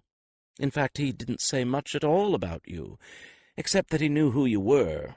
But until Cantor told him, he had not known you were specifically a thief. "What do you want to know?" Skif asked. The best way to limit the damage might be to get Elkarth to ask questions, so that he could carefully tailor his answers. "More to the point, what do you want to tell me?"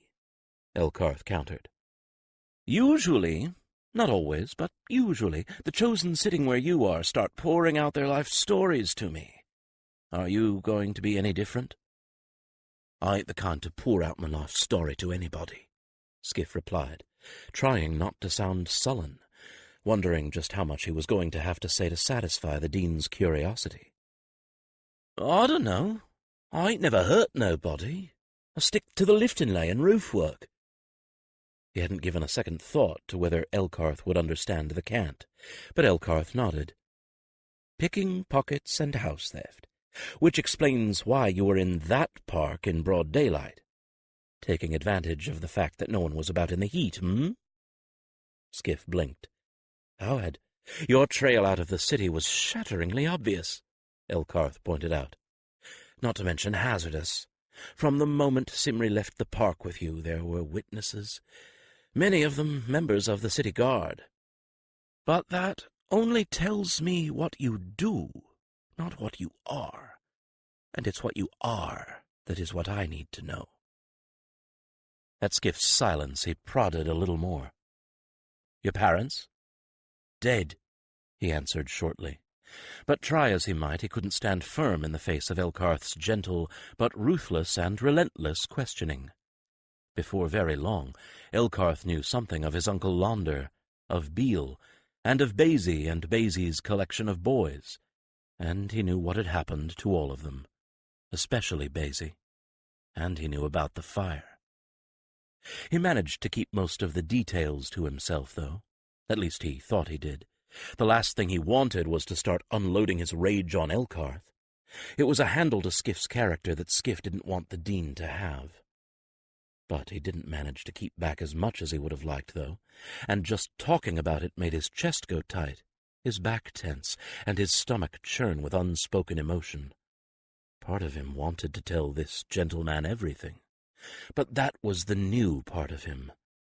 The old part did not want him to be talking at all, and was going mad trying to keep him from opening his mouth any more than he had. Fortunately, at that point, Elkarth changed the subject entirely, quizzing him on reading, figuring, writing, and other subjects. That was what he had expected, although he didn't care for it, and his stomach soon settled again. It took longer for the tension to leave his back and chest, but that was all right. The tension reminded him that he needed to be careful. Outside the office, the day moved on, and the heat wave hadn't broken. Thick as these stone walls were, the heat still got into Elkarth's office, and both of them were fanning themselves with stray papers before the interview was over. "I think I can place you now," Elkarth said by late afternoon. "But I'm going to be putting you in one class you probably aren't going to appreciate." "Figuring," Skif groaned. "Actually, no.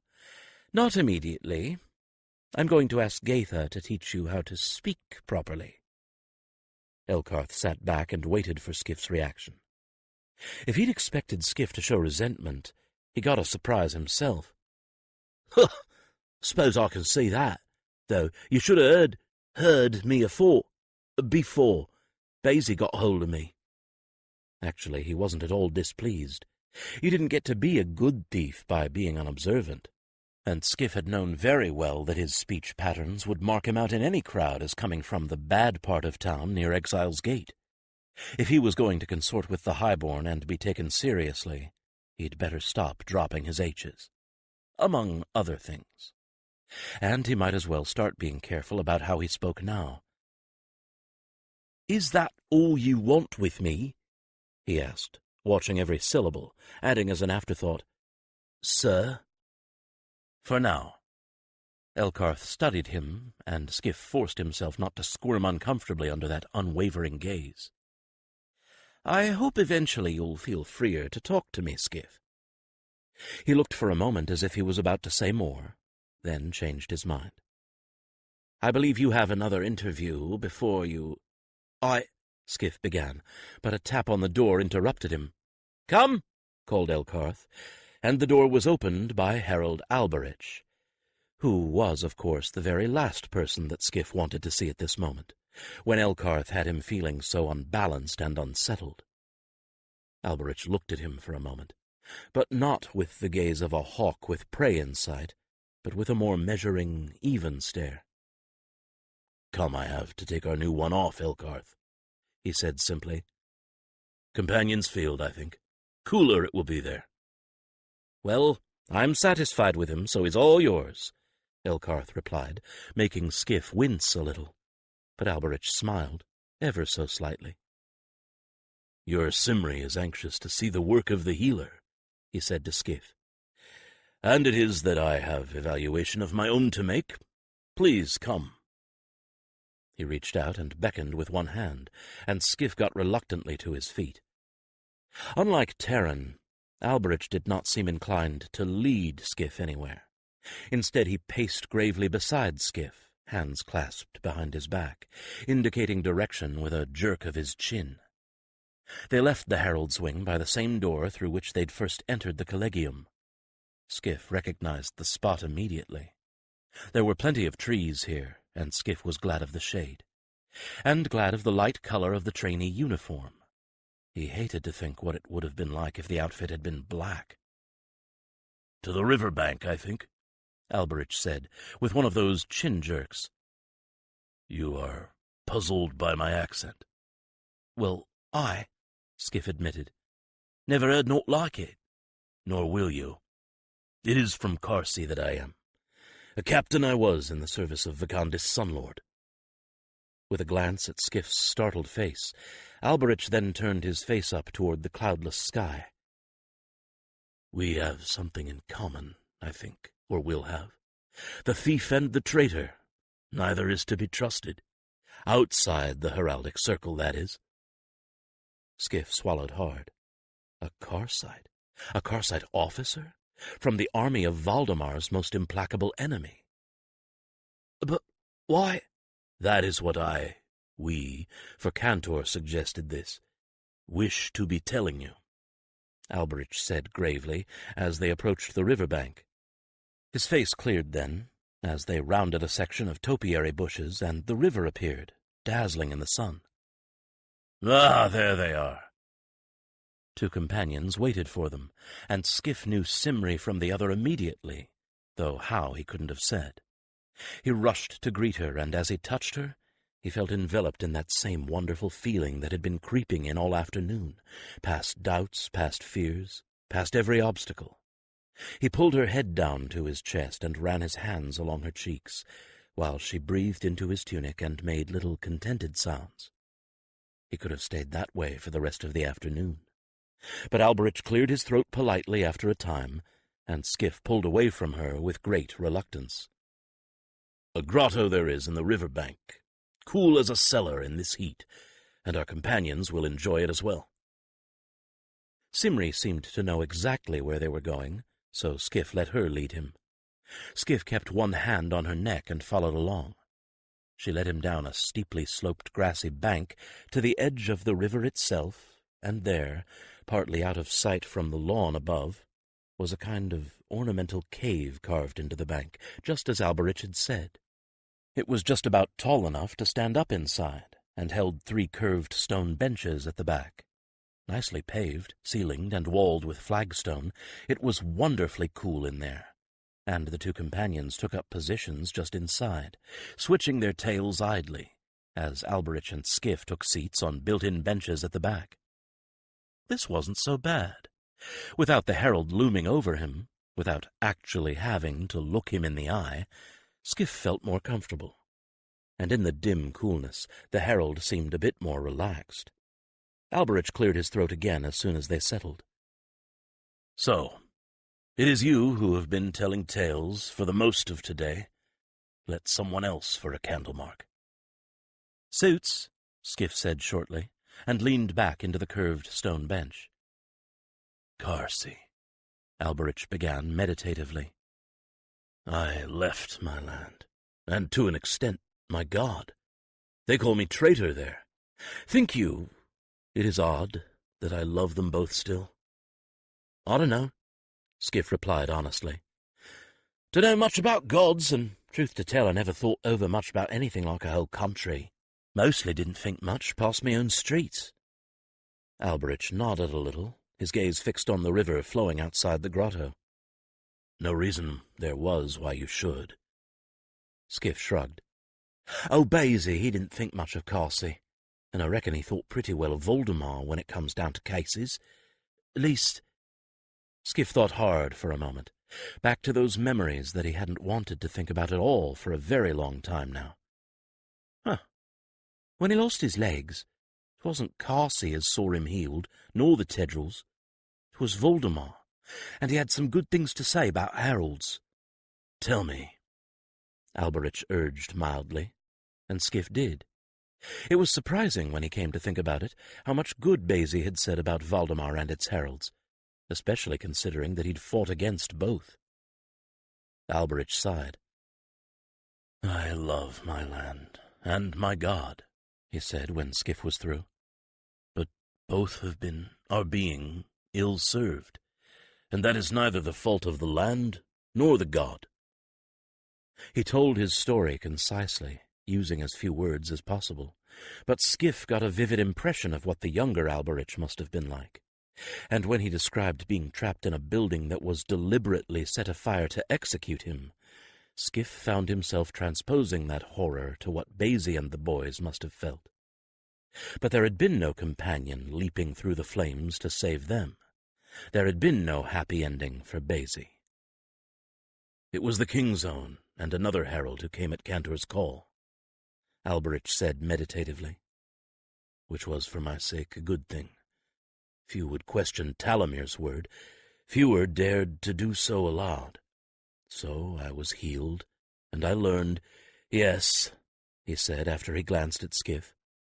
"Oh, smile you may that into Gray's I went, and back to schooling at that age. A sight I surely was." He shook his head. "Why?" Skif asked.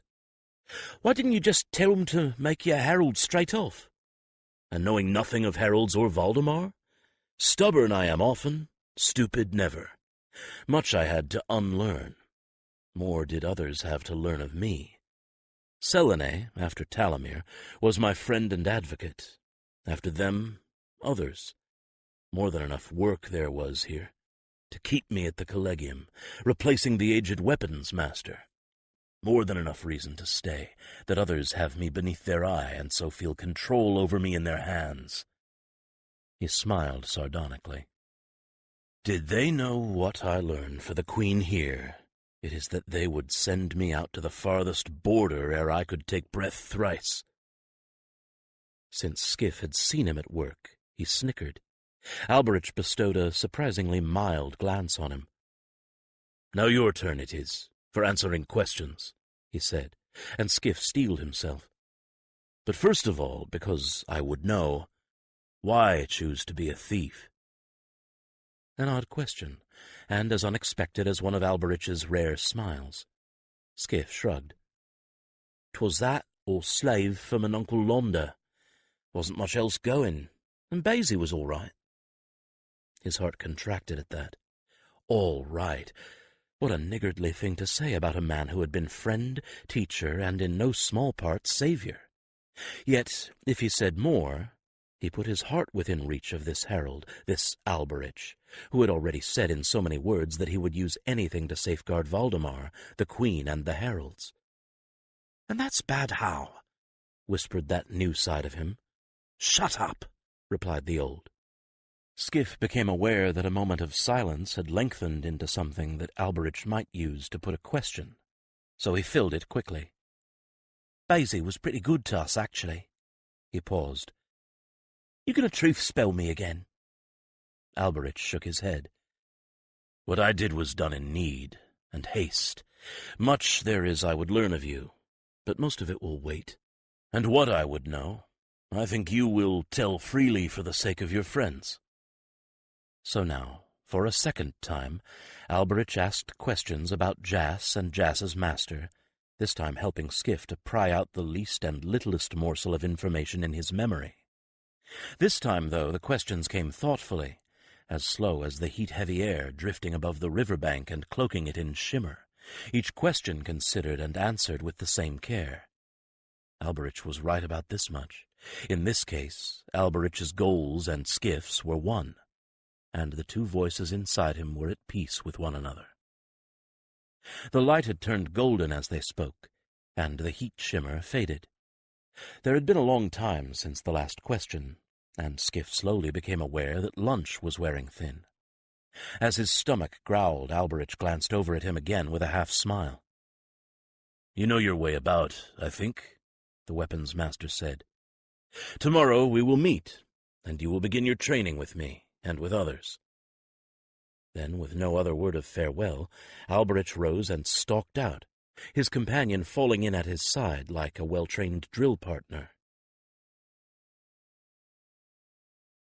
"You've been mighty quiet," Skif said to Simri in the silence. "You are doing perfectly well without me," she replied, with a saucy switch of her tail. "Well, here you are, left perfectly alone on the palace grounds. You can go and do whatever you want. No keeper, no guardian. You could go climb to the palace roof if you wanted to, bearing in mind the Queen's Guard might catch you. Or hasn't that occurred to you yet?" It hadn't, and the revelation hit him like a bucket of cold water. "You sure?" he gasped. "As sure as I'm standing here." She switched her tail again, but this time with impatience. "They trust you. Isn't it time you started to trust them? Just start, that's all." An odd, heavy feeling came into his throat. Once again the sense that something portentous had happened, something that he didn't understand, came over him. It was more than uncomfortable. It was unsettling, in the sense of feeling the world he knew suddenly shift into something he no longer recognized. "I'm hungry," he announced, hastily shunting it all aside. "And I reckon I saw some ham and bacon in that pantry." Simri whickered. It sounded like a chuckle. "I reckon you saw more than that. Go on, come back and meet me here once you've stuffed yourself." Skif got up, and now that he was moving again, he felt every single bruise and strain from yesterday's ride. Was it only yesterday? It felt like a lifetime ago. As he got up, he actually staggered a little with stiffness. Simri moved quickly to give him a shoulder to catch himself on, and after he'd steadied himself, he gave her a self-conscious little kiss on her forehead. "Go on," she said playfully, giving him a shove with her nose. "Just don't eat until you're sick." You didn't become a successful thief without learning the layout of a place on the first time through it. Nevertheless, Skif couldn't help but feeling a little self-conscious as he made his way across the grass, overshadowed by the silent building. And he couldn't help looking for those who might be looking for him. But there were no watchers. Simri had been right, and when he left the heat of the outdoors for the cool of the great kitchen, he discovered it just as deserted as it had been when Terran brought him. He opened the pantry doors and stood amid the plenitude, gazing at the laden shelves and full of indecision. Bacon or ham? White bread or brown? It was too hot to eat anything cooked up fresh, besides being far too much trouble, but there was an abundance of good things that could be eaten cold.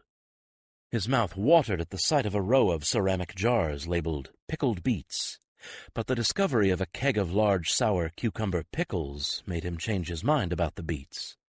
There were so many things here that he had only tasted once or twice, and so many more he'd seen but never tasted. But although Simri had warned him playfully about eating himself sick, he was mindful of that very consideration. Too many times he'd seen people in his own streets do just that, when encountering unexpected abundance. After all, none of this was going to disappear tomorrow, or even later tonight, unless he ate it, and he wasn't going to have his access to it removed either. When this cook gets back to work... Oh, there was a thought. If there was so much here ready for snacking, what wonderful things must the cook prepare every day? Visions of the kinds of things he'd seen in the best inns passed through his mind. Minced meat pasties, stews with thick, rich gravy, egg pie, and oh, the sweets. Eventually he made his selections and put a plate together. He ate neatly and with great enjoyment, savoring every bite, finishing with a tart apple and a piece of sharp cheese. Then, as he had when he had eaten earlier with Terran, he cleaned up after himself and put everything away. A glance through the windows above the great sink as he was washing up showed him that the sky had gone to red as the sun set. There would be plenty of time to spend with Simri, and at that moment there was nothing in the world that he would rather have been doing. Back up and out he went, under a sky filled with red-edged purple clouds, passing trees just beginning to whisper in an evening breeze, through the quietude that seemed so strange to him after the constant noise of the city proper. Simri waited for him where he had last seen her, watching the sunset and turn the river to a flat ribbon of fire. He put an arm over her shoulder, and they watched it together. How many times had he watched the sun rise or set above the roofs of the city? Too many to count, certainly, but he'd never had as much time as he would have liked to enjoy the sight, even when it was a truly glorious one like tonight. Come to that, there had never been anyone with him who understood that it was a glorious sight until tonight. Basie would have, but Basie had spent most of his time in the cellar room, and there was never the time or leisure for his boys to bring him up for a sunset. They stood together until the last vestige of rose faded from the clouds, and only then did they realize that they were not alone. Behind them were another herald and companion, who must have come up behind them so quietly that not even Skif's instincts were alerted, and that took some skill. Skif didn't even know they were there until Simri reacted, with a sudden glance over her shoulder, a start and a little jump. Then he looked behind and saw the strangers. He turned quickly, sure that they were somewhere they shouldn't have been, but the tall, elderly man, standing with one arm around his companion's shoulders, even as Skif had stood with Simri, smiled and forestalled any apology. "I beg your pardon, youngling, for startling you," the man said, his voice surprisingly deep for one as thin as he was. "We often come here to admire the sunset, and didn't see any reason to disturb your enjoyment. Roland tells me that you are Skif and Simri." The man's uniform was a touch above the ones that Harold Terran and Dean Elkarth had worn. There was a lot of silver embroidery on the white deerskin tunic, and Skif would have been willing to bet anything he had that the trews and shirt this herald wore were silk. The companion was something special as well.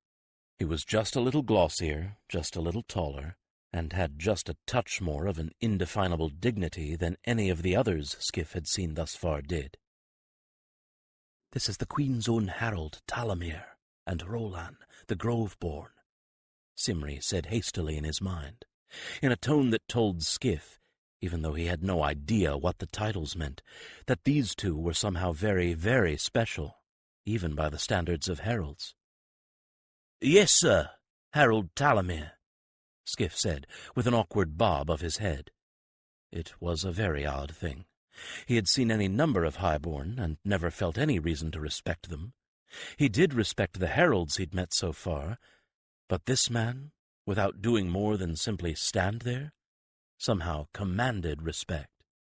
But at the same time, there was an aura of what Beale might have called mortality, and what others might have called fey, that hung about him. The herald's smile widened. "And I see that you and Simri mind speak.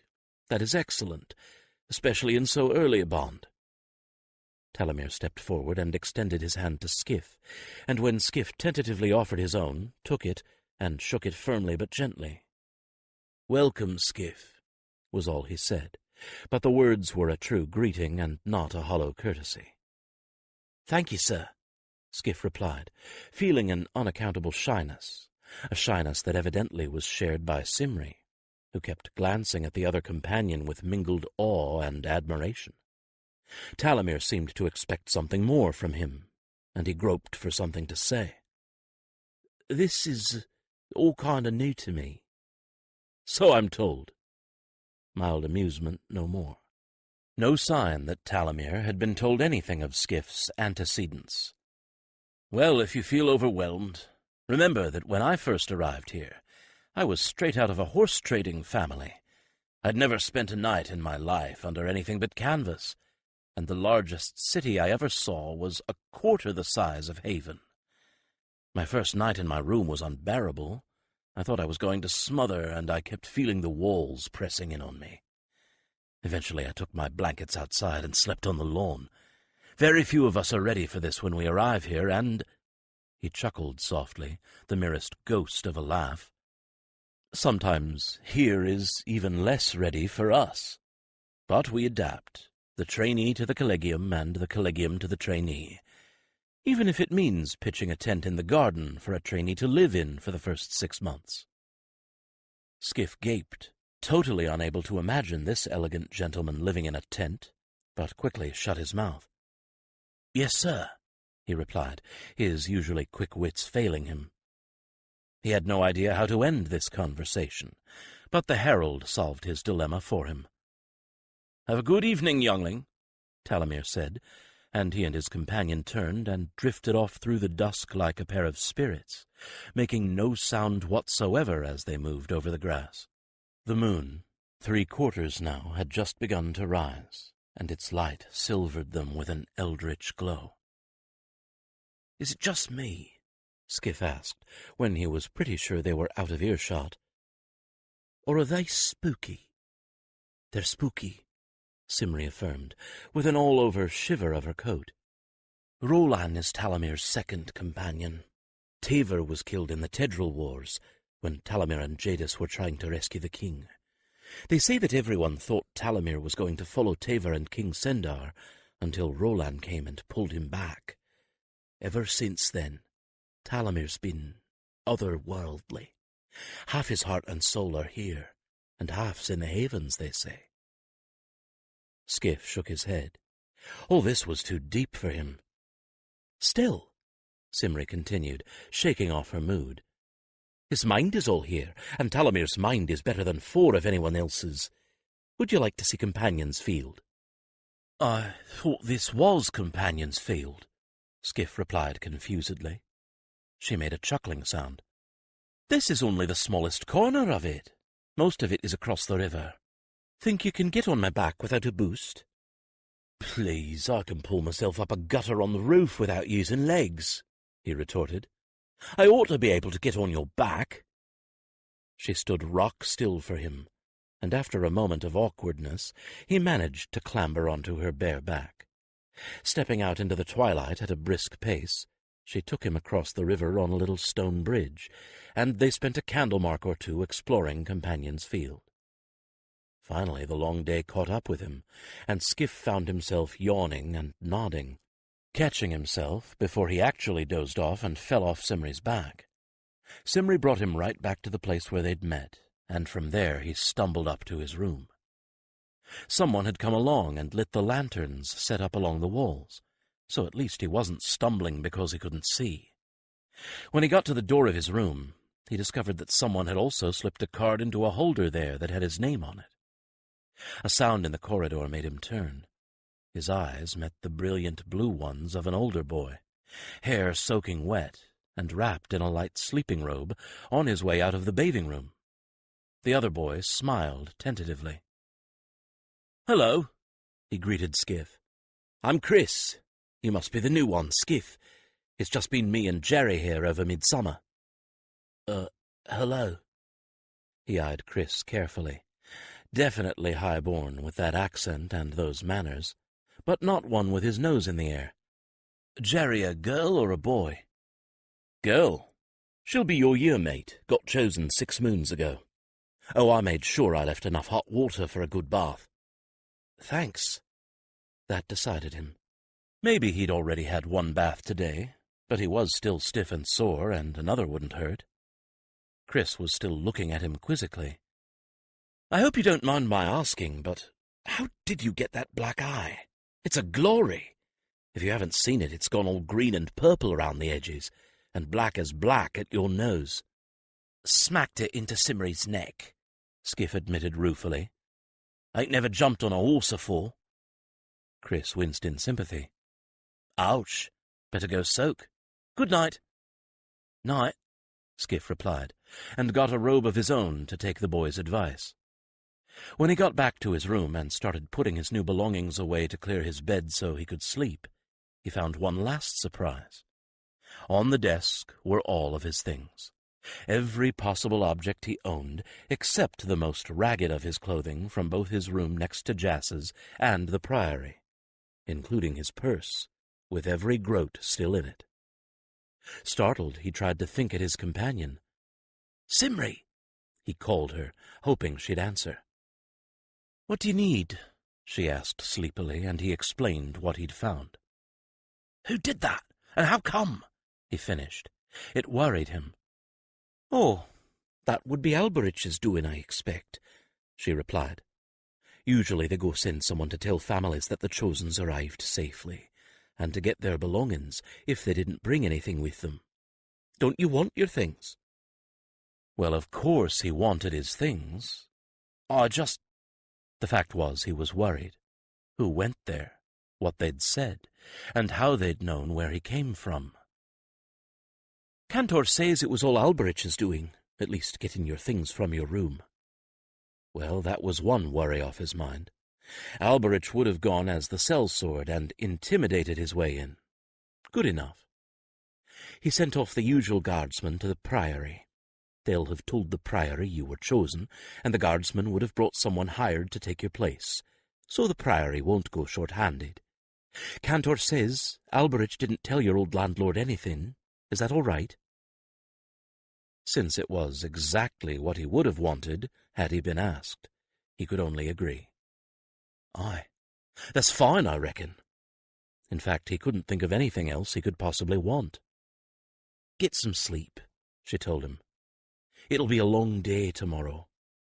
A longer one than today? With a sigh, he climbed into bed, feeling very strange to be in such a bed, and even stranger not hearing the usual noises of the city beyond his walls. But not so strange that he was awake for much longer than it took to find a comfortable position and think about closing the curtains he'd left open to let in every bit of breeze. About the time he decided it didn't matter, he was asleep. 16. A scant week later, Skif was just about ready to face all the returning trainees. He knew what the heralds of Valdemar were about now. At least he knew where they'd come from and what they did. And he was starting to get his mind wrapped around why they did it. If he didn't understand it, well, there were a great many things in the world that he didn't understand, and that didn't keep him from going on with his life. Something had happened to him over the course of that week, and he didn't understand any of it. The things he had always thought were the only truths in the world weren't. Not here, anyway. He was going to have to watch these heralds carefully. They might be hiding something behind all this acceptance and welcome. But since a lot of what was going on with him had to do with feelings, he came to the unsatisfactory and vague conclusion that maybe it wasn't going to be possible to understand it. He was caught up like a leaf in the wind, and the leaf didn't have a lot of choice in where the wind took it. If it hadn't been that Simri was a big part of that wind, well, she was, and despite everything he'd learned until this moment, he found himself thinking and feeling things that would have been completely unlike the boy he'd been a fortnight ago. Soft was what he would have called what he was becoming now, but what he was now knew that there was nothing soft about where he was tending. If anything, it was hard, as in difficult. And difficult were the things he was learning, and the things he was going to learn, though, truth to tell, it was no more work than he was used to setting himself. Physical exertion, the weapons work he was doing, the riding, none of it was as hard as roof walking. Book learning? It was mostly reading and remembering, not like having to figure out a new lock. Even the figuring, the mathematics they called it, wasn't that bad. Since he could already do his sums, this new stuff was a matter of logic, a lot like figuring out a lock. The real difference was that he was obeying someone else's schedule and someone else's orders. Yet he'd run to Baisie's schedule and Baisie's orders, and thought no worse of it, nor of himself. For every objection his old self came up with, the new one, or Simri, had a counter, and if there was one thing he was absolutely certain of, it was that he would not, could not do without Simri. She didn't so much fill an empty place in him as fill up every crack and crevice that life had ever put in his heart, and make it all whole again. To have Simri meant he would have to become a herald. So be it. It was worth it 1,000 times over. And once again, just as when he'd been with Baisie, he was happy. He hadn't known what happiness was until Baisie took him in. Moments of pleasure, yes, and times of less misery than others, but never happiness. He'd learned that with Baisie, and since the fire he hadn't had so much as a moment of real, unshadowed happiness. Now it was back. Not all the time, and there were still times when he thought about the fire and raged or wept, or both.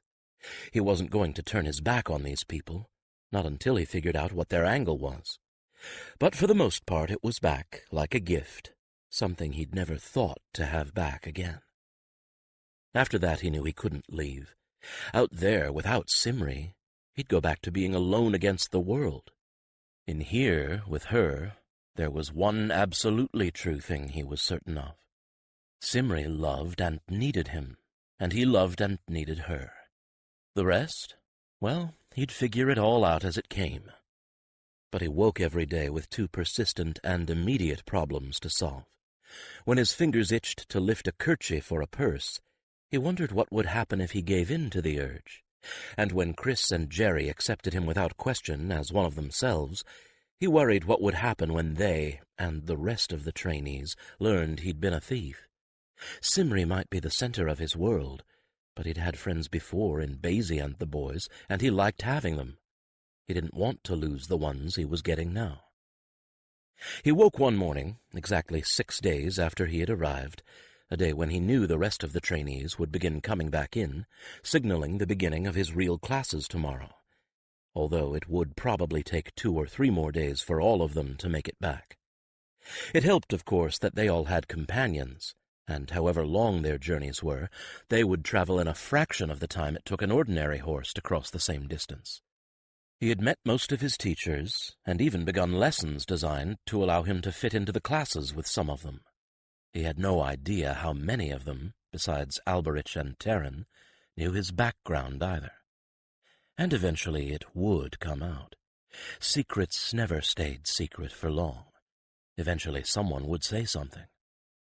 He had worried over that like a terrier with a rat. In fact, he'd gone to bed that night thinking about it. And when he woke, it was with an answer at last. Whether it would be the right answer was another question entirely, but he knew who to consult on it. The Collegium cook, a moon-faced, eternally cheerful man called Marrow, had turned up 3 days ago. The Collegium bells, signaling the proper order of the day, had resumed when Marrow returned. So now, when Skif awoke at the first bell of the day, and went down to the kitchen at the bell that signaled breakfast, he would join Chris and the girl, Jerry, and some of the teachers around a table in the kitchen for a real cooked meal. With so few to cook for, Marrow declined help in cooking, but afterward they all pitched in to clean up. Some of Skif's daydreams about food were coming to pass. Marrow even made homely oat porridge taste special. After breakfast came Skif's first appointment of the day. It wasn't exactly a class, especially not this morning. And this morning he could hardly eat his breakfast for impatience to get out to the salle, where some of the weapons training was done. He cleared the table by himself so that he could leave quickly. He ran to the salle, a building that stood apart from the rest of the collegia, and for good reason, since it needed to be a safe distance from anywhere people might walk, accidentally or on purpose. The trainees from all 3 collegia learned archery, and even some of the blues, the students who weren't trainees at all. And some of those archery students were, to be frank, not very good. Skif, although he had never shot a bow in his life, had proved to be a natural at it, somewhat to his own surprise. Seeing that, Alberich had tried him with something a bit more lethal and less obvious than an arrow. He'd tried him in knife-throwing. Skif had been terrifyingly accurate. Where his eye went, so did whatever was put in his hand. He had no idea where the skill had come from, but at least his ability to fight with a knife, or with the blunted practice swords, was no better than anyone else's. Alberich had promised something in the way of a surprise for him this morning, and Skif was impatient to see what he meant, as well as impatient to speak with him. When Skif arrived at the salle, Alberich was throwing a variety of weapons at a target set up on the other side of the room. Alberich was a hair more accurate than Skif, but Alberich's skill came from training, not a natural talent. Nevertheless, Skif watched with admiration as Alberich placed his weapons, knives, sharpened stakes, and small axes, in a neat pattern on the straw-padded target. He didn't interrupt the weapons master, and Alberich didn't stop until all the implements he'd lined up on a bench behind him were in the target. The salle, a long, low building with smooth, worn wooden floors, was lit from above by clerestory windows. This was because the walls were taken up with storage cabinets and a few full-length mirrors. For the rest, there wasn't much, just a few benches, some training equipment, and the door to Alberich's office. For all Skif knew, Alberich might even have quarters here, since he hardly ever saw the weapons master anywhere else. "So, you come in good time," Alberich said, as the last of his sharpened stakes slammed into the target. He turned toward Skif, picking up something from the bench where his weapons had been. "Come here, then. Let us see how these suit you." These proved to be little daggers in sheaths that Alberich strapped to Skif's arms, with the daggers lying along the inside of his arms.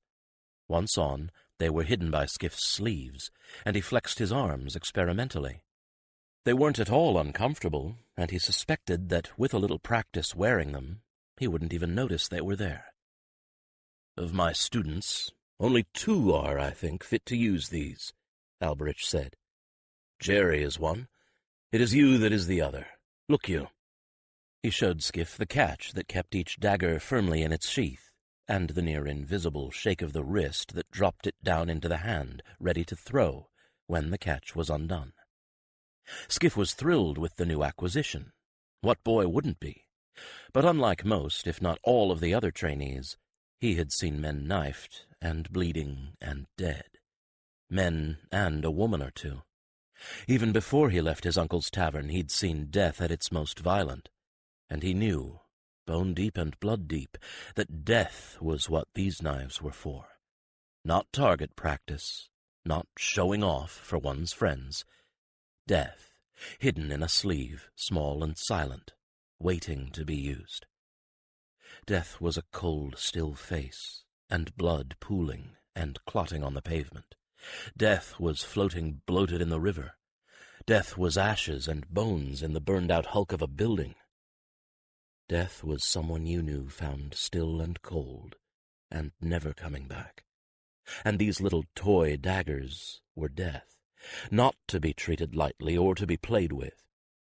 But death was also being able to stop someone from making you dead. "Can you kill a man?" Alberich asked suddenly, as Skif contemplated the dagger in his hand. Skif looked up at the weapons master. As usual, his face was unreadable. "Depends on the man," Skif replied soberly. "If you're talking in cold blood, I'd have took Jas down like a mad dog, just 'cause he killed my friends, and I'd have done it soon as I knew who his master was, in the dark, in the back, and if something happens, and his master won't come up on what's due him, maybe I'd do him too.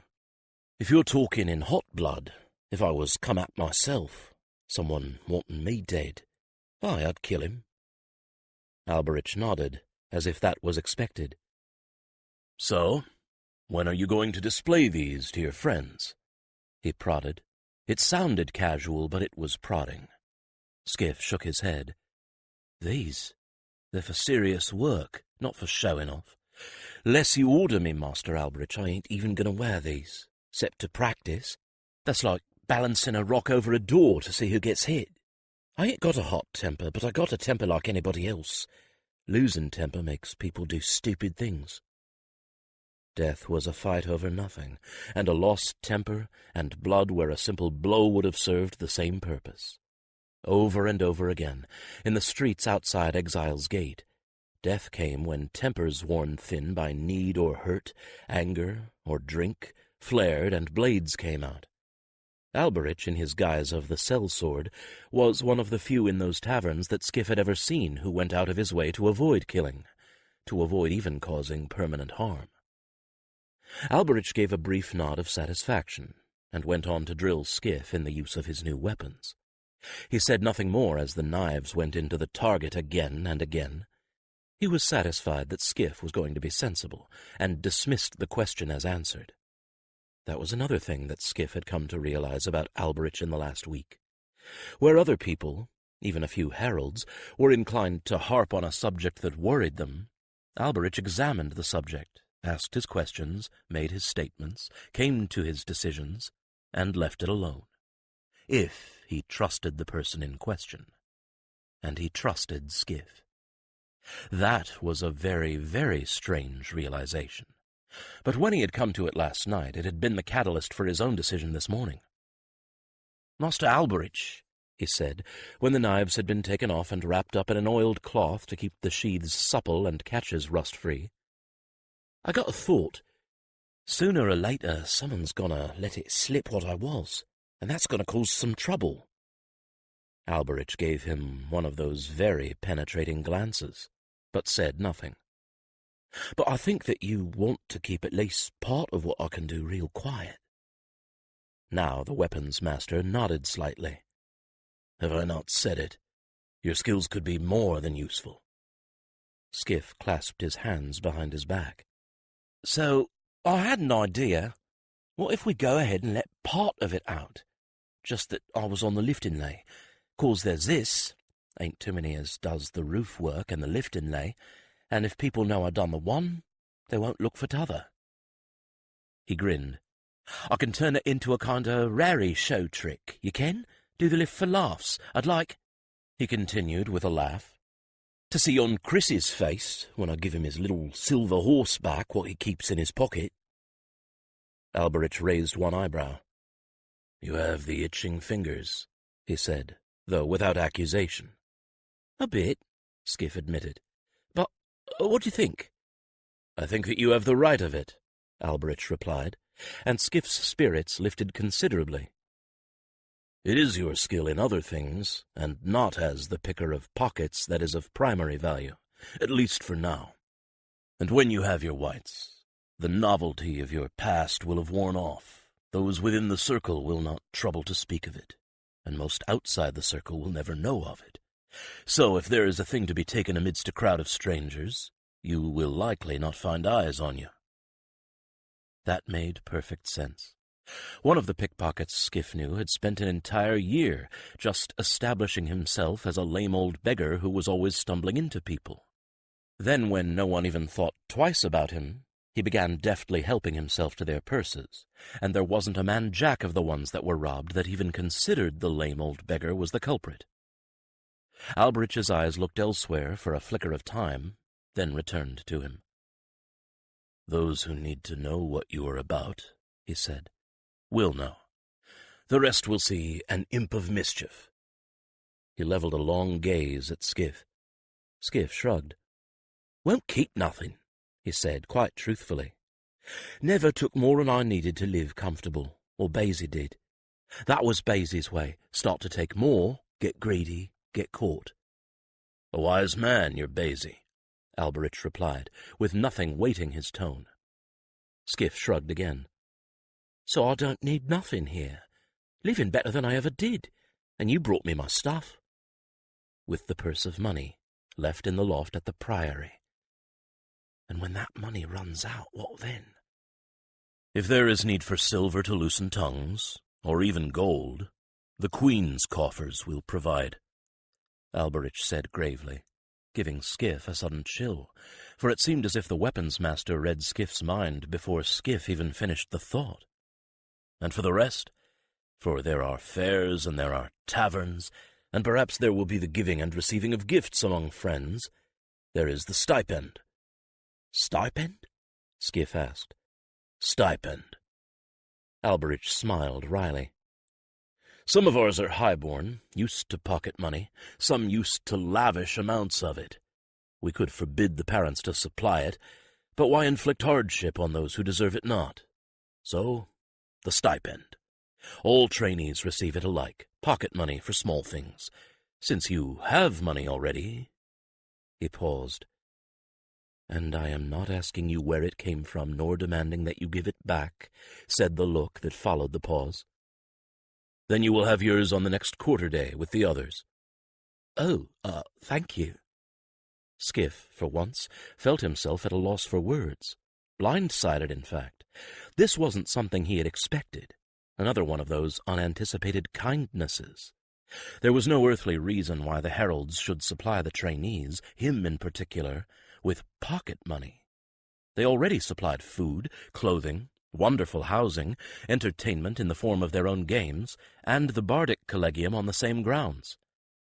Why were they doing these things? They didn't have to. Trainees that didn't have wealthy parents could just do without pocket money. But Alberich had already turned away. He brought out a longer knife and was preparing the salve for another lesson in street fighting. That Skif could understand, and he set himself to the lesson at hand. "It's a fool's bet," Herald trainee Nerissa cautioned a fascinated Blue 4 weeks later. "Don't take it." But the look in her eyes suggested that, although honesty had prompted the caution, Nerissa herself really, truly wanted to see Skif in action again. 8 trainees, 2 from Bardic Collegium and 6 from Heralds, and 3 unaffiliated students, were gathered around Skif, and a 4th Blue, in the late afternoon sunshine on the training field. The group surrounding Skif and the hapless Blue were just as fascinated as Nerissa, and just as eager. Skif himself shrugged and looked innocent. "Not a big bet," he pointed out. "Just to fix my window so's the breeze can get in and those moles can't. He says he can, says he has for himself and his friends, and I don't think it'd put him out too much." "It seems fair enough to me," said Chris. "Neither one of you is wagering anything he can't afford or can't do." He pointed at the Blue. "And you swore in the compass rose that Skif could never pull his trick on you, because you in particular, and your plumb-line set in general, were smarter than the heraldic trainees." The Blue's eyes widened. "How did you know that?" he gasped. Chris just grinned. "Sources, my lad," he said condescendingly, from the lofty position of a trainee in his final year. "Sources. And I never reveal my sources. Are you going to take the bet or not?" The Blue's chin jutted belligerently. "Damn right I am," he snapped. "Witnessed!" called 4 Herald trainees and 1 Bardic at once, just as Alberich came out to break the group up and set them at their archery practice. At the end of practice, once Alberich had gone back into the salle, virtually everyone lingered, and Skif didn't disappoint them. He presented the astonished Blue with the good luck piece that had been the object of the bet, an ancient silver coin, so worn away that all that could be seen were the bare outlines of a head. The coin had been in a pocket that the Blue had fixed with a buttoned-down flap, an invention against pickpockets of his own devising that he was clearly very proud of. In a panic, the boy checked the pocket. It was buttoned. He undid it and felt inside. His face was a study in puzzlement. As he brought out his hand, there was a coin-shaped lead slug in it. Skif flipped his luck piece at him, and he caught it amid the laughter of the rest of the group. He was good-natured about his failure, something Skif had taken into consideration before making the bet, and joined in the laughter ruefully. "All right," he said with a huge sigh. "I'll fix your window." As the Blue walked off, consoled by 2 of his fellows, Herald trainee Korak slapped Skif on the back with a laugh. "I swear it's as good as having a conjurer about," the Lord Marshal's son said. "Well done. How'd you think of slipping him that lead slug to take the place of his luck piece?" Skif flushed a little. He was coming to enjoy these little tests and bets. Picking pockets was something he did fairly well, but he didn't get any applause for it out in the street. The best he could expect was a heavy purse and no one putting the watch on him. This, however, He had an audience now, and he liked having an audience, especially an appreciative one. "I figured I'd better have something when Chris told me that Hank had been a boasting over in the Compass Rose, and told me I had to uphold the Herald's side," Skif replied with a nod to Chris. "We've all seen that luck piece of his, so it wasn't no big thing to melt a bit of lead and make a slug to the right size. After that, I just waited for him to say something I could move in on." "But when did you get the coin?" Korik wanted to know. "I mean, Alberich broke us up right after he took the bet, and you didn't get anywhere near—" Korik stopped talking, and his mouth made a little "oh" when he realized what Skif had done. "You took it off him before the bet," he exclaimed. "When there was all that joshing and shoving, sure," Skif agreed. "I knew he'd take the bet. After all that about his special pocket, he'd never have passed it up. He figured it'd be a secret I wouldn't reckon out, and I'd lose. But even if Chris hadn't told me, I'd have figured it anyway," he added. "The button shows when you look right, and he ain't no seamstress. That buttonhole ain't half as tight as it could be." That last in a note of scorn from one who had long ago learned to make a fine buttonhole. "Anyway, I had to have the slug, 'cause I knew once he took the bet he'd be a finger in that pocket to make sure his luck piece was there."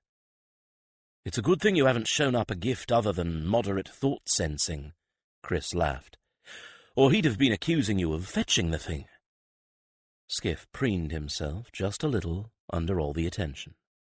If having Skif around was entertaining for his fellow trainees, the admiration each time he pulled off something clever was very heady stuff for Skif. He'd begun beautifully, a couple of days after full classes resumed, when Chris's best friend Dirk had asked innocently where he'd come from and what his parents did. He'd put on a pitiful act, telling a long, sad, and only slightly embellished story of his mother's death, the near slavery at his uncle's hands, his running away, and his tragic childhood in the slums near Exile's Gate. All the while, he was slowly emptying good-hearted Dirk's pockets. "But how did you live?" the young man exclaimed, full of pity for him. "How did you manage to survive?"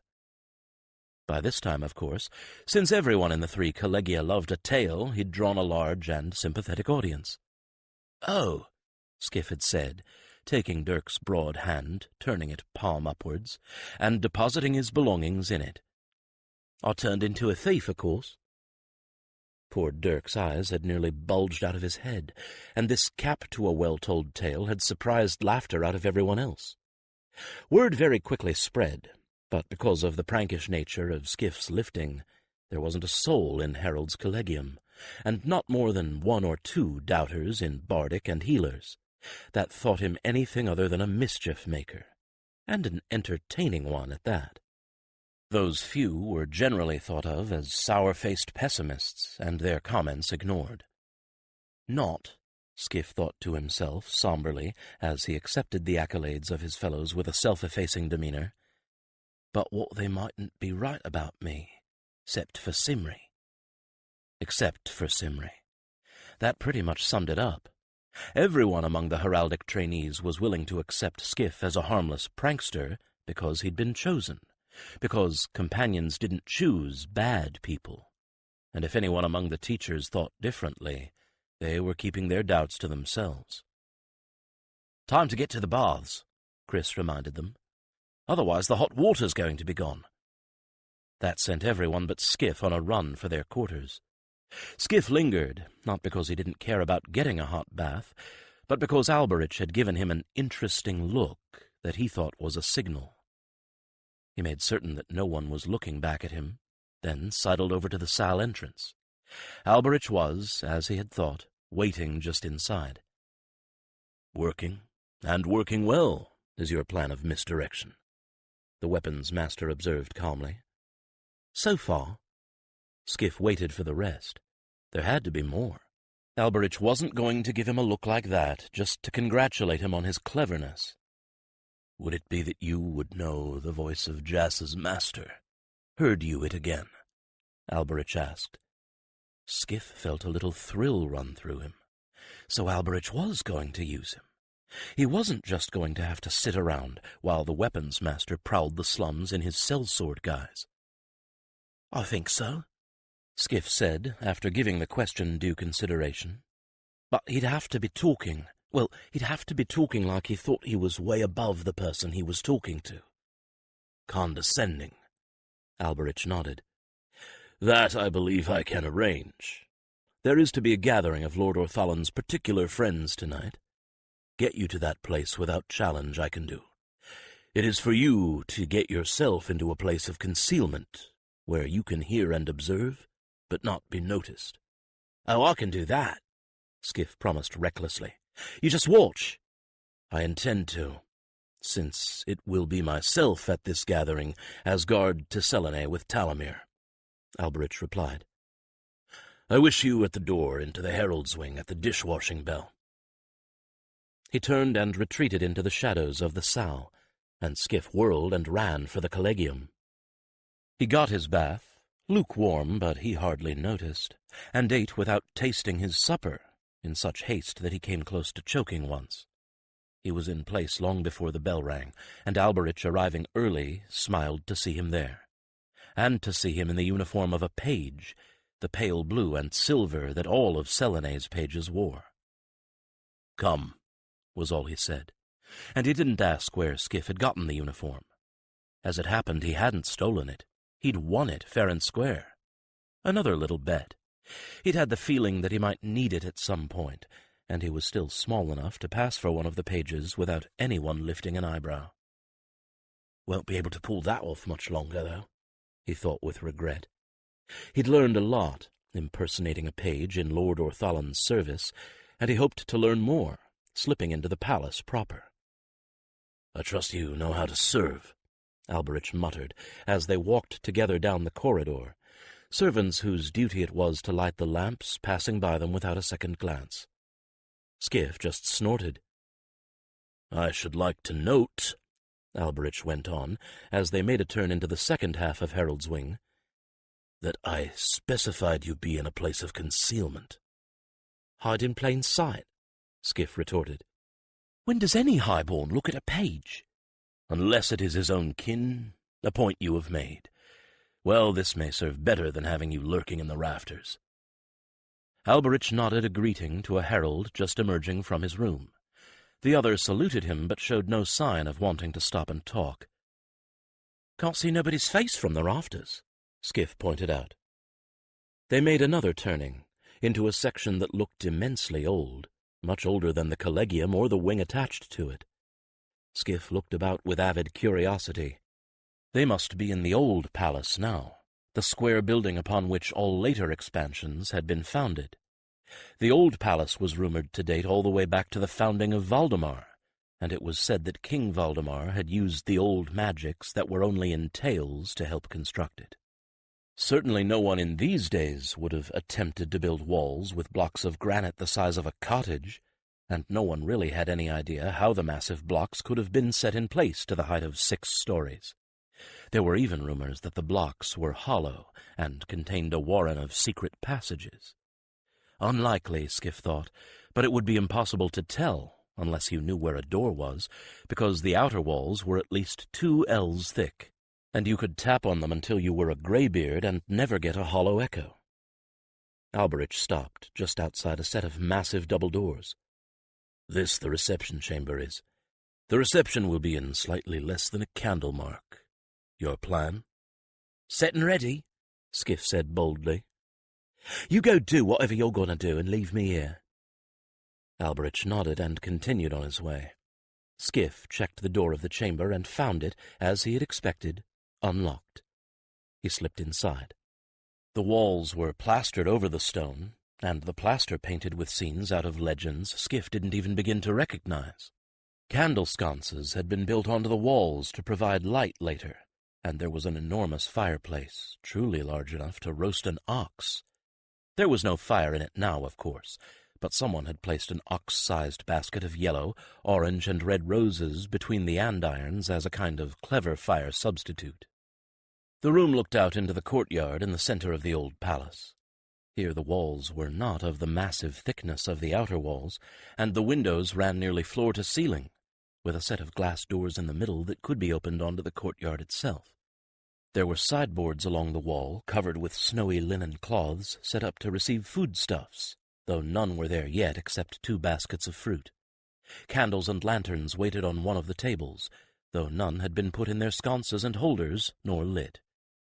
Skif took a tall wax taper, and went out into the corridor, lighting it at one of the corridor lamps. He then went about the room setting up the lights, quite as if he'd been ordered to do so.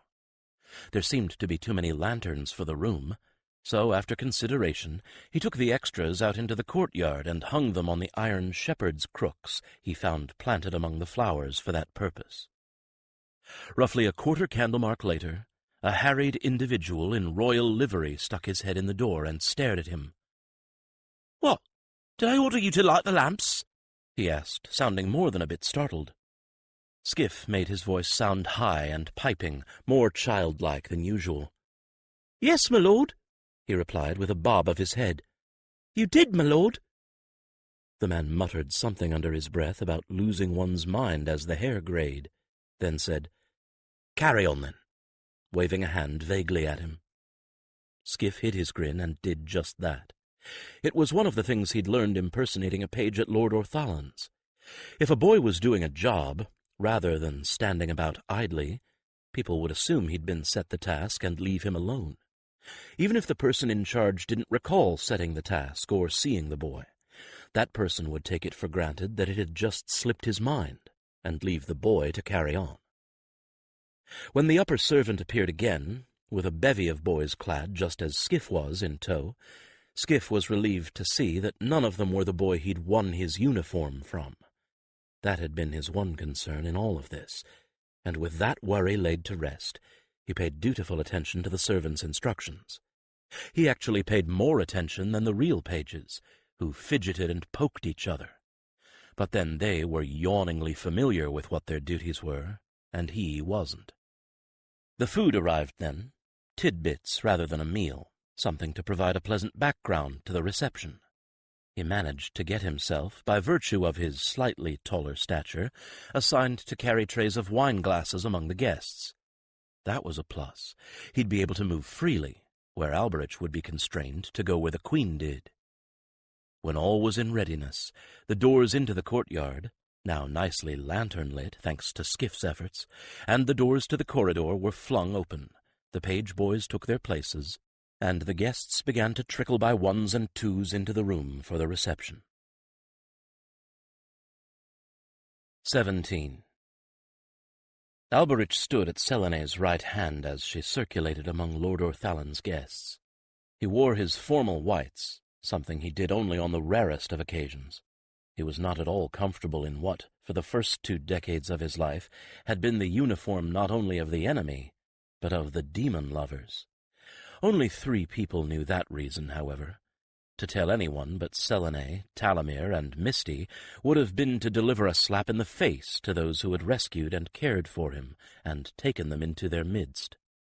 Sometimes, though, he did wear the uniform, when the need to do so outweighed personal discomfort. In this case he wore his whites because he would be far more conspicuous in his favored dark gray leather than in his heraldic uniform.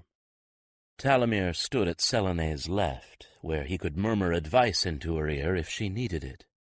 Alberich stood on her right, where his weapon hand was free. He watched every one and everything, his eyes flicking from one person to the next, and he never smiled. This evidently bothered some, though not all, of Lord Orthalan's guests, the ones who had never seen Alberich before and only knew of him by reputation. Those who frequented court functions were used to the way he looked at everyone as if he saw a potential assassin. He did, however. Everyone was a potential assassin.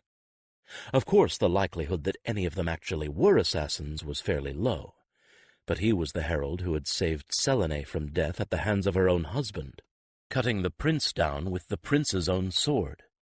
He saw treachery everywhere, or feigned that he did, and when he looked at someone he didn't know with suspicion in his eyes, that person tended to get very nervous.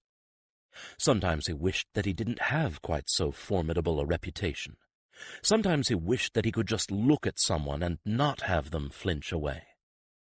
That was about as likely at this point as for him to turn as handsome as young trainee Chris. That was what Herald Chronicler Misty said anyway, looking at him from behind those peculiar split-lensed spectacles of hers that forced her to pull her head back to peer down her nose when she was reading, and tilt her chin down to peer through the top half when she was looking at anything past the length of her arms. "What do you expect?" she'd ask him tartly. "The man who'll cut down a prince wouldn't hesitate at putting a blade in the heart of a man of lesser rank. But for the God's sake, don't ever try smiling at them. You aren't any good at faking a smile, and when you try, you look as if you were about to jump on people and tear their throats out with your teeth." A pity Misty was perhaps the herald who was the most inept with weapons in the entire circle. He could do with a dose of her good sense here tonight. Not that she'd enjoy it, of course. She would far rather be where she could avoid all this interminable nonsense, in her quarters, either writing up the current chronicles or going over old ones, a glass of cold, sweet tea at her elbow, where she would probably knock it over at least once tonight. Hopefully when she did, the glass would be empty. If it wasn't, well, at least the papers on her floor were discards, unlike the ones piled all over Elkarth's office. Alberich pulled his attention back to the reception. The heat wave had finally broken, though the thick stone walls of the old palace kept every room in it comfortably cool even during the worst of the heat. With the doors open, there was a pleasant scent coming from the roses in the courtyard. No one had gone out there, though, for Selene and Orthalon were in here. No matter how tired anyone's feet got, he wouldn't leave where the power was. If Alberich's gaze rested more often than usual on a particular page, circulating among the guests with a tray of wine-glasses, probably no one was going to notice. It was a very ordinary-looking boy, small, dark, curly-haired. If he moved more gracefully than the usual lot, that wasn't likely to be noticed either. Alberich was pleased with the way he was looking up at the people he was serving. Not staring enough to make him seem insolent, just paying respectful attention. Very good, very smooth. The boy must have done something like this before many times, though Alberich doubted it had been for any purpose other than to filch food from whatever noble household he had infiltrated. Lord Orthalon, on whose behalf this reception was being held, also circulated among the guests quite as if he was the one who was the host, and not the queen. This particular festivity was a reward for those who had helped Orthalon to conclude a set of delicate negotiations that would ultimately benefit the crown substantially, according to Misty. Alberich was not at all clear on just what those negotiations were, only that they had involved a number of men, and a few women, of vastly disparate backgrounds, many of whom had personal differences with each other. One thing they all had in common, though. They were all very, very wealthy. That much showed in their costumes, rich with embroidery and of costly materials, and in their ornaments, heavy gold and silver and precious gems. The details didn't matter to Alberich, though Misty would have been studying them with the eye of one who would be recording every subtle detail later in her writings. That was the problem of living around a chronicler. He never knew just what detail, what secret that he assumed was just between them, would end up in one of her histories, to be goggled at by some other generation of heralds to come. Right now, he was in the unusual position of having part of his attention devoted to something other than Selene and her welfare. He watched that one small boy, not as a hunter watched prey, but as the prey watches a hunter, alive to every nuance in his behavior, waiting for the slightest sign that the boy recognized a voice he'd only heard once. When he told the boy that he could arrange for him to hear words spoken in tones of condescension, he had not been promising more than he could deliver. Although these people had worked together for Orthalon's cause, they had not forgotten rank and perceived rank and all of the tangle of quarrels that had made it so difficult to get them to work together. They had merely put those things aside for the moment. And although they were now basking in the unanticipated presence of royalty, those things still remained. Where the queen gazed, all was harmony. But the moment that she took her attention away, the claws were unsheathed, though subtly, subtly, with a care not only for the Queen's presence, but for the watchful eye of her guardian, who might misinterpret what he saw. And in Alberic's case, well, no one wanted Alberich to misinterpret anything. So, rather than bared claws and visible teeth, there were mere hints of rivalries and competitions, mostly carried out in tone and carefully chosen words. Oh, there would be condescension in plenty, among those able to read tone and words so exactly that they could choose to ignore what they heard or exaggerate the offense. Small wonder the crude bully Jas hadn't heard what the boy had read in his master's tone. The wonder was that the boy had read it so accurately. Well, every herald, every trainee is a wonder, small or great. It could be that this boy was, or would be, more of a wonder than most. There were still those, not heralds mostly, who doubted the wisdom of having a thief as a trainee. And the boy was not yet committed to becoming a herald. Alberich, so apt at reading the unspoken language of gesture and tone, knew that better than any.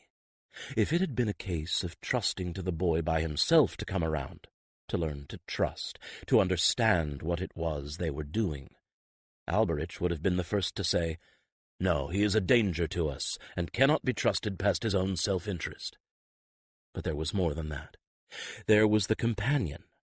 And so, Alberich was always the first, not the last, to say, "Peace. He will be ours soon enough." The boy was good, very good.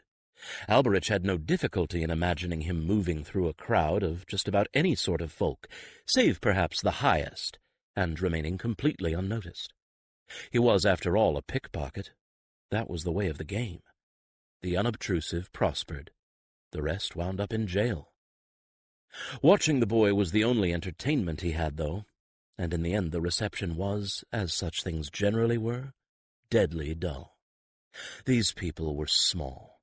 In the normal course of things, no matter how wealthy they were, they would never have seen Selene except from the back of the audience chamber, or at most stood before her for a few brief moments while she passed some judgment in their favor or against them. They would never have watched as she bent that cool, thoughtful gaze on each one alone, never have heard her inquiring as to the details of their lives. For that moment of reflected glory, they were content to be restrained and to keep their masks firmly in place, their smiles unwavering. And although the boy had shown a moment or two of hesitation, there was no sudden recognition. The reception came to its predictable end when Selene had had a private word with each and every one of Orthalan's guests and withdrew, along with Talamir and Alberich.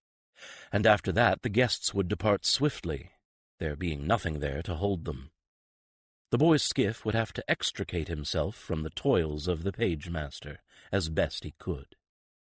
And when he did, just as swiftly as Alberich had reckoned he would, he found Alberich waiting for him in his own room. Alberich had taken some thought to the needs of the boys, and had brought with him something other than the things, good though they were, that lay in Merrow's free pantry. He had gone down to the palace kitchen, and commanded some of the dainties that Selene's court feasted on.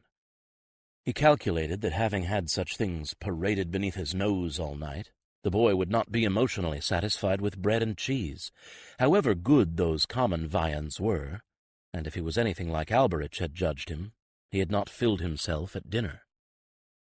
So when Skif pushed open his own door, there was Alberich, beneath a lit lantern mounted on the wall, sitting at ease in the boy's chair, the covered platter beside him on the desk. The boy started, but covered it well. "Didn't think to see you afore the morrow," he said matter-of-factly as he sat down on his bed. "Good service demands immediate reward," Alberich replied, and uncovered the platter. Then pulled out the 2 glasses and half-bottle of wine from beneath the chair. The boy gaped at him, then shut his mouth and looked at the wine. There was a brief flash of greed there, but thankfully no need. Good. That was one thing that Alberich had worried about. Trouble with drink started early among those who lived near Exile's Gate. Alberich had seen children as young as 10 caught by the addiction of drink there. "I didn't think we was allowed," Skif began, though his nose twitched as Alberich uncorked it, And he was young enough that his yearning showed a little more. He must be getting very weary of the spring water, fruit juice, ciders, teas, and milk that were all the trainees were ever offered. "It is only half a bottle, and I intend to share it with you," Alberich replied, pouring the glasses full and handing him one. "That is hardly enough for even an innocent to be drunk upon. I suspect you've had a deal stronger in your time already." The boy accepted the glass, and to his great credit took a mouthful and savored it, rather than draining the glass. "So this is what all the fuss is about," he said, after he allowed the good vintage to slip down his throat. "This is what the good stuff's like." "It is," Alberich agreed. "And now, I fear, it is spoiled you'll be for the goat piss that passes itself off as wine near Exile's Gate. Dunno how you drunk it, and that's for certain sure. I always did my drinking a little higher up the street," Skif replied, putting his glass down and reaching for the nearest tidbit, a pasty stuffed with morels and duck breast. Of course, he didn't know that until he bit into it, and as it melted on his tongue, the boy's face was a study that very nearly made Alberich chuckle. He didn't, though. Children's dignity was a fragile thing, and this lad's rather more so than others. "They've been passing these under my nose all night, and if I'd known how they tasted—" Skif shook his head. "This is too much like reward weapons, master. The plain fact is there were 3 men that sounded something like the one we want, and not one I'd be willing to finger." "Reward is not exclusively earned by accomplishing a task," Alberich noted, pushing the platter toward the boy, but taking a pastry himself. He hadn't eaten any more than the boy had, though Selene had nibbled all evening, and he wanted something in his stomach to cushion the wine. "Sometimes reward is earned just in the making of the attempt." "Huh." Skif chose a different dainty and washed it down with wine. "Now what do we do?" "I will try and find another opportunity to put you where you can observe some of the ones I suspect," Alberich told him. "If I do not, it is that you will go to hunt on your own, yes?" Skif shrugged, but Alberich read in the shrug that he had considered doing so, if he had not already made an attempt or two. "I got cause," was all he said, and left it at that. "Meanwhile, I hunt in a place you cannot, for no boy, however disguised, would be permitted to the discourses of the great lords of state," Alberich continued. Skif cocked his head to the side. "Shut the pages out, do they?" he asked shrewdly, and sighed. "Not like I ain't busy." A most unchildlike child, Alberich reflected later, as he left the boy to finish his feast. But then most, if not all, of the children from that quarter were more or less unchildlike. They'd had their childhood robbed from them in various ways. Skif's was by no means the most tragic. He'd had a loving mother, for however short a time he'd had her. He'd had a kind and caring guardian and mentor in the person of the thief trainer. That was more, much more, than many of his fellows had. And if Selene had even an inkling of the horrors in the twisted streets of her own capital, she would send out heralds and guard and all to scour the place clean. There would be a grim forest of gallows springing up overnight. And her own people would speak her name with hate, and it would be all in vain. For half a candle mark after we'd gone, the scum would all be back again. This was the cost of welcoming any and all who sought shelter under Valdemar's banner. Sometimes what came in was not good. Not all, or even many, of the former Tedral mercenaries who had remained in Valdemar were of Baisi's stamp. Alberich sought his quarters. He actually had quarters both with the other heralds and in the salle, but the latter was less convenient tonight. It was too late, or not late enough, for a visitor. His room was empty, and in a way he was relieved. He was not fit company tonight. There was too much of a mood on him. It was more of a relief to get himself out of the whites and into a sleeping robe, and then into bed. There had been a double reason for the wine this evening. It was not only to prove to the boy that Alberich considered him, in some things, to be an adult. It was to make certain that tonight, at least, he would not be slipping out to snoop and pry on his own. That Taltharian wine was strong stuff. Alberich might have made certain that the greater part of the bottle went inside him, but there was more than enough there to ensure that Skif slept. For that matter, there was more than enough there to ensure that Alberich slept, he realized, as he went horizontal and found a moment of giddiness come over him. It came as something of a surprise, but one he was not going to have any choice but to accept. Then again, neither would Skif, which thought was a safeguard of sorts. Skif lay back against a bulwark of pillows propped up against the wall and headboard of his bed, and stared out at the night sky beyond his open window. Not that he could see much, even with his lantern blown out. The lower half of the window was filled by a swath of cheesecloth stretched over a wooden frame that fit the open half of the window precisely. You couldn't slip a knife blade between the frame and the window frame. Trust a blue to be that fiddly. It worked, though. Not a sign of moth or midge or fly, and all the breeze he could want. He thought he might want to dye the cloth black, though, eventually, just to get that obtrusive white shape out of the way. The wine Alberich had brought had been a lovely thing, about as similar to the stuff Skif had drunk in the better taverns as chalk was to cheese. He'd recognized the power with the first swallow, though, and he'd been disinclined to take chances with it.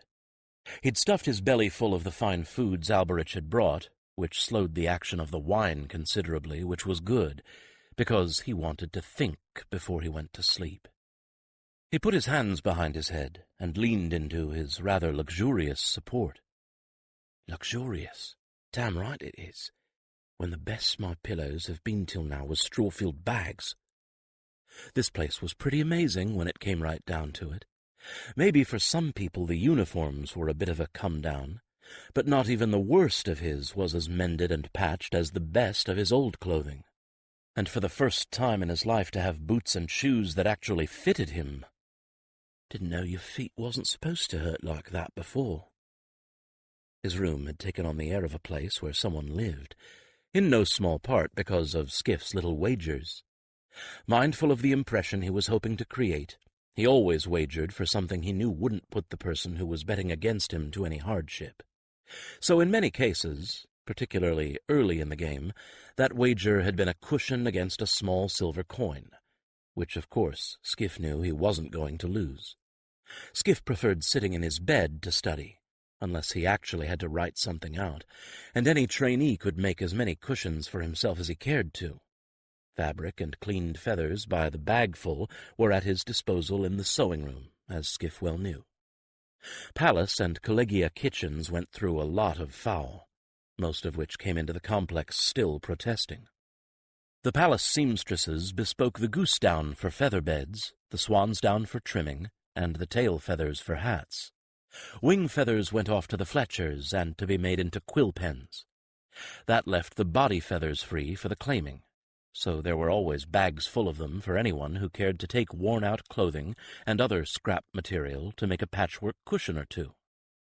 Skif now had nearly 20 piled up behind him, and for those whose pockets ran to more than the stipend, some of the more top-lofty of the blues, he'd wagered against such things as a plush coverlet, a map to hang on his wall so he wouldn't need to be always running up to the library, and, oddly enough, books. The plush coverlet was folded up and waiting for Winter to go on his bed. The map made a dark rectangle on one whitewashed wall, and the bookcase? The bookcase was no longer empty. He'd never disliked reading, but he'd also never had a lot of choice about what he read. It had never occurred to him that there might be other things to read than religious texts and dry histories. Then he discovered tales, poetry, books written to be read for pleasure.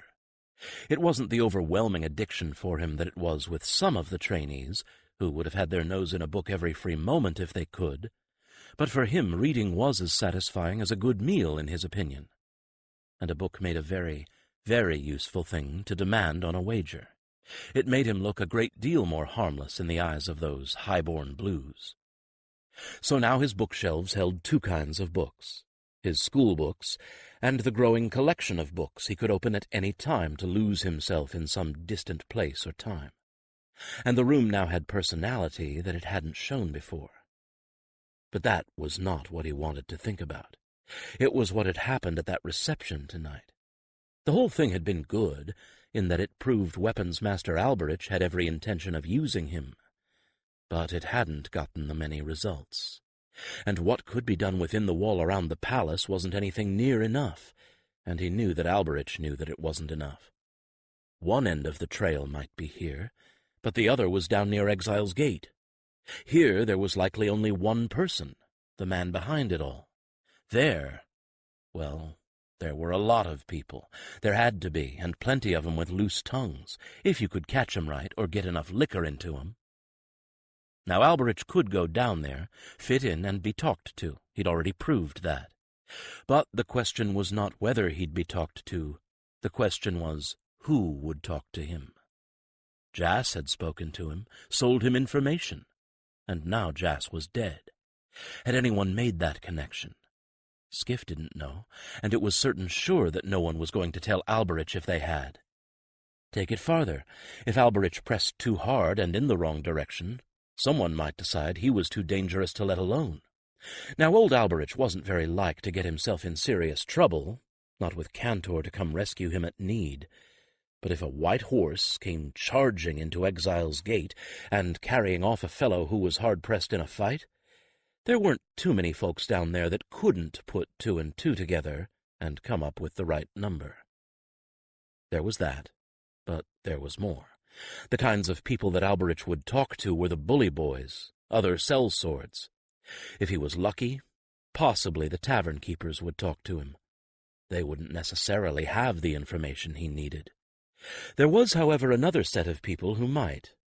The whores, the pawnbrokers, the people who bought and sold stolen goods.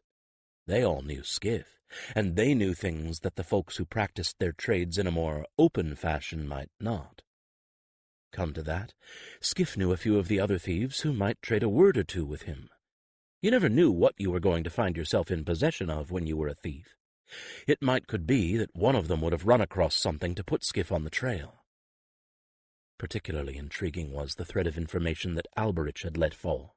How the trade in children stolen off the streets and the trade in slaves taken by bandits might be linked.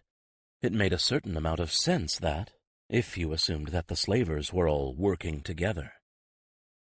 Skif hummed to himself tunelessly as he considered that. Who would know if anyone did? There were always rumors, but who would be able to give the scrap of foundation to the rumor?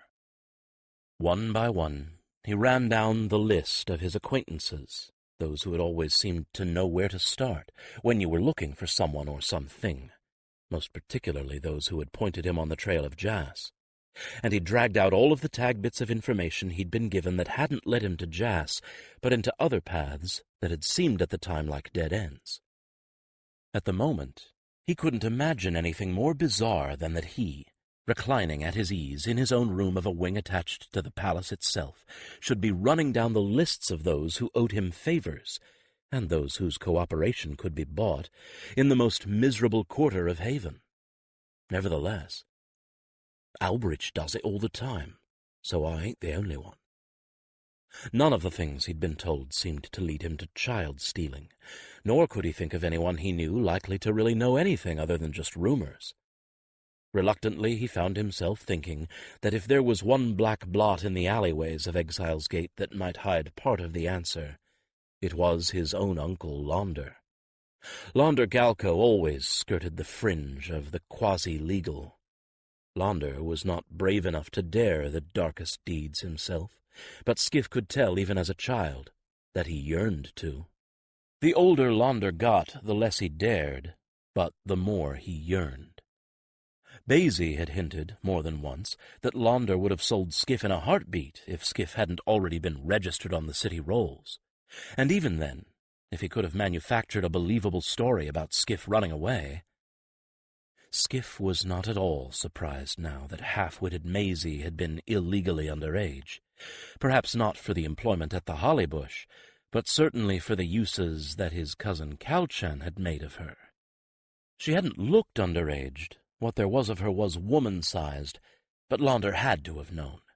Skif wouldn't be surprised now to learn that Launder himself had sampled Maisie's meager charms, before passing her on to his son. Launder had never given his sons anything he hadn't already used, Beale being the exception. But then the idea of Launder attempting the life of a priest was enough to make a cat laugh. And Launder didn't exactly have women lining up to keep him company. In the years since running off, Skif had learned a lot about his uncle, and he'd learned that when it came to women, Launder had to pay for what he got. Since he'd already paid for Maisie, it followed that he'd probably seen no reason why he shouldn't have her first. Not that he'd shown any interest in anything too young to have breasts, but half-wits often matured early, and Launder probably wouldn't even think twice about her real age if he'd taken her. Launder had more than dubious friends, too, even by the standards of Exile's Gate. And after the raid on the Hollybush, well, he'd lost what few friends he had around there. Not only because of Maisie, but because he had laid all the blame on his own son and left him to rot and eventually die in jail. Calchan had never recovered enough even to do the idiot's work of stone-picking, and Launder had done nothing to help him recover. Business was business, but blood was blood, and people didn't much care for a man who disclaimed responsibility for things that people knew he was responsible for because his unconscious son couldn't refute them. A good thing for Launder that his son never did wake to full sense and died within 3 moons. The case against Launder died with him, and Skif could only wonder who Launder was friendly with now, given how many people that callousness had offended. Or had that just freed his uncle to edge a little nearer to those dark deeds he secretly admired? Given all of that, Launder probably didn't engage in child-snatching for his own puerile entertainment, but that didn't mean he didn't help it along, just because he got a thrill out of doing so. He probably had been frightened enough by his brush with the law not to do anything so dangerous for his own profit either. But it was increasingly likely, in Skif's estimation, that he knew something about it. The Hollybush hadn't by any means been Launder's only property. He owned warehouses in places where there wasn't anyone around to notice odd things going on at night. So a very good place to start would be with his uncle. Skif knew the ins and outs of Launder's house. For more than once he'd contemplated getting some of what he considered that he was owed out of his uncle. He'd eventually given up on the idea, for the fact was that anything Launder had of value was generally too big to be carried off easily. But because of that, Skif knew the house, and he knew the twisty ways of Launder's mind almost as well as he knew the house. The best way to get information out of him would be to frighten it out. Launder was good at keeping his mouth shut, but not when he was startled, and not when he was genuinely frightened. So Skif set himself to figuring out exactly how he could best terrify his uncle into telling Skif everything he might know or guess about the child stealing and the slavery ring. In his bed, in the dead of night, Skif decided. Skif was short, even for a boy his age, but a shadowy figure dressed in black, waking you up with a knife to your throat, was likely to seem a whole lot bigger than he actually was. And a hoarse whisper didn't betray that he was too young for his voice to have broken yet. Alberich had brought the all-black night-walking suit when he'd collected Skif's clothing. Skif knew a way into Launder's house that not even Launder knew about. Good old Launder. Every window had a lock, every door had 2, but he forgot completely about the trapdoor onto the roof. All Skif had to do was get into the yard and shinny up the drain pipe from the gutters. Once on the roof, he was as good as inside. Right enough, if Launder knew anything, Skif would have it out of him. But he needed a suitably convincing story for his black-clad terrorist to ask the questions he needed the answers to. "I'll say I'm looking for my sister," he decided. "That's a good story, and Launder will probably believe it." Now, getting from here to there. He'd be able to get out of his room easily enough. No one checked beds to see that people were in them around here. The trouble was, how was he to get out of, and more importantly, back inside, the palace walls? "Me, of course," Simri replied in his head. He jumped, then smiled sheepishly. "Nobody's going to stop a companion and her chosen." "You don't mind?" he asked hesitantly. After all, this wasn't precisely going to be a sanctioned excursion. "Mind?" He felt her scorn. "You just try and do it without me. You wouldn't have a chance." Well, she was probably right. "But what do I do with you while I'm sneaking around?" he asked. She chuckled. "I'll take care of that. Trust me, I can always insinuate myself into someone's nearby stable. But I'm not having you so far away that I can't come to your rescue if I have to." He was both touched and a trifle irritated. Did she think he couldn't take care of himself? He'd been taking care of himself for the past year and more. She hadn't been around then. Now she sounded contrite. "Of course you can take care of yourself. I never doubted that. But your uncle might have guards." He laughed silently. "Londa. Old cheap Londa. Not a chance. What he's got is dogs, but he's too cheap to get trained ones, so he just gets nasty ones and keeps them hungry to keep 'em mean. Which means—" Simri knew. Bless her, she got it at once. "They'll eat anything you throw in front of them." He grinned. "And I know where to get plenty of poppy syrup. Put 'em right to sleep in a candle mark. Then I slip inside and give old Uncle a surprise." "Then what will you do?"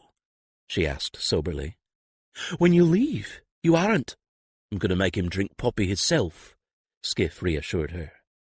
"No way I'm taking a chance on hitting him hard enough to make sure he stays knocked out. Besides, with that thick head of his, I'd probably break what I hit him with before I knocked him out." He felt her sigh gustily. "Good. Then this will all work. And what then?" "Then—" He closed his eyes, but couldn't yet see a direction for himself. "It's early days to make any plans. I'll figure on what to do after I hear what old Londa has to say.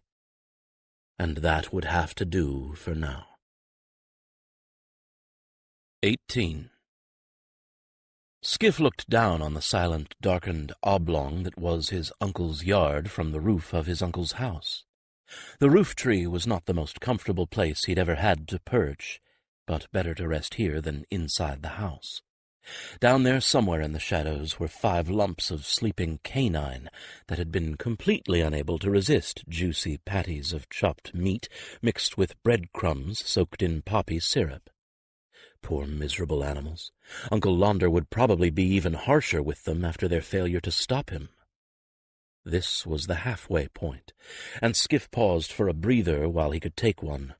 He'd gotten out of the collegium through his window, out of the complex openly on Simri's back, as if he was going out into the city for any perfectly ordinary reason. Well, perhaps not ordinary, since trainees as young as he was generally didn't go out to the city after dark. But he'd made sure to look serious, as if someone had sent for him, rather than overly cheerful, as if he expected to find himself in, say, the Virgin and Stars Tavern that night. No one questioned him, and heraldic trainees, unlike the common-born blues or the bardic trainees, were not required to give a reason for leaving the complex at whatever hour, probably because it was generally assumed that their companions would not agree to anything that wasn't proper. Once in Haven, Simri found an unguarded stable near Uncle Launder's house. Unguarded because it was completely empty and beginning to fall to pieces, symptom of a sudden change in someone's fortune. There he had changed into his black clothing, feeling distinctly odd as he did so. It seemed that the last time he'd worn this was a lifetime ago, not just a couple of moons. But where he was going, that uniform was a distinct handicap.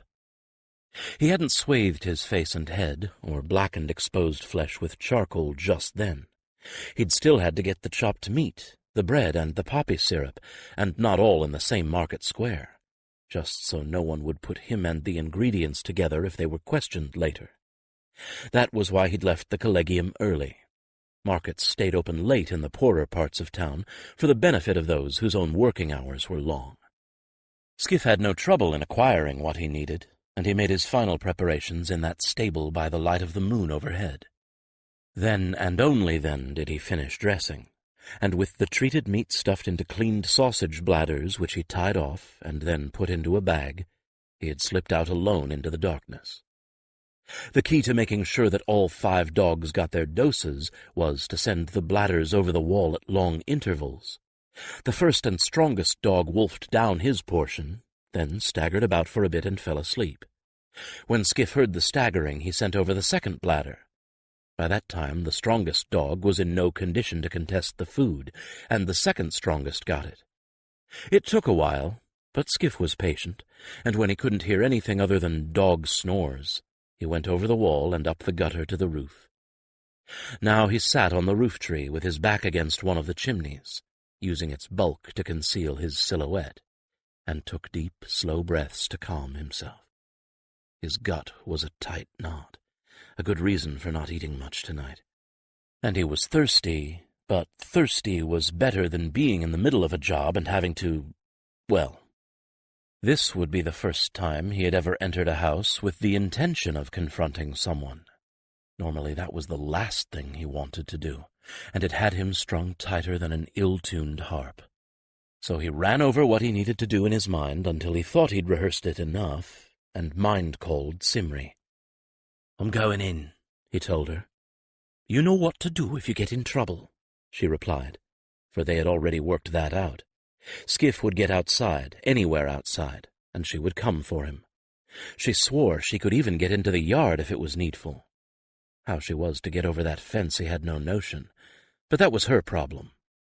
Daisy had taught him that once you put your confidence in a partner, you just trusted that he knew what he was doing, and went on with your part of the plan. Because once the plan was in motion, there was nothing you could do about what he was responsible for anyway, so there was no point in taking up some of the attention you should be paying to your part of the job by worrying about him. He slipped over the roof tree to the next chimney. The hatch into the crawl space was just on the other side of it. It wasn't locked. It hadn't been locked for the past 5 years that Skif knew of. Even if it had been, it was one of those that had its hinges on the outside, and all he would have had to do would have been to knock the hinge pins out, and he could have lifted it up from the hinge side. He left it open, just in case he had to make a quick exit and couldn't use the route out he'd planned. The space he slipped down into was more of a crawl space than an attic, too small to be practical to store anything. He crawled on his hands and knees, feeling his way along until he came to the hatch that led down into the hallway, separating all of the dozen garret rooms where Launder's servants slept, 6 on one side of the corridor and 6 on the other. Well, where the servants Launder would have slept, if he'd had more than the 3 he kept. Like everything else Launder had, his servants were cheap because no one else would have them, and he worked them, screaming and cursing at them all the while, until they dropped. His man-of-all-work was a drunkard, and so was his cook, and the overworked housemaid was another half-wit like Maisie. None of them was going to wake up short of Skif falling on them, which obviously he didn't intend to do. Not that he was going to take any chances about it. He found the hatch, which had a cover meant to be pushed up and aside from the hallway below. He lifted it up and put it out of the way, then stuck his head down into the hall and took a quick look around. As he'd expected, it was deserted, not so dark as the crawl space, thanks to a tiny window on either end of the hall, and silent but for 3 sets of snoring. He actually had to stop and listen in fascination for a moment, for he'd never heard anything like it. There was a deep, basso rumbling, which was probably the handyman, whose pattern was a long drawn-out sound, interrupted by 3 short snarks. Layered atop this was a second set, vaguely alto in pitch, of short, loud snorts in a rising tone that sounded like an entire styful of pigs. And atop that was a soprano solo with snoring on the intake of breath and whistling on the exhalation. One was the housemaid and the other the cook, but which was which? The housemaid was younger, but fatter than the cook, so either could have had the soprano. All 3 were so loud that he could not imagine how they managed not to wake themselves up. It took everything he had to keep from laughing out loud, and he wished devoutly that he dared describe this to one of the bardic trainees. They'd have hysterics. At least now he knew for certain that the last thing he needed to worry about was making a noise up here.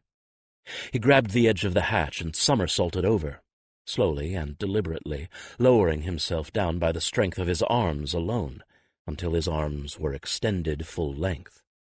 His feet still dangled above the floor, so he waited for the moment when the chorus of snores overlapped and let go, hoping the noise would cover the sound of his fall. He landed with flexed knees, caught his balance, bent over with his knuckles just touching the floor, and froze, waiting to see if there would be a reaction.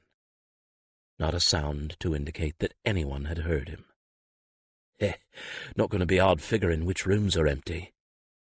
That had been a serious concern. He needed to find an empty room with a window, get into it, get the window unlocked and opened for his escape. Because now that he was inside, he knew that there was no way he was going to get out the way he came in. If there had been a ladder to let down from the crawl space, that would have been ideal, but there wasn't. By great good fortune, the room nearest the drain pipe he wanted to use was one of the empty ones. No thief could survive long who wasn't able to tell where he was inside a house in relation to the outside without ever being inside. Out of the breast of his tunic came one of his trusty bladders of oil, and he oiled the hinges to the dripping point by feel before he even tried to open the door. There was a faint creak, but it was entirely smothered in snores. The door opened onto a completely barren room, not a stick of furniture in it. Moonlight shone in through the dirty window, finally giving him something to see by. After the absolute dark of the crawl space and the relative dark of the hallway, it seemed as bright as day. Moving carefully, with a care for creaking floorboards, he eased his way over to the window, and out came the oil again. When catches, locks, and hinges were all thoroughly saturated, he got the window open wide, checked to make sure he could reach the drainage pipe from its sill, and left it that way. He did, however, close the door to the room most of the way, just in case one of the three snorers woke up and felt impelled to take a stroll. They were too dim-witted to think of an intruder, but they might take it into their heads to close the window, which would slow his retreat. The servants' stair lay at the end of the hallway, and it was just the narrow sort of arrangement that Skif would have expected from the age of the house. In this part of the city, land was at a premium, so as little space as possible within a home was wasted on servants' amenities. But fortunately, whoever had built this stair had done so with an eye to silence in his servants, and had built it so sturdily that it probably wouldn't creak if a horse went down it. Not even Launder's neglect could undo work that solid, not in the few years that Launder had owned the house, anyway. Down the stairs went Skif, and now he had to go on the memories of a very small child, augmented by as much study of the house from outside as he had been able to manage. Launder's bedroom, as he recalled, and as study of the house seemed to indicate, was on the next floor down, overlooking the street. A curious choice, given that street noise was going to be something of a disturbance, and would certainly be obtrusive early in the morning. But Launder wanted to see who was at his door before they were announced, and the other choice of master bedroom was over the kitchen and under the servants' rooms. Altogether a poor choice for someone who probably knew all about the snorers' chorus, and didn't want it resonating down into his bedroom. Nor would he want the aromas of the cook's latest accident permeating his bedroom and lingering in the hangings. He stifled another laugh as he felt his way down the stair tread by tread. He could only wonder what Launder had thought when he discovered the amazing snoring powers of all three of his servants. The stair should come out beside the room just over the kitchen that Launder used for his guests. Important guests, of course, not people like his sister and her young son.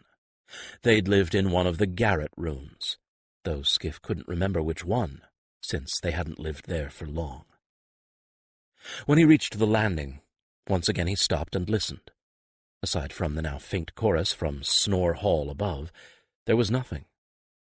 He took a precautionary sniff of the air, for a room that was occupied had a much different scent than one that had been shut up for a while. If Uncle had a guest that Skif didn't know about, the guest became an unforeseen complication, a possible source of interference. But the scent that came to his nose was of a room that had lain unused for a very long time. A touch of mildew, a great deal of dust. And when he emerged from the stair, he found himself, as he had reckoned, in the dressing-room to that unused guest suite. The dressing-room led directly to the corridor, and probably the reason that the stair came out into it at all was the very sensible one of convenience for the original master and builder of the house, who probably would have chosen this suite for himself. Water for baths would have come straight up the stair from the kitchen in cans, to be poured into the bath in the dressing room.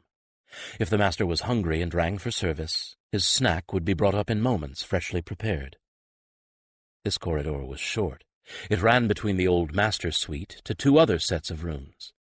It extended the width of the house and had a window on either end, with the staircase leading downward for the family's use on Skif's right. 3 doors let out on it, besides the one that Skif stood in. The one on Skif's side led to a second bedroom separate from the master's suite, probably intended for a superior personal maid or manservant. The 2 opposite were probably for guests or children in the original plan. One was now Launder's, and heaven only knew what he did with the other. Skif put his ear to the door nearest him on that side. It was definitely occupied, although the slumberer was no match for the trio upstairs. Just to be sure, Skif eased down the corridor and checked the other. Silent, and, as turning the door handle proved, locked as well. He returned to Launder's room, took a steadying breath, and took out another bladder of oil, because he did not want Launder to wake up until Skif's knife was at his throat. Only when the hinges were saturated did Skif ease the door open, wincing at the odor that rolled out. Well, the old man hasn't changed his bathing habits any. After the cleanliness of Baisie's room, the priory, and the collegium, Skif's nose wrinkled at the effluvia of unwashed clothing, unwashed sheets, unwashed body, rancid sweat, and bad breath. It wasn't bad enough to gag a goat, but it was close. If this wasn't so important, I'd leave now. It made his skin crawl to think of getting so close to that foul stench, but he didn't have much choice.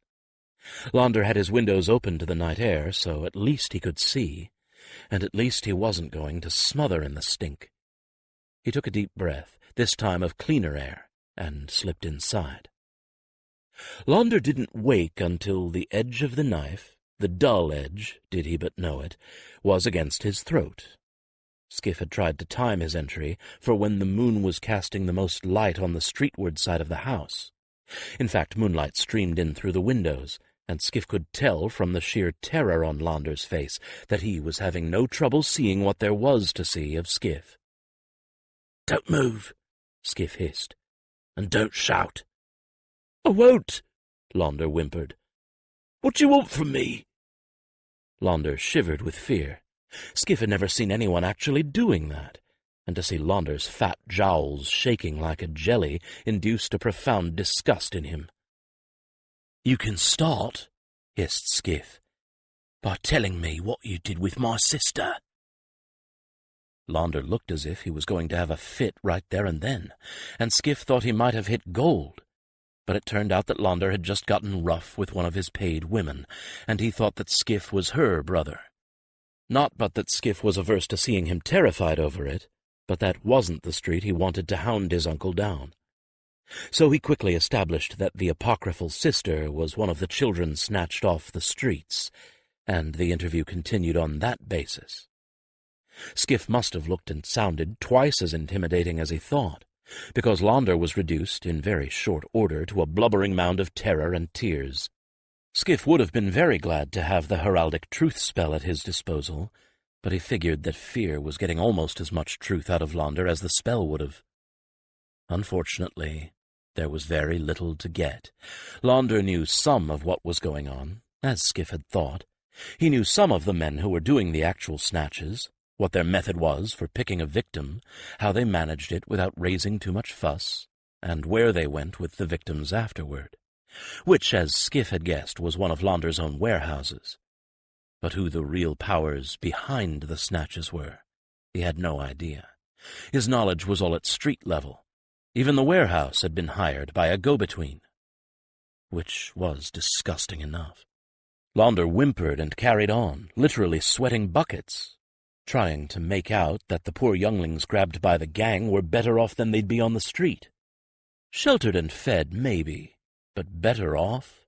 If they were incredibly lucky and not at all attractive, they'd find themselves working from dawn to dusk at some skinflint's farm, or knotting rugs, sewing shirts, making rope, or any one of 100 tasks that needed hands but not much strength.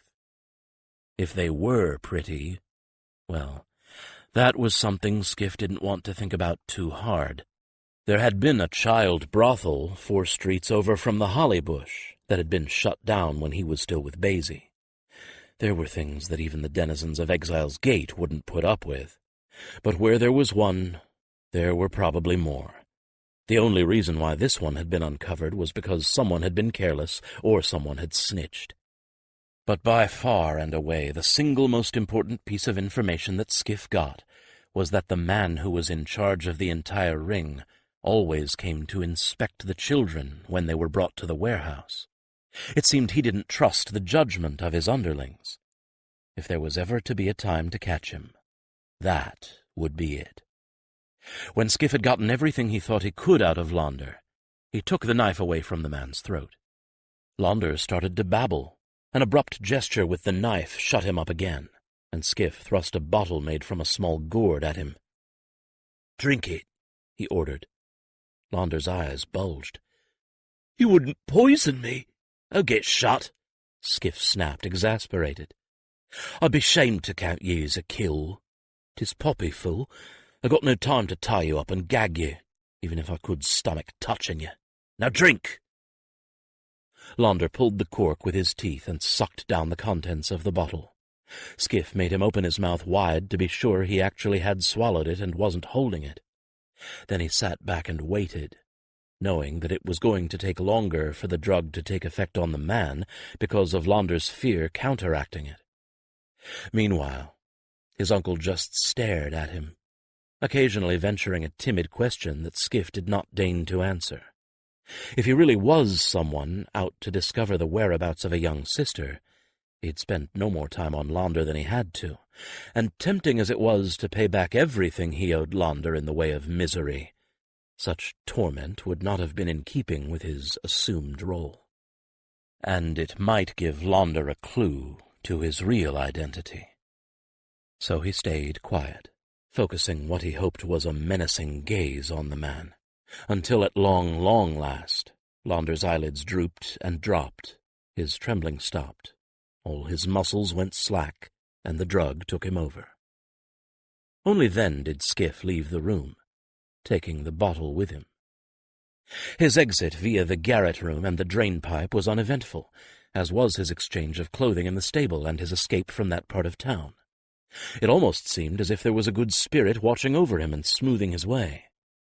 He said as much to Simri, once they were up in among the mansions of the great and powerful. "I wish you'd gotten more information then," she replied ruefully. "I hate to think that much good luck was wasted on essentially trivial knowledge." "Not as trivial as you might think," he replied thoughtfully, for a new plan was beginning to take shape in his mind. It was a plan that was fraught with risk, but it might be worth it. And he was not going to carry out this one alone. "Out late, aren't you, trainee?" said a voice at his stirrup, startling him. He looked down to discover that Simri had brought him to the little gate in the palace walls, used by all the trainees on legitimate business, and the gate guard was looking up at him with a hint of suspicion. "Tell him the truth, Loon," Simri prompted, as he tried to think of something to say. He hadn't expected that Simri would try to take them in the same way they'd gone out. "I had to see my uncle in Haven," he said truthfully. "He didn't think he was going to live. There was something I needed to hear from him." "Very good. He really didn't think you'd leave him alive, did he?"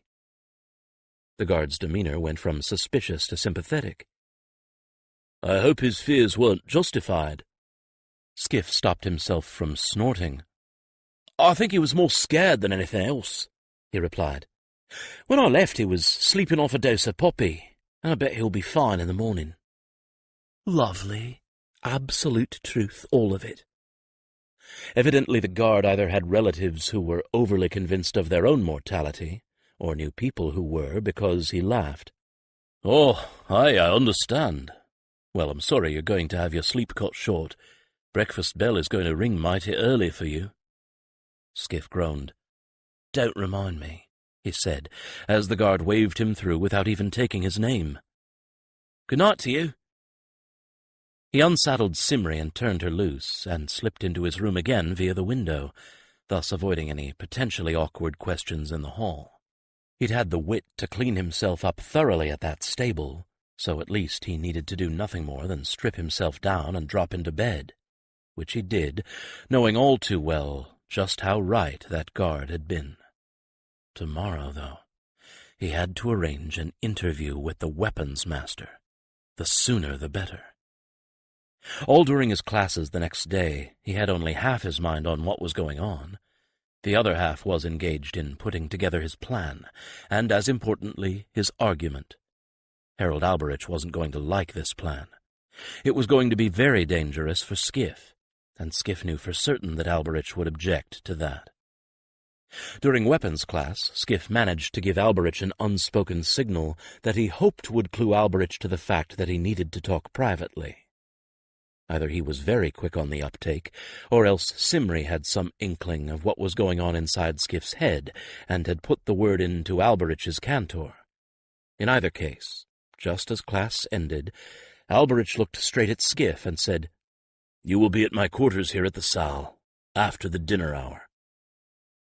The others in the class completely misconstrued the order, as they were probably intended to.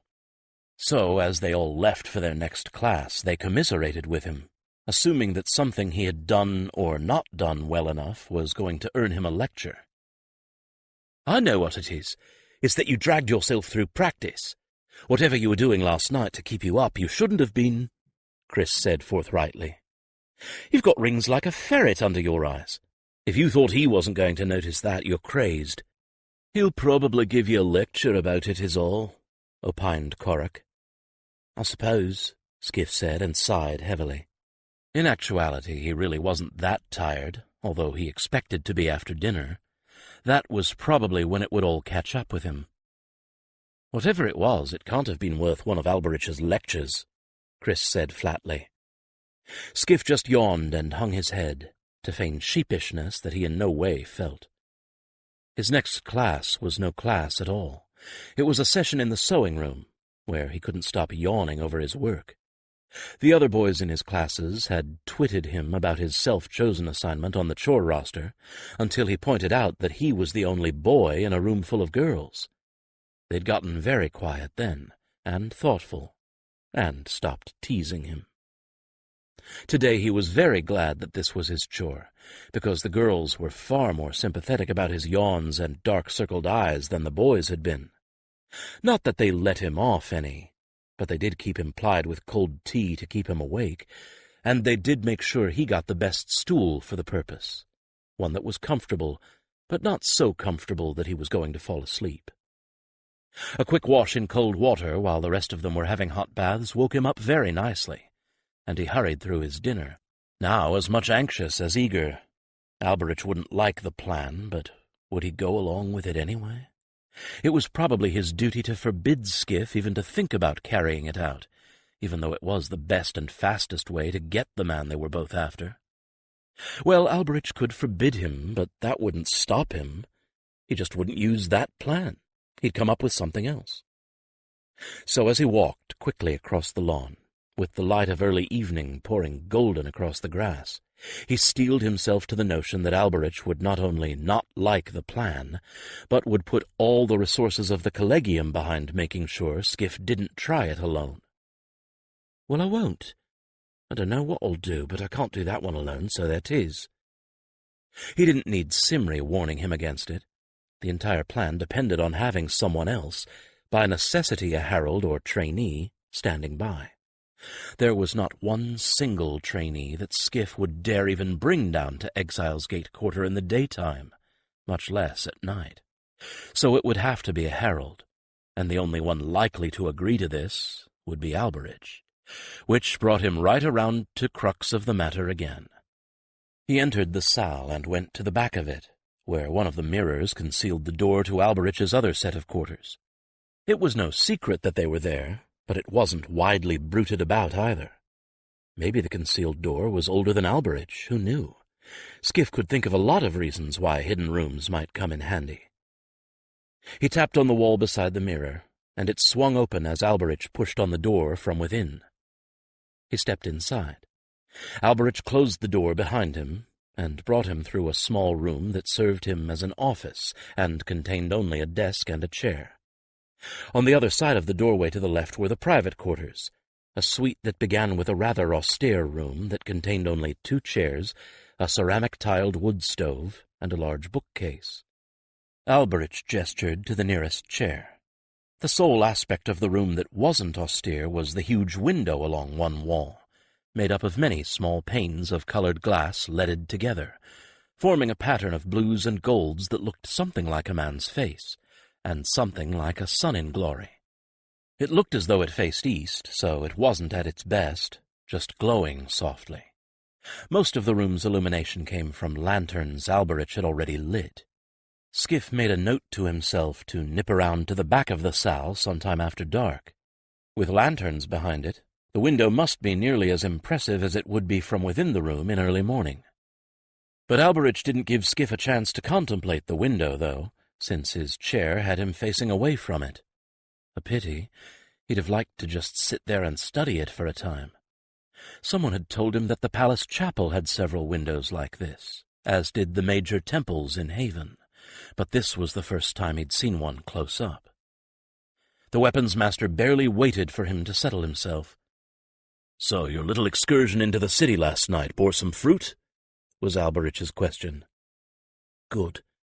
He's already gotten everything from Simri and Cantor, and maybe the guard, but the who and maybe the why." That was a bit less explanation he'd have to give. "I visited my uncle, Londa Galco," Skif said, then smiled. "Though he didn't know 'twas me. Went masked and in over roof. You know. I scared him pretty thorough. Good enough I figure he told me the truth." As well Alberich should know, since he'd been the one who brought Skif's things from his old room, and had probably examined every bit. Skif experienced in that moment a very, very odd sensation of comfort. It was a relief to be able to sit here and be able to be himself completely. It was like being with Simri, only a more worldly sort of Simri. "That was wise." Alberich leaned forward, resting his elbows on his knees, and looked thoughtful. "I would not have thought of Londer Galco as a source of information for our needs." "I didn't either, till I stopped looking for a man what needed a building burnt and started thinking about what I picked up while I was looking for him," Skif replied. "And put that with what you told me about the slavers. There's some at snatching younglings off the streets. Not many, just the ones that have to sleep there. More of them than you thought, I bet. You don't hear about it, 'cause they ain't the kind that'd be missed." "We hear more than you might think," Alberich put in, but also nodded. "Although if this is true, we are not hearing of most of them. Go on." "Londa ain't the kind to get his fingers where they might get burnt, not after that mess with the holly bush. But if there's something dirty going on, he probably knows something about it. He likes being on the edge of it, not so close he gets hurt, close enough he can kind of gloat over it. So I paid him a visit." Skif launched into a full explanation, frankly describing everything he had done last night, leaving nothing out. He hadn't, after all, done anything that he'd been forbidden. Nobody had put a curfew on the trainees. No one had told him not to leave the Collegium grounds. He hadn't stolen anything. All he'd done was to terrorize one filthy old man who'd been the cause of plenty of misery himself over the past several years. Still, Alberich didn't look disgusted, and he didn't look annoyed, but Skif got a distinct impression that he was poised between being amused and being angry. "You," he said at length, leaning back in his chair and pointing a finger at Skif, "are the sort who would find a way around any order. So I shall not give you one. This information interesting is useful, possibly. But if I was to go out all ragged and kip down on the street where I know they's been snatching," Skif asked, "while you kept a watch, It'd be more than useful, I'm thinking. We got what we need for the makings of a nice little trap, and it's one you can't set without a youngling for bait." He stabbed a thumb at his chest. "Me, you daren't use anyone else." Alberich's face went very, very still. "If you did not mind speak with Simri," he said very, very slowly.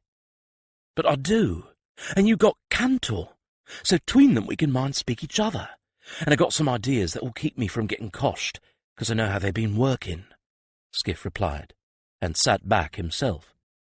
"You'll know when I get took, and you can follow. You'll know more when the man himself shows up. We can do more and figure out who he is. We can catch him." "It is very dangerous. You could be hurt," Alberich pointed out immediately. "You can attempt to protect yourself, but that does not mean you will succeed." "Then I get hurt," Skif dismissed, feeling his jaw tense and his own resolve harden. "It'll be worth it." Alberich half closed his eyes and laced his fingers together, occasionally looking up at Skif as though testing his mettle. If this long wait was supposed to test his patience as well, it wasn't going to work that way, for the longer Alberich thought, the better Skif reckoned his odds to be. And when at last Alberich spoke, he knew he'd been right. "Very well," the weapons master said. "Let me hear the whole of this plan of yours. I believe that you and I must do this thing." 19. Skif widened his eyes pleadingly and held out his bowl to anyone who even glanced at him. He certainly looked the part of a beggar boy. He hadn't worn rags like these since he'd been living at the Holly Bush. It was a good thing that it was still very warm at night, or he'd be freezing in the things. They were more whole than cloth, and he couldn't imagine where Alberich had found them. Couldn't imagine why anyone in the Collegium would have kept them. At least they were clean. His need for authenticity didn't run to dirt and lice, and fortunately neither did Alberich's. A little soot smeared across his forehead, chin, and cheekbones provided the illusion of dirt, and that was all that was required. This time the place where Skif's transformation had taken place had been supplied by Alberich. Not that Skif was surprised at the weapons master's resources. Alberich couldn't have walked out of the complex in his sellsword gear, after all. Alberich brought him to an inn where a herald and a trainee could ride into the stable-yard unremarked. No surprises there. The innkeeper greeted him by name, and they took Simri and Cantor to the stable, to special loose boxes without doors. Then came the surprise, in the form of a locked room at the back of the stable to which Alberich had the key, and which contained both a trunk of disguise material and a rear entrance onto an alley. A beggar boy slipped out that entrance into the shadows of dusk somewhat later, and after him a disreputable sellsword whose face would be moderately familiar in the Exile's Gate quarter. Another purpose for all that soot on Skif's features was to disguise them. It wouldn't do for him to be recognized. Skif made his way quietly to Exile's Gate itself. Then, as if he had come in the gate, he wandered the street in his old neighborhood, training his voice into a tremulous piping as he begged from the passers-by. Mostly he got kicks and curses, though once someone gave him an end of a loaf, and 2 others offered a rind of bacon and a rind of cheese. Beggars here got food more often than coin, though there was little enough of the former. Skif went a little cold when he thought about a child trying to live on such meager fare. He got a drink at a public pump and wandered about some more, as the streets grew darker, and torches and a few lanterns that were put up outside those businesses that were staying open past full dark. There were street lights, but they were very few, and often the oil was stolen, or even the entire lamp. He was ostensibly looking for a place to sleep on the street, out of the way of traffic. Actually, he knew exactly where he was going to go to sleep, but he had to make a show out of it, because the child snatchers were almost certainly watching him. He also kept hunched over, both to look more miserable and to look smaller. The younger the children were, the more timid they were, the better the snatchers liked them. And behind him, going from drink stall to tavern, was Alberich, There was great comfort in knowing that. "Cantor says Alberich is very surprised at how good you are at this." "A thief that gets noticed doesn't stay out of jail long," he replied, though he was secretly flattered. Now, if he'd really been trying to make his way as a beggar, he would never be doing it this way. He'd have bound up his leg to look as if he'd lost it, or done the same with an arm. No sores, though. People around here would stone him into some other quarter for fear of a pox. Then he'd stand as straight as he could and catcall the people passing by, a noisy banter that was impossible to ignore. He'd be cheeky but funny, and not insulting. People liked that. They liked seeing a display of bravado, especially in a cripple. He'd be making a better go of it than this thin, wistful waif he was impersonating. And the child snatchers would avoid him. A child like that would never tame down, and would cause nothing but trouble. In his persona of woeful beggar child, he had a single possession that was going to make this entire ruse work: a wooden begging bowl. Perfectly in character with what he was, no one would even remark on it. And it was going to keep him from being knocked unconscious, because it was much deeper than the usual bowl and fit his head exactly like a helmet. Once he curled himself up in his chosen spot for the night and pulled his ragged hood over his head, he'd slip that bowl over it under the rags. When the snatchers came along and gave him that tap on the head to keep him from waking up when they grabbed him, he'd be protected. He also had weapons on his person. His throwing daggers were concealed up his sleeves. Alberich hadn't needed to tell him to bring them. Having them made him feel a good deal safer, although his first choice of weapon wouldn't have been one that you threw at the enemy, or it wouldn't have been if he wasn't so certain of his own accuracy. It was very unlikely that he'd be searched. These beggar children never had anything of value on them. If they once had, it was long snatched by those older and stronger than they were. As he trudged away from the streets, where people were still carrying on the minutiae of their lives, and toward the warehouses and closed-up workshops, he felt eyes on him. The back of his neck prickled. The warehouse section of Exile's Gate was where most of the children had vanished from, and he knew now, with heavy certainty, that the snatchers were somewhere out there watching him, waiting for him to settle. Alberich was out there, too, and had taken to the same covert skulking as Skif's stalkers. He was hunting the hunters, watching the watchers, to make sure that if anything went wrong, Skif wouldn't be facing it alone. "He's seen 2 of them anyway," reported Simri. He would never ever have attempted this by himself, or even with someone who didn't also have a companion. The key to this entire plan was that Cantor and Simri could mind-speak to each other, keeping Skif and Alberich aware of everything that was going on. The buildings here were large, with long expanses of blank wall planted directly on the street. You didn't want or need windows in a warehouse.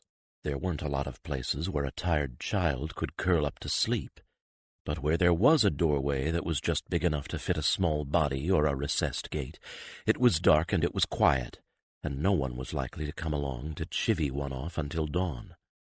Mind, any number of adult beggars knew this too, so the first few places Skif poked his nose into were occupied, and the occupants sent him off with poorly aimed blows and liberal curses. He lost his bacon rind to one of them. Not that he fought for it. But when he did find a place, it was perfect for the child snatchers, and thus perfect for his purposes.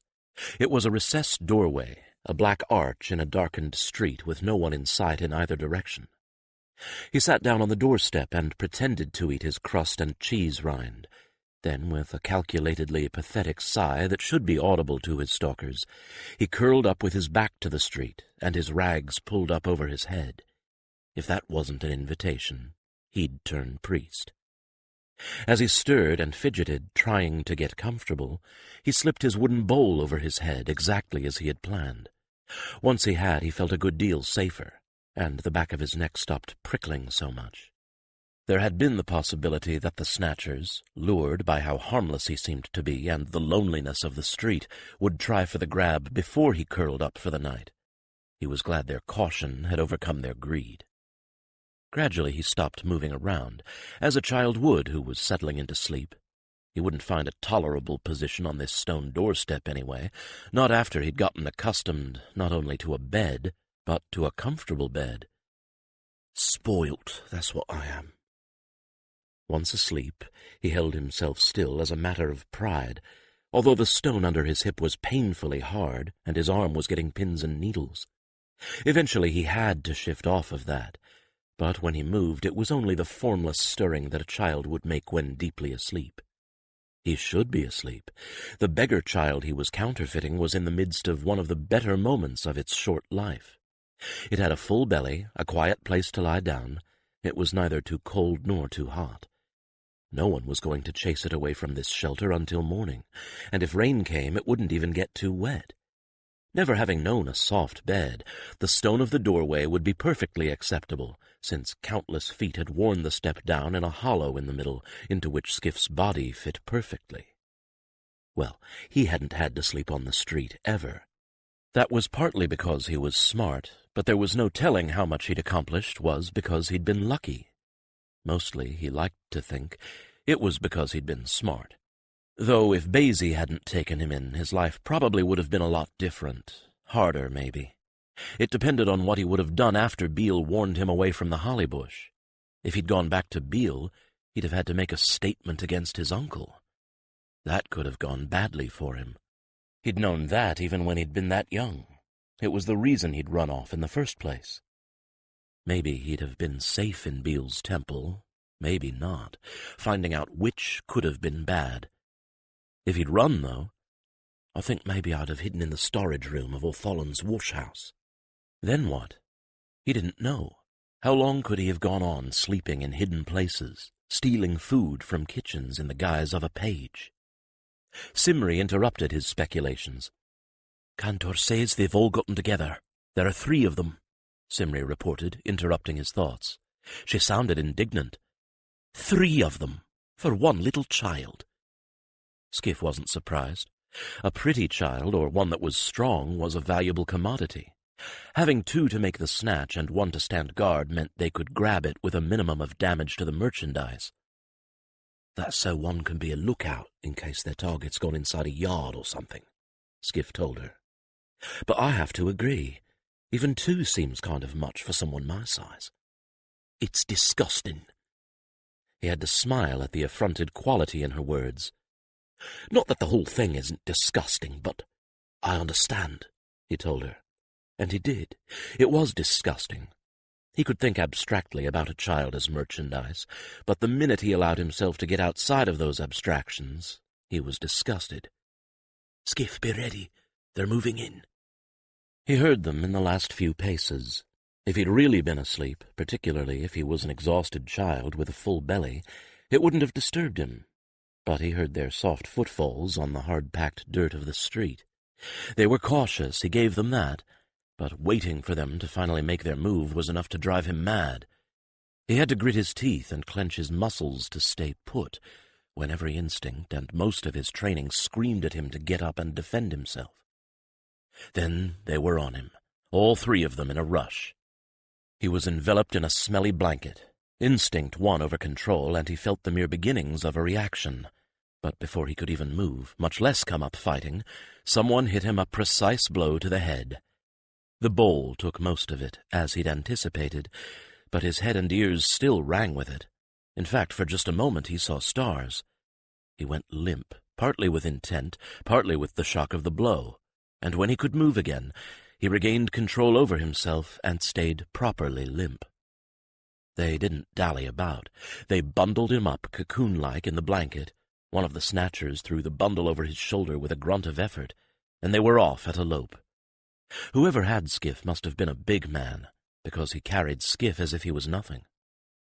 Simri did not ask, "Are you all right?" because she knew he was, and what she knew, Alberich knew.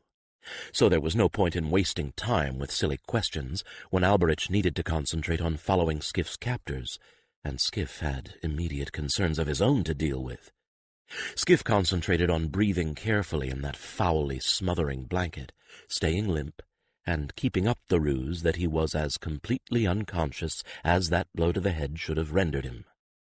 This was the hardest part of the plan. to literally do nothing while his captor carried him off, and hoped that Alberich could keep up with them. They only had to get to their goal, which might or might not be Launder's warehouse. Alberich had to stay with them while remaining unseen. Not the easiest task in the world. Skif had shadowed enough people in his life to know how hard it really was. He'd have to get the bowl off his head, too, at some point in the near future, or they'd figure out he wasn't what he seemed and he wasn't unconscious. Definitely before he got unwrapped, or he'd be in a far more uncomfortable position than he was now. So as the man jogged along, Skif worked his hands a little at a time up toward his head. The blanket smelled of so many things, all of them horrid, that he hated to think of what had happened in it and to it. It wasn't so much a blanket as a heavy tarpaulin of something less scratchy than wool. Was it sailcloth? It could be. He wasn't so tightly wrapped up in it that he couldn't move. He'd been sleeping with his arms up against his chest, so he shouldn't have too far to work them to get his hands on that bowl. He was glad he hadn't eaten much, since his head and torso were dangling upside down along his captor's back. The stench of the blanket was appalling, and the man's shoulder essentially hit him in the gut with every step. If there was a better recipe for nausea, he didn't know it. He'd have been sick if he hadn't been cautious about not eating much beforehand. Bit by bit, he worked his arms higher, moving them only with the motion of the man who carried him, slowly working his hands up through the canvas towards the bowl. Then, at long last, with the tips of his fingers, he touched it. With a sigh of relief, he pushed with his fingertips and ducked his head at the same time as the man stumbled. The bowl came off his head and fell off into the folds of the blanket. He was rid of it, and now he could not relax, certainly, but wait, be still, try to ignore the reek of the blanket, and remember the next part of the plan. "It looks as if your uncle's warehouse really is the goal," Simri said. He wished he could see. "Hellfires. I wish I could breathe." But if Launder's warehouse was the goal, it couldn't be very much longer. Alberich was supposed to have scouted the place during the day, so he'd be familiar with the outside at least. Skif just wished that the weapons master was as good at roof walking as he was. If only they could have switched parts. "Don't worry about your partner. If he says he can do something, and you've got no cause to think otherwise, then let him do his job and concentrate on yours." Well, that was easy to say, and hard to do when it all came down to cases. It seemed forever before the men stopped, and when they did, Skif was gritting his teeth so hard he thought they might splinter with the tension. They knocked on the door, quite softly, in a pattern of 3, 2, and 5. "Got it," Simri said. "Alberich doesn't know if he's going to try going in that way, but if he does, that will make it easier." The door creaked open. "Got another one," said a voice in a harsh whisper, with accents of surprise. "That's third and tonight." "Pickings is good," said the man to Skif's right, as the one carrying him grunted. "Got our eyes on 2 more primans, so let's get this one settled." "Boss'll be right happy," said the doorkeeper, as the men moved forward and closed the door behind them. "That's the idea," grunted the man with Skif. They moved more slowly now, and to Skif's dismay there was a fair amount of opening and closing of doors and direction changes down passages. This place must be a veritable warren. How was Alberich supposed to find him in all of this if he got inside? "Let us worry about that," said Simri, right before there was the sound of another door opening, then the unmistakable feeling that his captor was descending a staircase. "Descending a staircase? There's a cellar to this place. There isn't supposed to be a cellar here." Skif was in something of a panic, because part of the emergency plan figured in the companions coming in as well as Alberich, and the companions were not going to be able to get down a narrow, steep set of stairs into a cellar. He had to remind himself that he was not alone. He was armed, and he was probably smarter than any of these people. No matter what happened here, sooner or later they would have to take him outside this building, and when they did he could escape. Even if he and Alberich couldn't actually catch the head of this gang of slavers right now, so long as Skif could get a good look at him, they'd have him later. "What's the worst that can happen?" he asked himself, and set himself to imagining it. Alberich wouldn't get in. He'd be held for a while, maybe with other children, maybe not. The master of this gang would inspect them. Skif could make sure he saw enough he would be able to pick him out again. Then, well, the question was how attractive they found him. He had to stop himself from shuddering. Just by virtue of being healthy and in good shape, he was as pretty as most of the street urchins they'd been picking up, which meant there was one place where they'd send him. Now the panic became real. His throat closed with fear, and he had trouble breathing. Oh no! Oh no! In all his years on the street, he had never really had to face the possibility that he might end up a child whore. Now he did. For if he couldn't get away from these people, or if they found out what he was doing... His imagination painted far worse things than he had ever seen, cobbled up out of all the horrible stories he had ever heard, and his breath came in short and painful gasps. He went from stifling to icy cold. What if the brothel was here in this building? They wouldn't have to take him outside. They wouldn't have to move him at all. He wouldn't get a chance to escape. They could keep him here as long as they wanted to. They could. They would. Strip him down first and find his knives. What would they do to him then? Drug him, maybe? Kill him? Oh, no, probably not that. Not while they could get some use out of him. Don't panic. Don't panic. How could he not panic? Chosen, we won't let that happen. We'll get to you no matter what. But how would they? How could they? It would take a small army to storm this place, and by then... The man carrying him got to the bottom of the stair and made a turning. "This brat's awful quiet," he grunted to his fellow. "You sure you didn't hit him too hard?" "No more than the rest of 'em," the other snapped. "He's breathing, ain't he?" "Aye, just don't want to have to turn over damaged goods. My lord don't care for damaged goods." The man hefted Skif a little higher on his shoulder, surprising him into an involuntary groan, caused as much by desperation as by pain. "There, you see," the second man said in triumph. "Nothing wrong with him. He's waking up right on time." "Let's get him locked up, then," said the one from the door. There was the sound of a key turning in a lock, a heavy door swinging open. Then, quite suddenly, Skif found himself being dumped unceremoniously onto something soft. Well, soft-ish. Landing knocked the breath out of him, though he managed to keep from banging his head when he landed. He heard the door slam and the key turn in the lock again before he got his wits back. He struggled free of the stinking confines of the blanket, only to find himself in the pitch dark, and he was just as blind as he'd been in the blanket. He felt around, heard rustling, and felt straw under his questing hands. The something soft he'd been dumped on was a pile of old straw, smelling of mildew and dust, but infinitely preferable to the stench of the blanket. He got untangled from the folds of that foul blanket, wadded it up, and with a convulsive movement flung it as far away from himself as possible. The wooden bowl that had saved his skull from being cracked clattered down out of the folds of it as it flew across the room, which wasn't far after all. He heard it hit a wall immediately. His prison was a prison, then, and a small one. He got onto his hands and knees and began feeling his way to the nearest wall. Rough brick met his hands, so cheap it was crumbling under his questing fingers, a symptom of the damp getting into it. He got to his feet and followed it until it intersected the next wall, and the next, and the next, and then came to the door. A few moments more of exploring by touch proved that this wasn't a room. It was a cell. It couldn't have been more than 3 arms' lengths wide and twice that in length. Not a very well-constructed cell, though. Rough brick made up the walls, and the floor was nothing more than pounded dirt with the straw atop it. And when Skif got to the door, he finally felt some of his fear ebbing.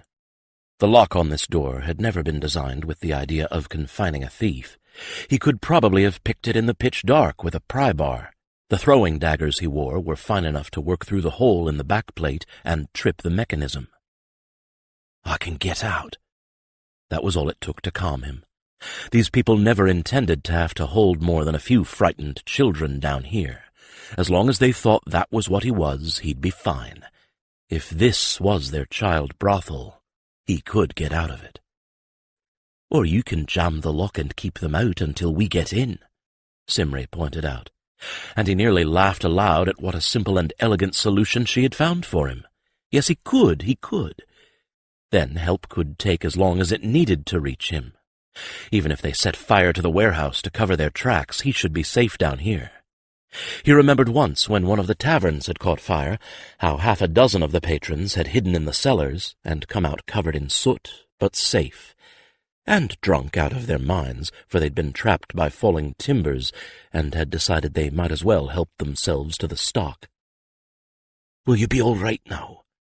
Simri asked anxiously. "Right and tight," he told her. And he would be. He would. He had to be. Everything depended on him now. He would be.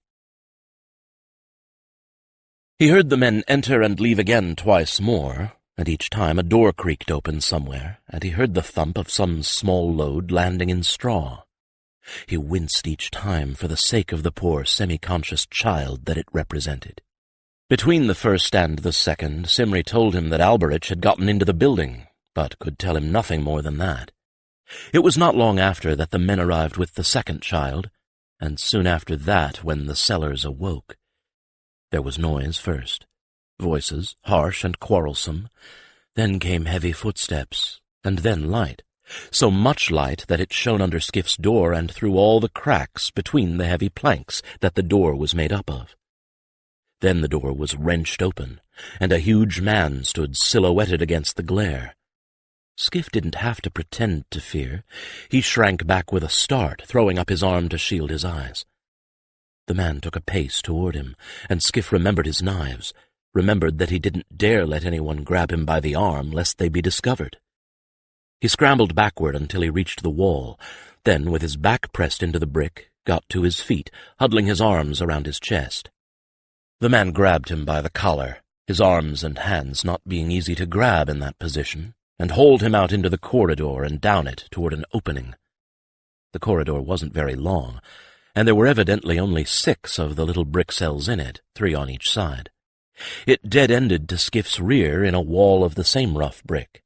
The man dragged Skif toward the open end, then threw him unceremoniously into the larger room beyond, a large and echoing chamber that was empty of furnishings, and lit by lanterns hung from hooks depending from the ceiling. Skif landed beside 3 more children, all girls, all shivering and speechless with fear, tear-streaked faces, masks of terror. Facing them were 5 men, 4 heavily armed, standing in pairs on either side of the 5th. Was this the hoped-for mastermind behind all of this? "Here's the last on 'em, my lord," said the man who'd brought Skif out. "The first 2 you said weren't good for your gentleman. This a good enough offering?" Skif looked up from his fellow captives. For a moment he couldn't see the man's face, but he knew the voice right enough. "Very nice," purred the man with just an edge of contempt beneath the approval. "Prime stock, yes, they'll do. They'll do very nicely."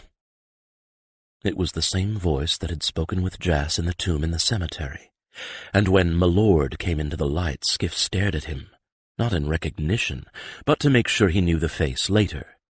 If this man was one of those that had attended Lord Orthalan's reception, Skif didn't recall him. But then he had a very ordinary face.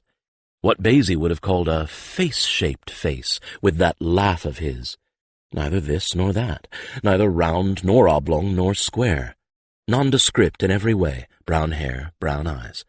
He could have been anyone. The man was wearing very expensive clothing in quite excellent taste. That was something of a surprise. Skif would have expected excellent clothing in appalling taste, given the circumstances. Milord, well, the clothing was up to the standards of the highborn, but something about him didn't fit. Since being at the Collegium, Skif had met a fair number of highborn, and there was an air about them, as if everyone they met would, as a matter of course, assume they were superior. So it was second nature to them, and they didn't have to think about it. This man wore his air of superiority and his pride openly, like a cloak. So what exactly was he? He had money, He had power, but he just didn't fit the merchant mold either.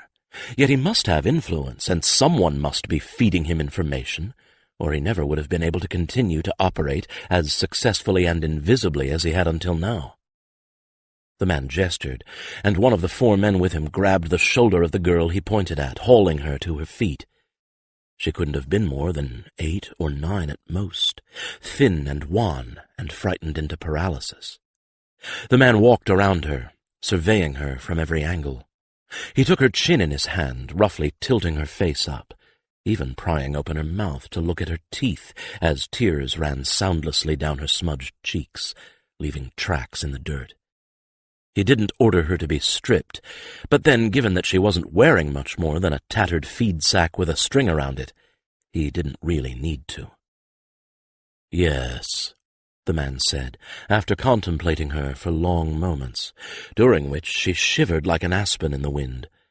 She was a very pretty little thing under all her dirt, and Skif's heart ached for her. Hadn't her life been bad enough without this descent into nightmare? How could a tiny little child possibly deserve this? And this was the man who had ordered the deaths of Basie and the 2 boys, with no more concern than if he had crushed a beetle beneath his foot. This man, with his face-shaped face, this was the face of true evil that concealed itself in blandness.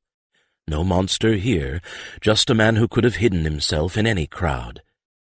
He would probably pat his friends' children genially on the head, even give them little treats, this man who assessed the market value of a little girl and consigned her to a fearful fate. He was valued by his neighbors, no doubt, this beast in a man's skin. Skif hated him, hated the look of him, the sound of his voice, hated everything about him, hated most of all that he could smile and look so like any other man. "Yes," the man said again, with a bland smile, the same smile a housewife might use when finding a particularly fat goose. "Pretty and pliant. This one will be very profitable for us." "Oh, it is that I think not, good guildmaster," said a highly accented voice from the doorway. Skif's heart leaped, and when Alberich himself walked through the door, sword and dagger at the ready, it was all he could do to keep from cheering aloud. 20. There was a moment of absolute silence, as even the guildmaster's professional bodyguards were taken by surprise. But that moment ended almost as soon as it began. The man who'd brought Skif out bolted for the door behind the guildmaster, disappearing into the darkness. All 4 of the bodyguards charged Alberich, as the guildmaster himself stood back with a smirk that would have maddened Skif if he hadn't been scrambling to get out of the way. He pushed the 3 little girls ahead of him into the partial shelter of the wall and stood between them and the fighting. Not that he was going to be able to do anything other than try and push them somewhere else if the fighting rolled over them. Not that he was going to be able to do anything to help Alberich. He knew when he was outweighed, outweaponed, and outclassed.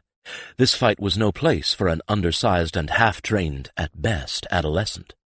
Besides, Alberich didn't look as if he needed any help, at least not at the moment. The weapons master had been impressive enough in the salle and on the training ground. Here, literally surrounded by 4 skilled fighters, Skif could hardly believe what he was seeing.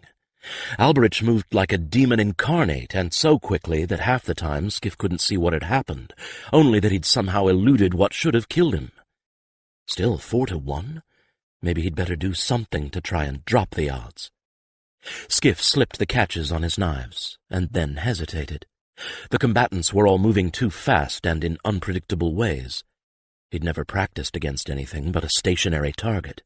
If he threw a knife, he could all too easily hit Alberich, and if he threw a knife, he'd also throw away half of his own defenses. "Skif, get the children out now!" Simri's mental shout woke him out of his indecision. With a quick glance to make sure the guildmaster, what guild was he, was too far away to interfere, Skif grabbed the wrists of 2 of the 3. The third was clinging to the arm of the second, and pulled them onto their feet. Then he got behind them and slowly, Trying not to attract the eye of their chiefest captor, he herded them in front of him along the wall and toward the door that Alberich had entered by. One of the three, at least, woke out of her fear to see what he was trying to do. She seized the wrists of both of the others and dragged them with her as they edged along the wall. Her eyes were fixed on that doorway. Skif's were on the fight. It was oddly silent compared with the tavern and street fights he was used to. There was no shouting, no cursing, only the clash of metal on metal and the occasional grunt of pain. And it was getting bloody. All of the bodyguards were marked, not big wounds, but they were bleeding. It looked as if the 4 bodyguards should bring Alberich down at any moment, and yet he kept sliding out from beneath their blades as Skif and his charges got closer and closer to their goal. Skif wanted to run, and knew he didn't dare. He didn't dare distract Alberich, and he didn't dare grab the attention of the guildmaster. 10 paces. 5. There! The girl who was leading the other 2 paused, hesitating on the very threshold, her face a mask of fear and indecision. She didn't know what lay beyond that door. It could be worse than what was here. "Run!" Skif hissed at her, trusting that Alberich had already cleared the way. The girl didn't hesitate a moment longer. She bolted into the half-lit hallway, hauling the other 2 with her. Skif started to follow, hesitated, and looked back. There was a body on the floor, and it wasn't Alberich's. While Skif's back was turned, the weapons master had temporarily reduced the odds against himself by 1. But Alberich was bleeding from the shoulder now. Skif couldn't tell how bad the wound was, and Alberich showed no sign of weakness, but the leather tunic was slashed there, and the bloody flesh showed beneath the dark leather whenever he moved that arm. Skif's throat closed with fear. Somewhere, deep inside, he'd been certain that Alberich was invulnerable. But he wasn't. He could be hurt, and if he could be hurt, he could die. At that moment, the guildmaster finally noticed that his prizes had escaped. "Stop them!" he shouted at his men. "Don't let them get away!" Skif froze in the doorway, but he needn't have worried. No one was taking orders now. The fighters were too busy with Alberich to pay any attention to Skif, although they redoubled their efforts to take the weapons master down. "Skif, run! Get out of there now!" Simri cried. "No!" he said aloud. He couldn't go, not now. He might be able to do something. The lantern flames flickered, and shadows danced on the walls, a demonic echo of the death dance in the center of the room. It was confusing. Too confusing. Once again Skif felt for his knives and hesitated. Alberich was tiring. Oh, it didn't show in how he moved, but there was sweat rolling down his face. He had taken another cut, this time across his scalp, and blood mingled with the drops of sweat that spattered down onto the dirt floor with every movement.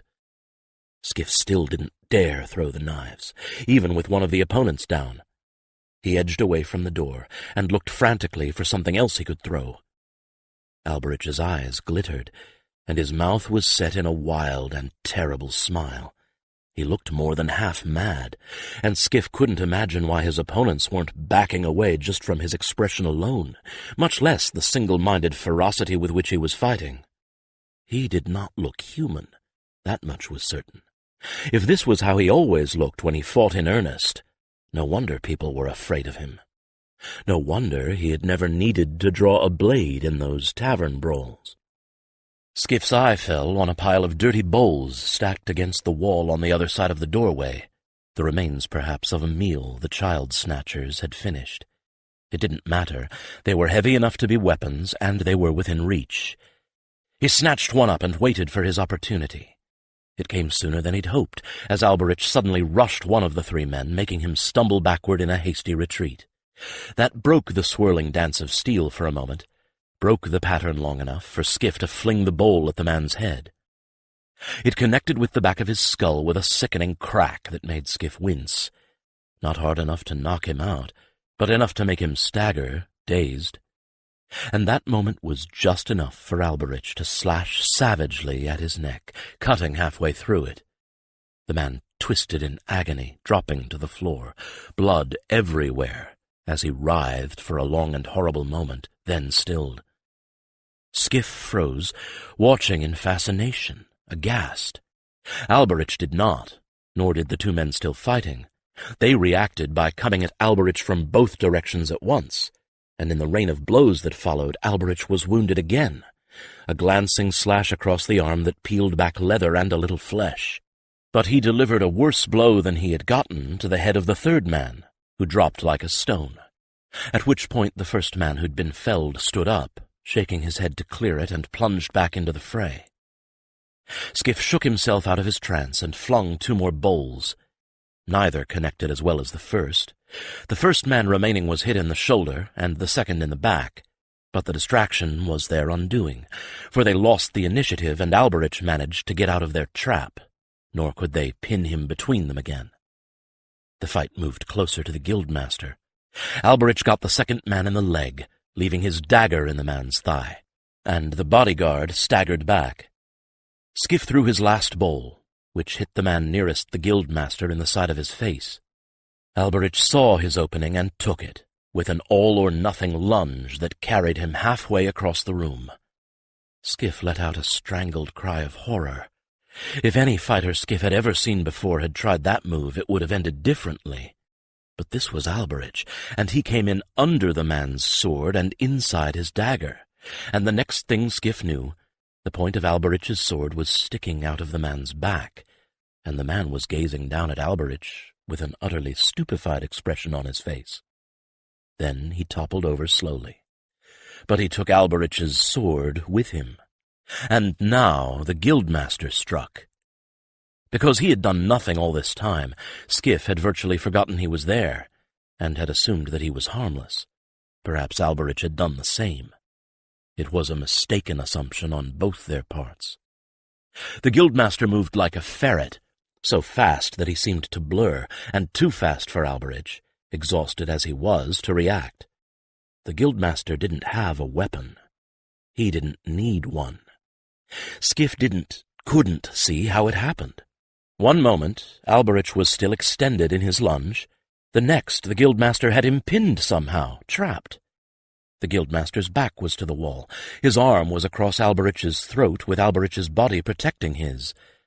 Both of Alberich's hands were free, and he clawed ineffectually at the arm across his throat. The weapons master's face was already turning an unhealthy shade of pale blue. "Cash," the guildmaster said in a tight voice. "Get the brat." But the last man was in no condition to grab anyone. "Can't," he coughed. "Legs out." Given the fact that his leg had been opened from thigh to knee, with Alberich's dagger still in the wound, he had a point. The guildmaster's gaze snapped back onto Skif. "Well," he said in that condescending voice he'd used with Jas, "I wouldn't have expected the heralds to use bait. It's not like them to put a child in danger." Skif bristled. "Ain't a child," he said flatly. "Oh? You're a little young to be a herald," the man countered in a sarcastic tone. Then he punched Alberich's shoulder wound with his free hand, making him gasp and putting a stop to Alberich's attempts to claw himself free. "Stop that. You're only making things more difficult for yourself." "What has age to do with being a herald?" Alberich rasped. Skif said nothing, and the man's eyes narrowed as his arm tightened a little more on Alberich's throat. "Be still, or I will snap your foolish neck for you. A trainee, then. But still, that's quite out of character. Unless—" He stared at Skif then with a calculating expression, and Skif sensed that he was thinking very hard indeed. It was, after all, no secret that the latest trainee was a thief, but what that would mean to this wealthy villain, and whether he'd heard that— Then the guildmaster's eyes widened. "Well," he said, and his mouth quirked up at one corner. "Who would have thought it? The heralds making common cause with a common thief. Oh, excuse me, you're quite an uncommon thief. Old Basie's boy, aren't you? Skif, is it?" Skif went cold with shock and stared at the guildmaster, with his mouth dropping open. "How do you know? How—" The guildmaster smirked. "I make it my business to know what goes on in my properties, as any good landlord would," he said pointedly. "Besides, how do you think that cleverly hidden room got there? Who do you think arranged for the pump and the privy down there?" "But you killed him!" Skif cried, as Alberich tried to move and turned a little bluer for his trouble. "I had no intention of doing so," the guildmaster pointed out in reasonable tones. "That was Jass's fault. If he'd obeyed orders, everyone would have gotten out all right, even Basie." Since Skif had heard the truth of that with his own ears, there was no debating the question of whether Jass had gone far beyond what his orders had been. But how would Basie have gotten out in time, even so? How? The boys couldn't have carried him. The guildmaster interrupted his thoughts. His expression had gone very bland again. He was planning something. "You've been very clever, young man," he said in a voice unctuous with flattery. "I don't see nearly enough cleverness in the people I hire. Well, Jass was a case in point. Now at the moment we seem to be at a stalemate." Alberich writhed in a futile attempt to get free. His captor laughed and punched the shoulder wound again, and Alberich went white. "If I kill this Harold," he pointed out, "I lose my shield against whatever you might pick up and fling at me. You can't go anywhere because cash is between you and the door. Stalemate." Skif nodded warily. "On the other hand," he continued, "if you decided to switch allegiances, I could strangle this fool, and we could all escape from here before the help he has almost certainly arranged for arrives." Skif clenched his jaw. In another time and place. "And just what am I supposed to get out of this?" he asked, playing for time to think. Simri was oddly silent in his mind. In fact, he couldn't sense her at all. For the first time in weeks he was alone in his head. "What do you get? Oh, Skif, haven't you learned anything about the way life works?" The guildmaster laughed. "Allow me to enlighten you. No matter what these fools have told you, the only law that counts is the law of the street. What you'll get is to be trained by me in something far more profitable than the lift-and-lay." "Oh, I?" Skif began heatedly. "No, you listen to me. This is what is real. These are the rules that the real world runs by." He stared into Skif's eyes, and Skif couldn't look away, couldn't stop listening to that voice, so sure of itself, so very, very rational. Grab what you can, because if you don't, someone else will snatch it out from under you. Get all the dirt you can on anyone who might have power over you, and believe me, everyone has a past, and things they'd rather not have bruited about. Be the cheater, not the cheated, because you'll be one or the other. There's no such thing as truth. Oh, believe me about this. There are shades of meaning and depths of self-interest, but there is no truth." Skif made an inarticulate sound of protest, but it was weak, because this was all he'd seen at Exile's Gate. This was the way the world as he had always known it worked, not the way it was taught in the Collegium, not the way those sheltered, idealistic heralds explained things. "And there is no faith either," the guildmaster continued, in his hard, bright voice. "Faith is for those who wish to be deceived for the sake of a comforting but hollow promise. Think about it, boy. Think about it. It's shadow and air, all of it. Cakes in the havens and crumbs in the street. That is all that faith is about." The priests. Oh, the priests. How many of them actually helped anyone in Exile's Gate in the here and now? Behind their cloister walls and their gates, they never went hungry or cold. They never suffered the least privations. Even the brothers at the priory never went hungry or cold. Skif's heart contracted into an icy little knot. Alberich's eyes were closed. He seemed to be concentrating on getting what little air the guildmaster allowed him. "Throw your lot in with me. I won't deceive you with pretty fictions. You'll obey me because I am strong and smart and powerful. You'll learn from me to be the same. And maybe someday you'll be good enough to take what I've got away from me. Until then, we'll have a deal, and it will be because we know where we stand with each other, not because of some artificial conceit that we like each other." He laughed. "The smart man guards his own back, boy," the insidious voice went on. "The wise man knows there is no one that you can trust. You take and hold whatever you can and share it with no one, because no one will ever share what he has with you. Hate is for the strong. Love is for the weak. No one has friends. Friend is just a pretty name for a leech, or a user. What do you think Basie was? A user. He used you boys and lived off of your work, kept you as personal servants, and pretended to love you, so you would be as faithful to him as a pack of whipped puppies." And that was where the guildmaster went too far. Basie, thought Skif, jarred free of the spell that insidiously logical voice had placed on him. Basie had shared whatever he had, and had trusted to his boys to do the same. Basie had taken him in, with no reason to, and every reason to turn him into the street, knowing that Launder would be looking for him to silence him. And Beale had protected him. Beale could have reported 100 times over that Skif had fulfilled his education, but he didn't. And when Beale could have told his own father where Skif was, he'd kept his mouth shut. And the heralds. Oh, the heralds. Weak, were they? Foolish? Skif felt warmth coming back into him, felt his heart uncurling, as he thought back along the past weeks, and all of the little kindnesses, all unasked for, that he'd gotten. Chris and Korak keeping the highborn blues from tormenting him until Skif had established that he was more amusing if he wasn't taunted. Jerry helping him out with sword work. The teachers taking extra time to explain things he simply had never seen before. Housekeeper Gaither being so patient with his rough speech that sometimes he couldn't believe she'd spend all this time over one trainee. The girls teasing and laughing with him in the sewing room. The simple way that he had been accepted by every trainee, and with no other recommendation but that he'd been chosen.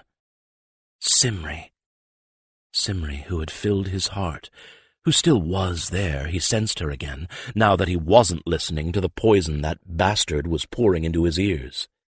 Simri, who cared enough for him to wait while he listened, to make his own decisions without any pressure from her. No love, was there? Self-delusion, was it? Then I'll be deluded. Did the guildmaster see his thoughts flicker across his face? Perhaps— "Cash now!" he shouted. The wounded bodyguard lunged, arms outstretched, to grab him. But Skif was already moving before the bodyguard, clumsy with his wounds and pain, had gotten a single step. He jumped aside, his hands flicking to each side as he evaded those outstretched arms. And between one breath and the next, the bodyguard continued his lunge and sprawled face down on the floor, gurgling in agony, one of Skif's knives in his throat. The guildmaster made a strangled noise, and so did Alberich. The arm around Alberich's throat tightened as the guildmaster slid down the wall.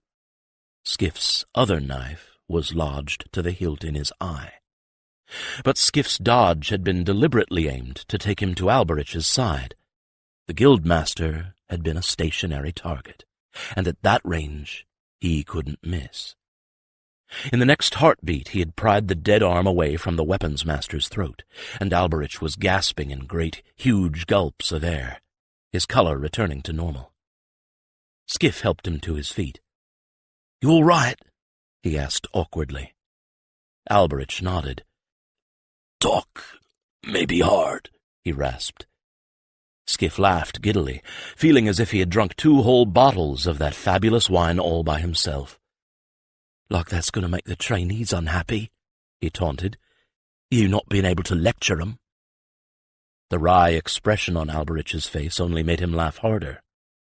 "Come on," he said, draping his teacher's arm over his shoulders. "We better get you outside and back to where the good healers are, before your cantor decides he's going to put horseshoe marks on my bum." They got as far as the door when Skif thought of something else. "I don't suppose you did arrange for help, did you?" "Well, Alberich admitted in a croak. "It comes now." "Simri?" "Half the collegium, my love." Skif just shook his head. "Figures. Us heralds, we just keep thinking we got to do everything by ourselves, don't we? We can't do the smart thing and get help fixed up beforehand, even you, and you should know better." "Yes," Alberich agreed. "I should. We do." We. It was a lovely word, one that Skif was coming to enjoy a very great deal. A herald he didn't recognize brought Skif his knives, meticulously cleaned, as the healer fussed over Alberich right there in the street, which was so full of torches and lanterns it might have been a festival. Well, a very grim sort of festival. It actually looked more like something out of a fever dream, the street full of heralds and guards, more guardsmen swarming in and out of the warehouse, a half-dozen heralds and their companions surrounding Alberich, who flatly refused to lie down on a stretcher as the healer wanted, while the weapons master sat on an upturned barrel and the healer stitched up his wounds. 4 bodies were laid out on the street under sheets. One semi-conscious bully boy had been taken off for questioning as soon as he recovered. Not that anyone expected to get much out of him. It wasn't very likely that a mere bodyguard would know the details of his master's operations. No one had sent Skif back to the Collegium, and he waited beside Alberich, between Cantor and Simri, listening with all his might to the grim-voiced conversations around him. Most of the heralds here he didn't know. That was all right. He didn't have to know who they were to understand that they were important. He did recognize Talamir, though, who seemed considerably less otherworldly at the moment and quite entirely focused on the here and now. "This is going to have an interesting effect on the council," he observed, his voice heavy with irony. Alberich snorted. "Interesting? Boil up like a nest of ants. When stirred with sticks it will. Sunlord, Guildmaster Vatean. Suspect him even I did not."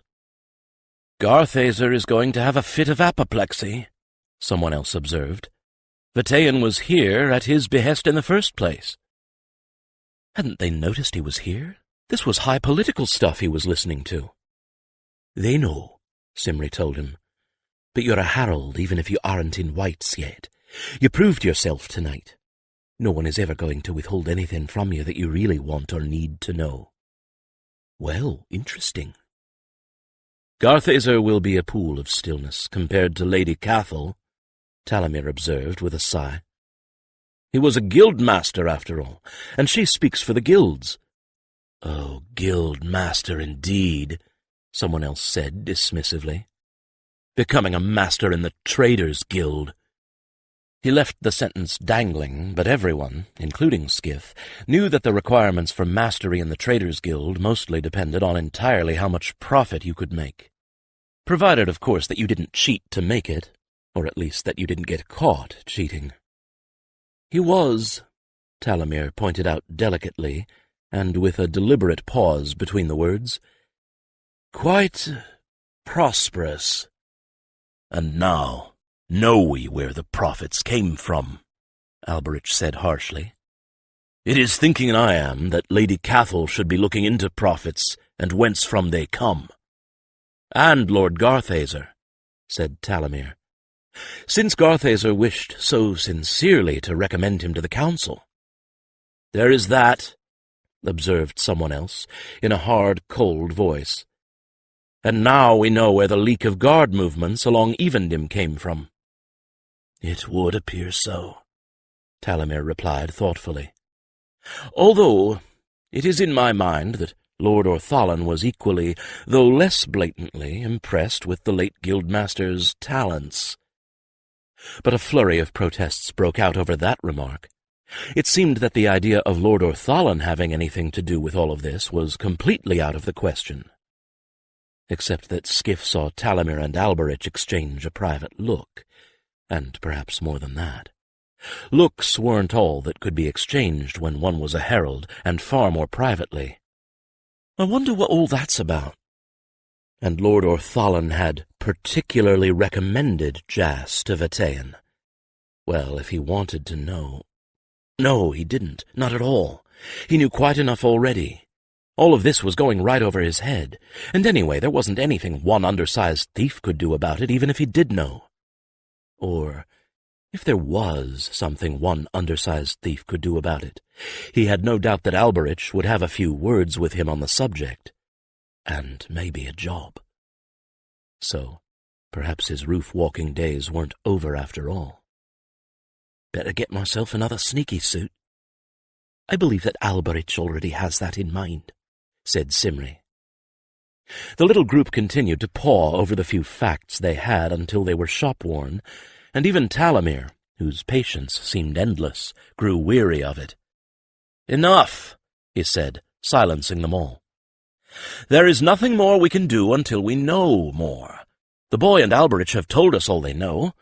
Harold Ryviel and our picked guardsmen investigators are on their way to Vitaean's home even now, and if there is anything to be found there, rest assured they will find it. Every known associate of Vitaean will be under observation before sunrise, long before word of his death leaks out." "Uncle Londa," Skif interrupted wearily. Now that the excitement was wearing off, he was beginning to feel every bruise, and was just a little sick. "And the man Londer Galco will also be observed," Talamir continued smoothly, "because he clearly knew a great deal about the child stealing, although he is not connected with Vitaean in any way." Now he looked at Skif, and put a hand on Skif's shoulder that felt not at all patronizing. Comradely, yes. Patronizing, no. "Trainee Skif is weary to dropping. Harold Alberich is in pain, and we are fresh and have constructive work ahead of us. I suggest we send them back to their beds while we get about it, brothers." There was a murmured chorus of assent as the healer put the last of the stitches into Alberich's scalp wound, and the heralds magically melted away, leaving Skif and Alberich alone in a calm center in the midst of the bustle. "You won't travel in a stretcher as you should," the healer said wearily, as if he had made and lost this same argument far too many times to bother again. "So the best I can do is order you to back to the collegium and rest." "Teach from a stool, I will. Tomorrow at least," Alberich told him. The healer sighed and packed up his satchel. "I suppose that's the most I can get out of you," he said, and looked at Cantor. "Do what you can with him, won't you?" The companion tossed his head in an emphatic nod, and Skif added, "Jerry and Harold Ilsa can run the sword work for a week, and Korak and Chris can do archery." Cantor nodded even more emphatically. Alberich glared at him sourly, made as if to shrug, thought better of it, and sighed. "A conspiracy it is," he grumbled. "Damn right," Skif said boldly. And when Alberich got to his feet and made as if to mount, Cantor stamped his foot, and laid himself down so that Alberich could get into the saddle without mounting. When his herald was in place, Cantor rose and shook his head vigorously. "You make me an old woman," Alberich complained, as Skif got stiffly into Simri's saddle, and the two of them headed up the street away from the scene of the activity, riding side by side. "No," Skif denied, very much enjoying having the fearsome weapons master at a temporary disadvantage. "Just making you be sensible. You see," he continued, waxing eloquent, "there's a difference between a herald and a thief. You don't have to make a thief be sensible. All thieves are sensible. A thief that won't be sensible—" "A thief in jail is, yes, please spare me," Alberich growled.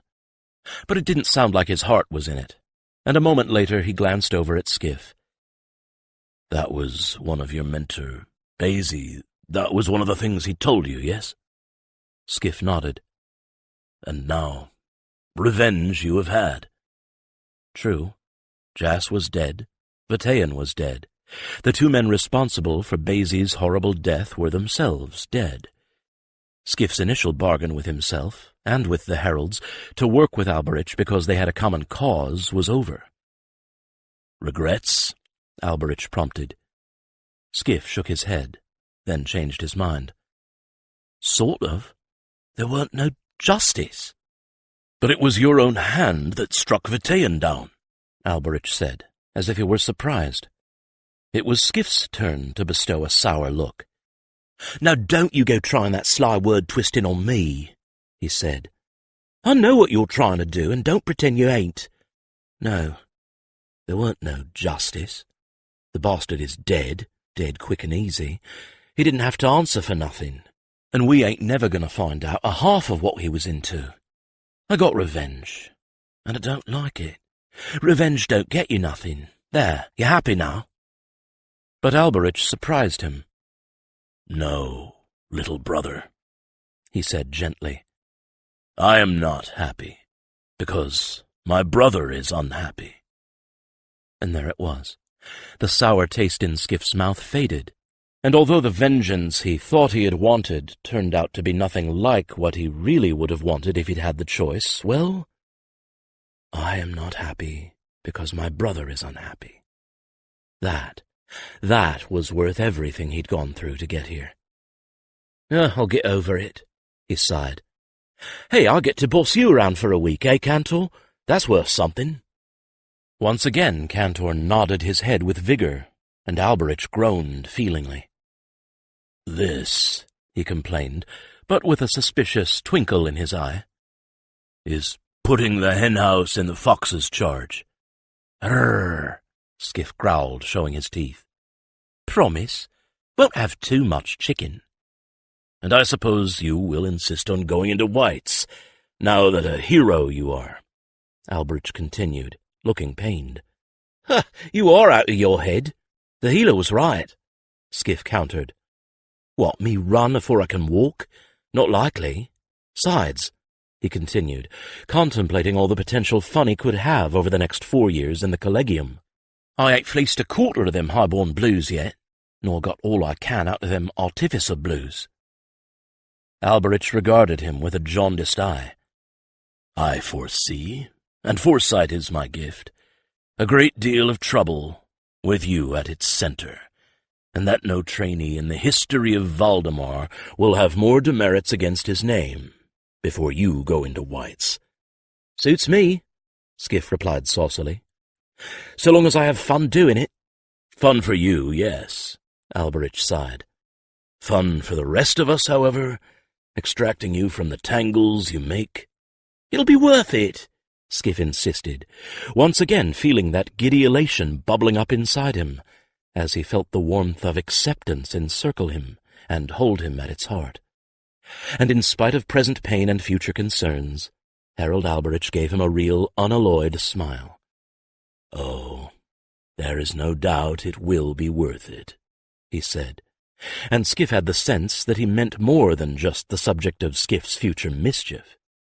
He meant Skif's very existence as one of the trainees now and heralds to come, no matter who objected, or how strenuously, to the presence of a thief among them. He confirmed that with his next breath. "Welcome, very welcome to the Collegium, Skif. It seems we were always right to take a thief." This concludes Take a Thief by Mercedes Lackey, narrated by Paul Woodson, a member of SAG-AFTRA.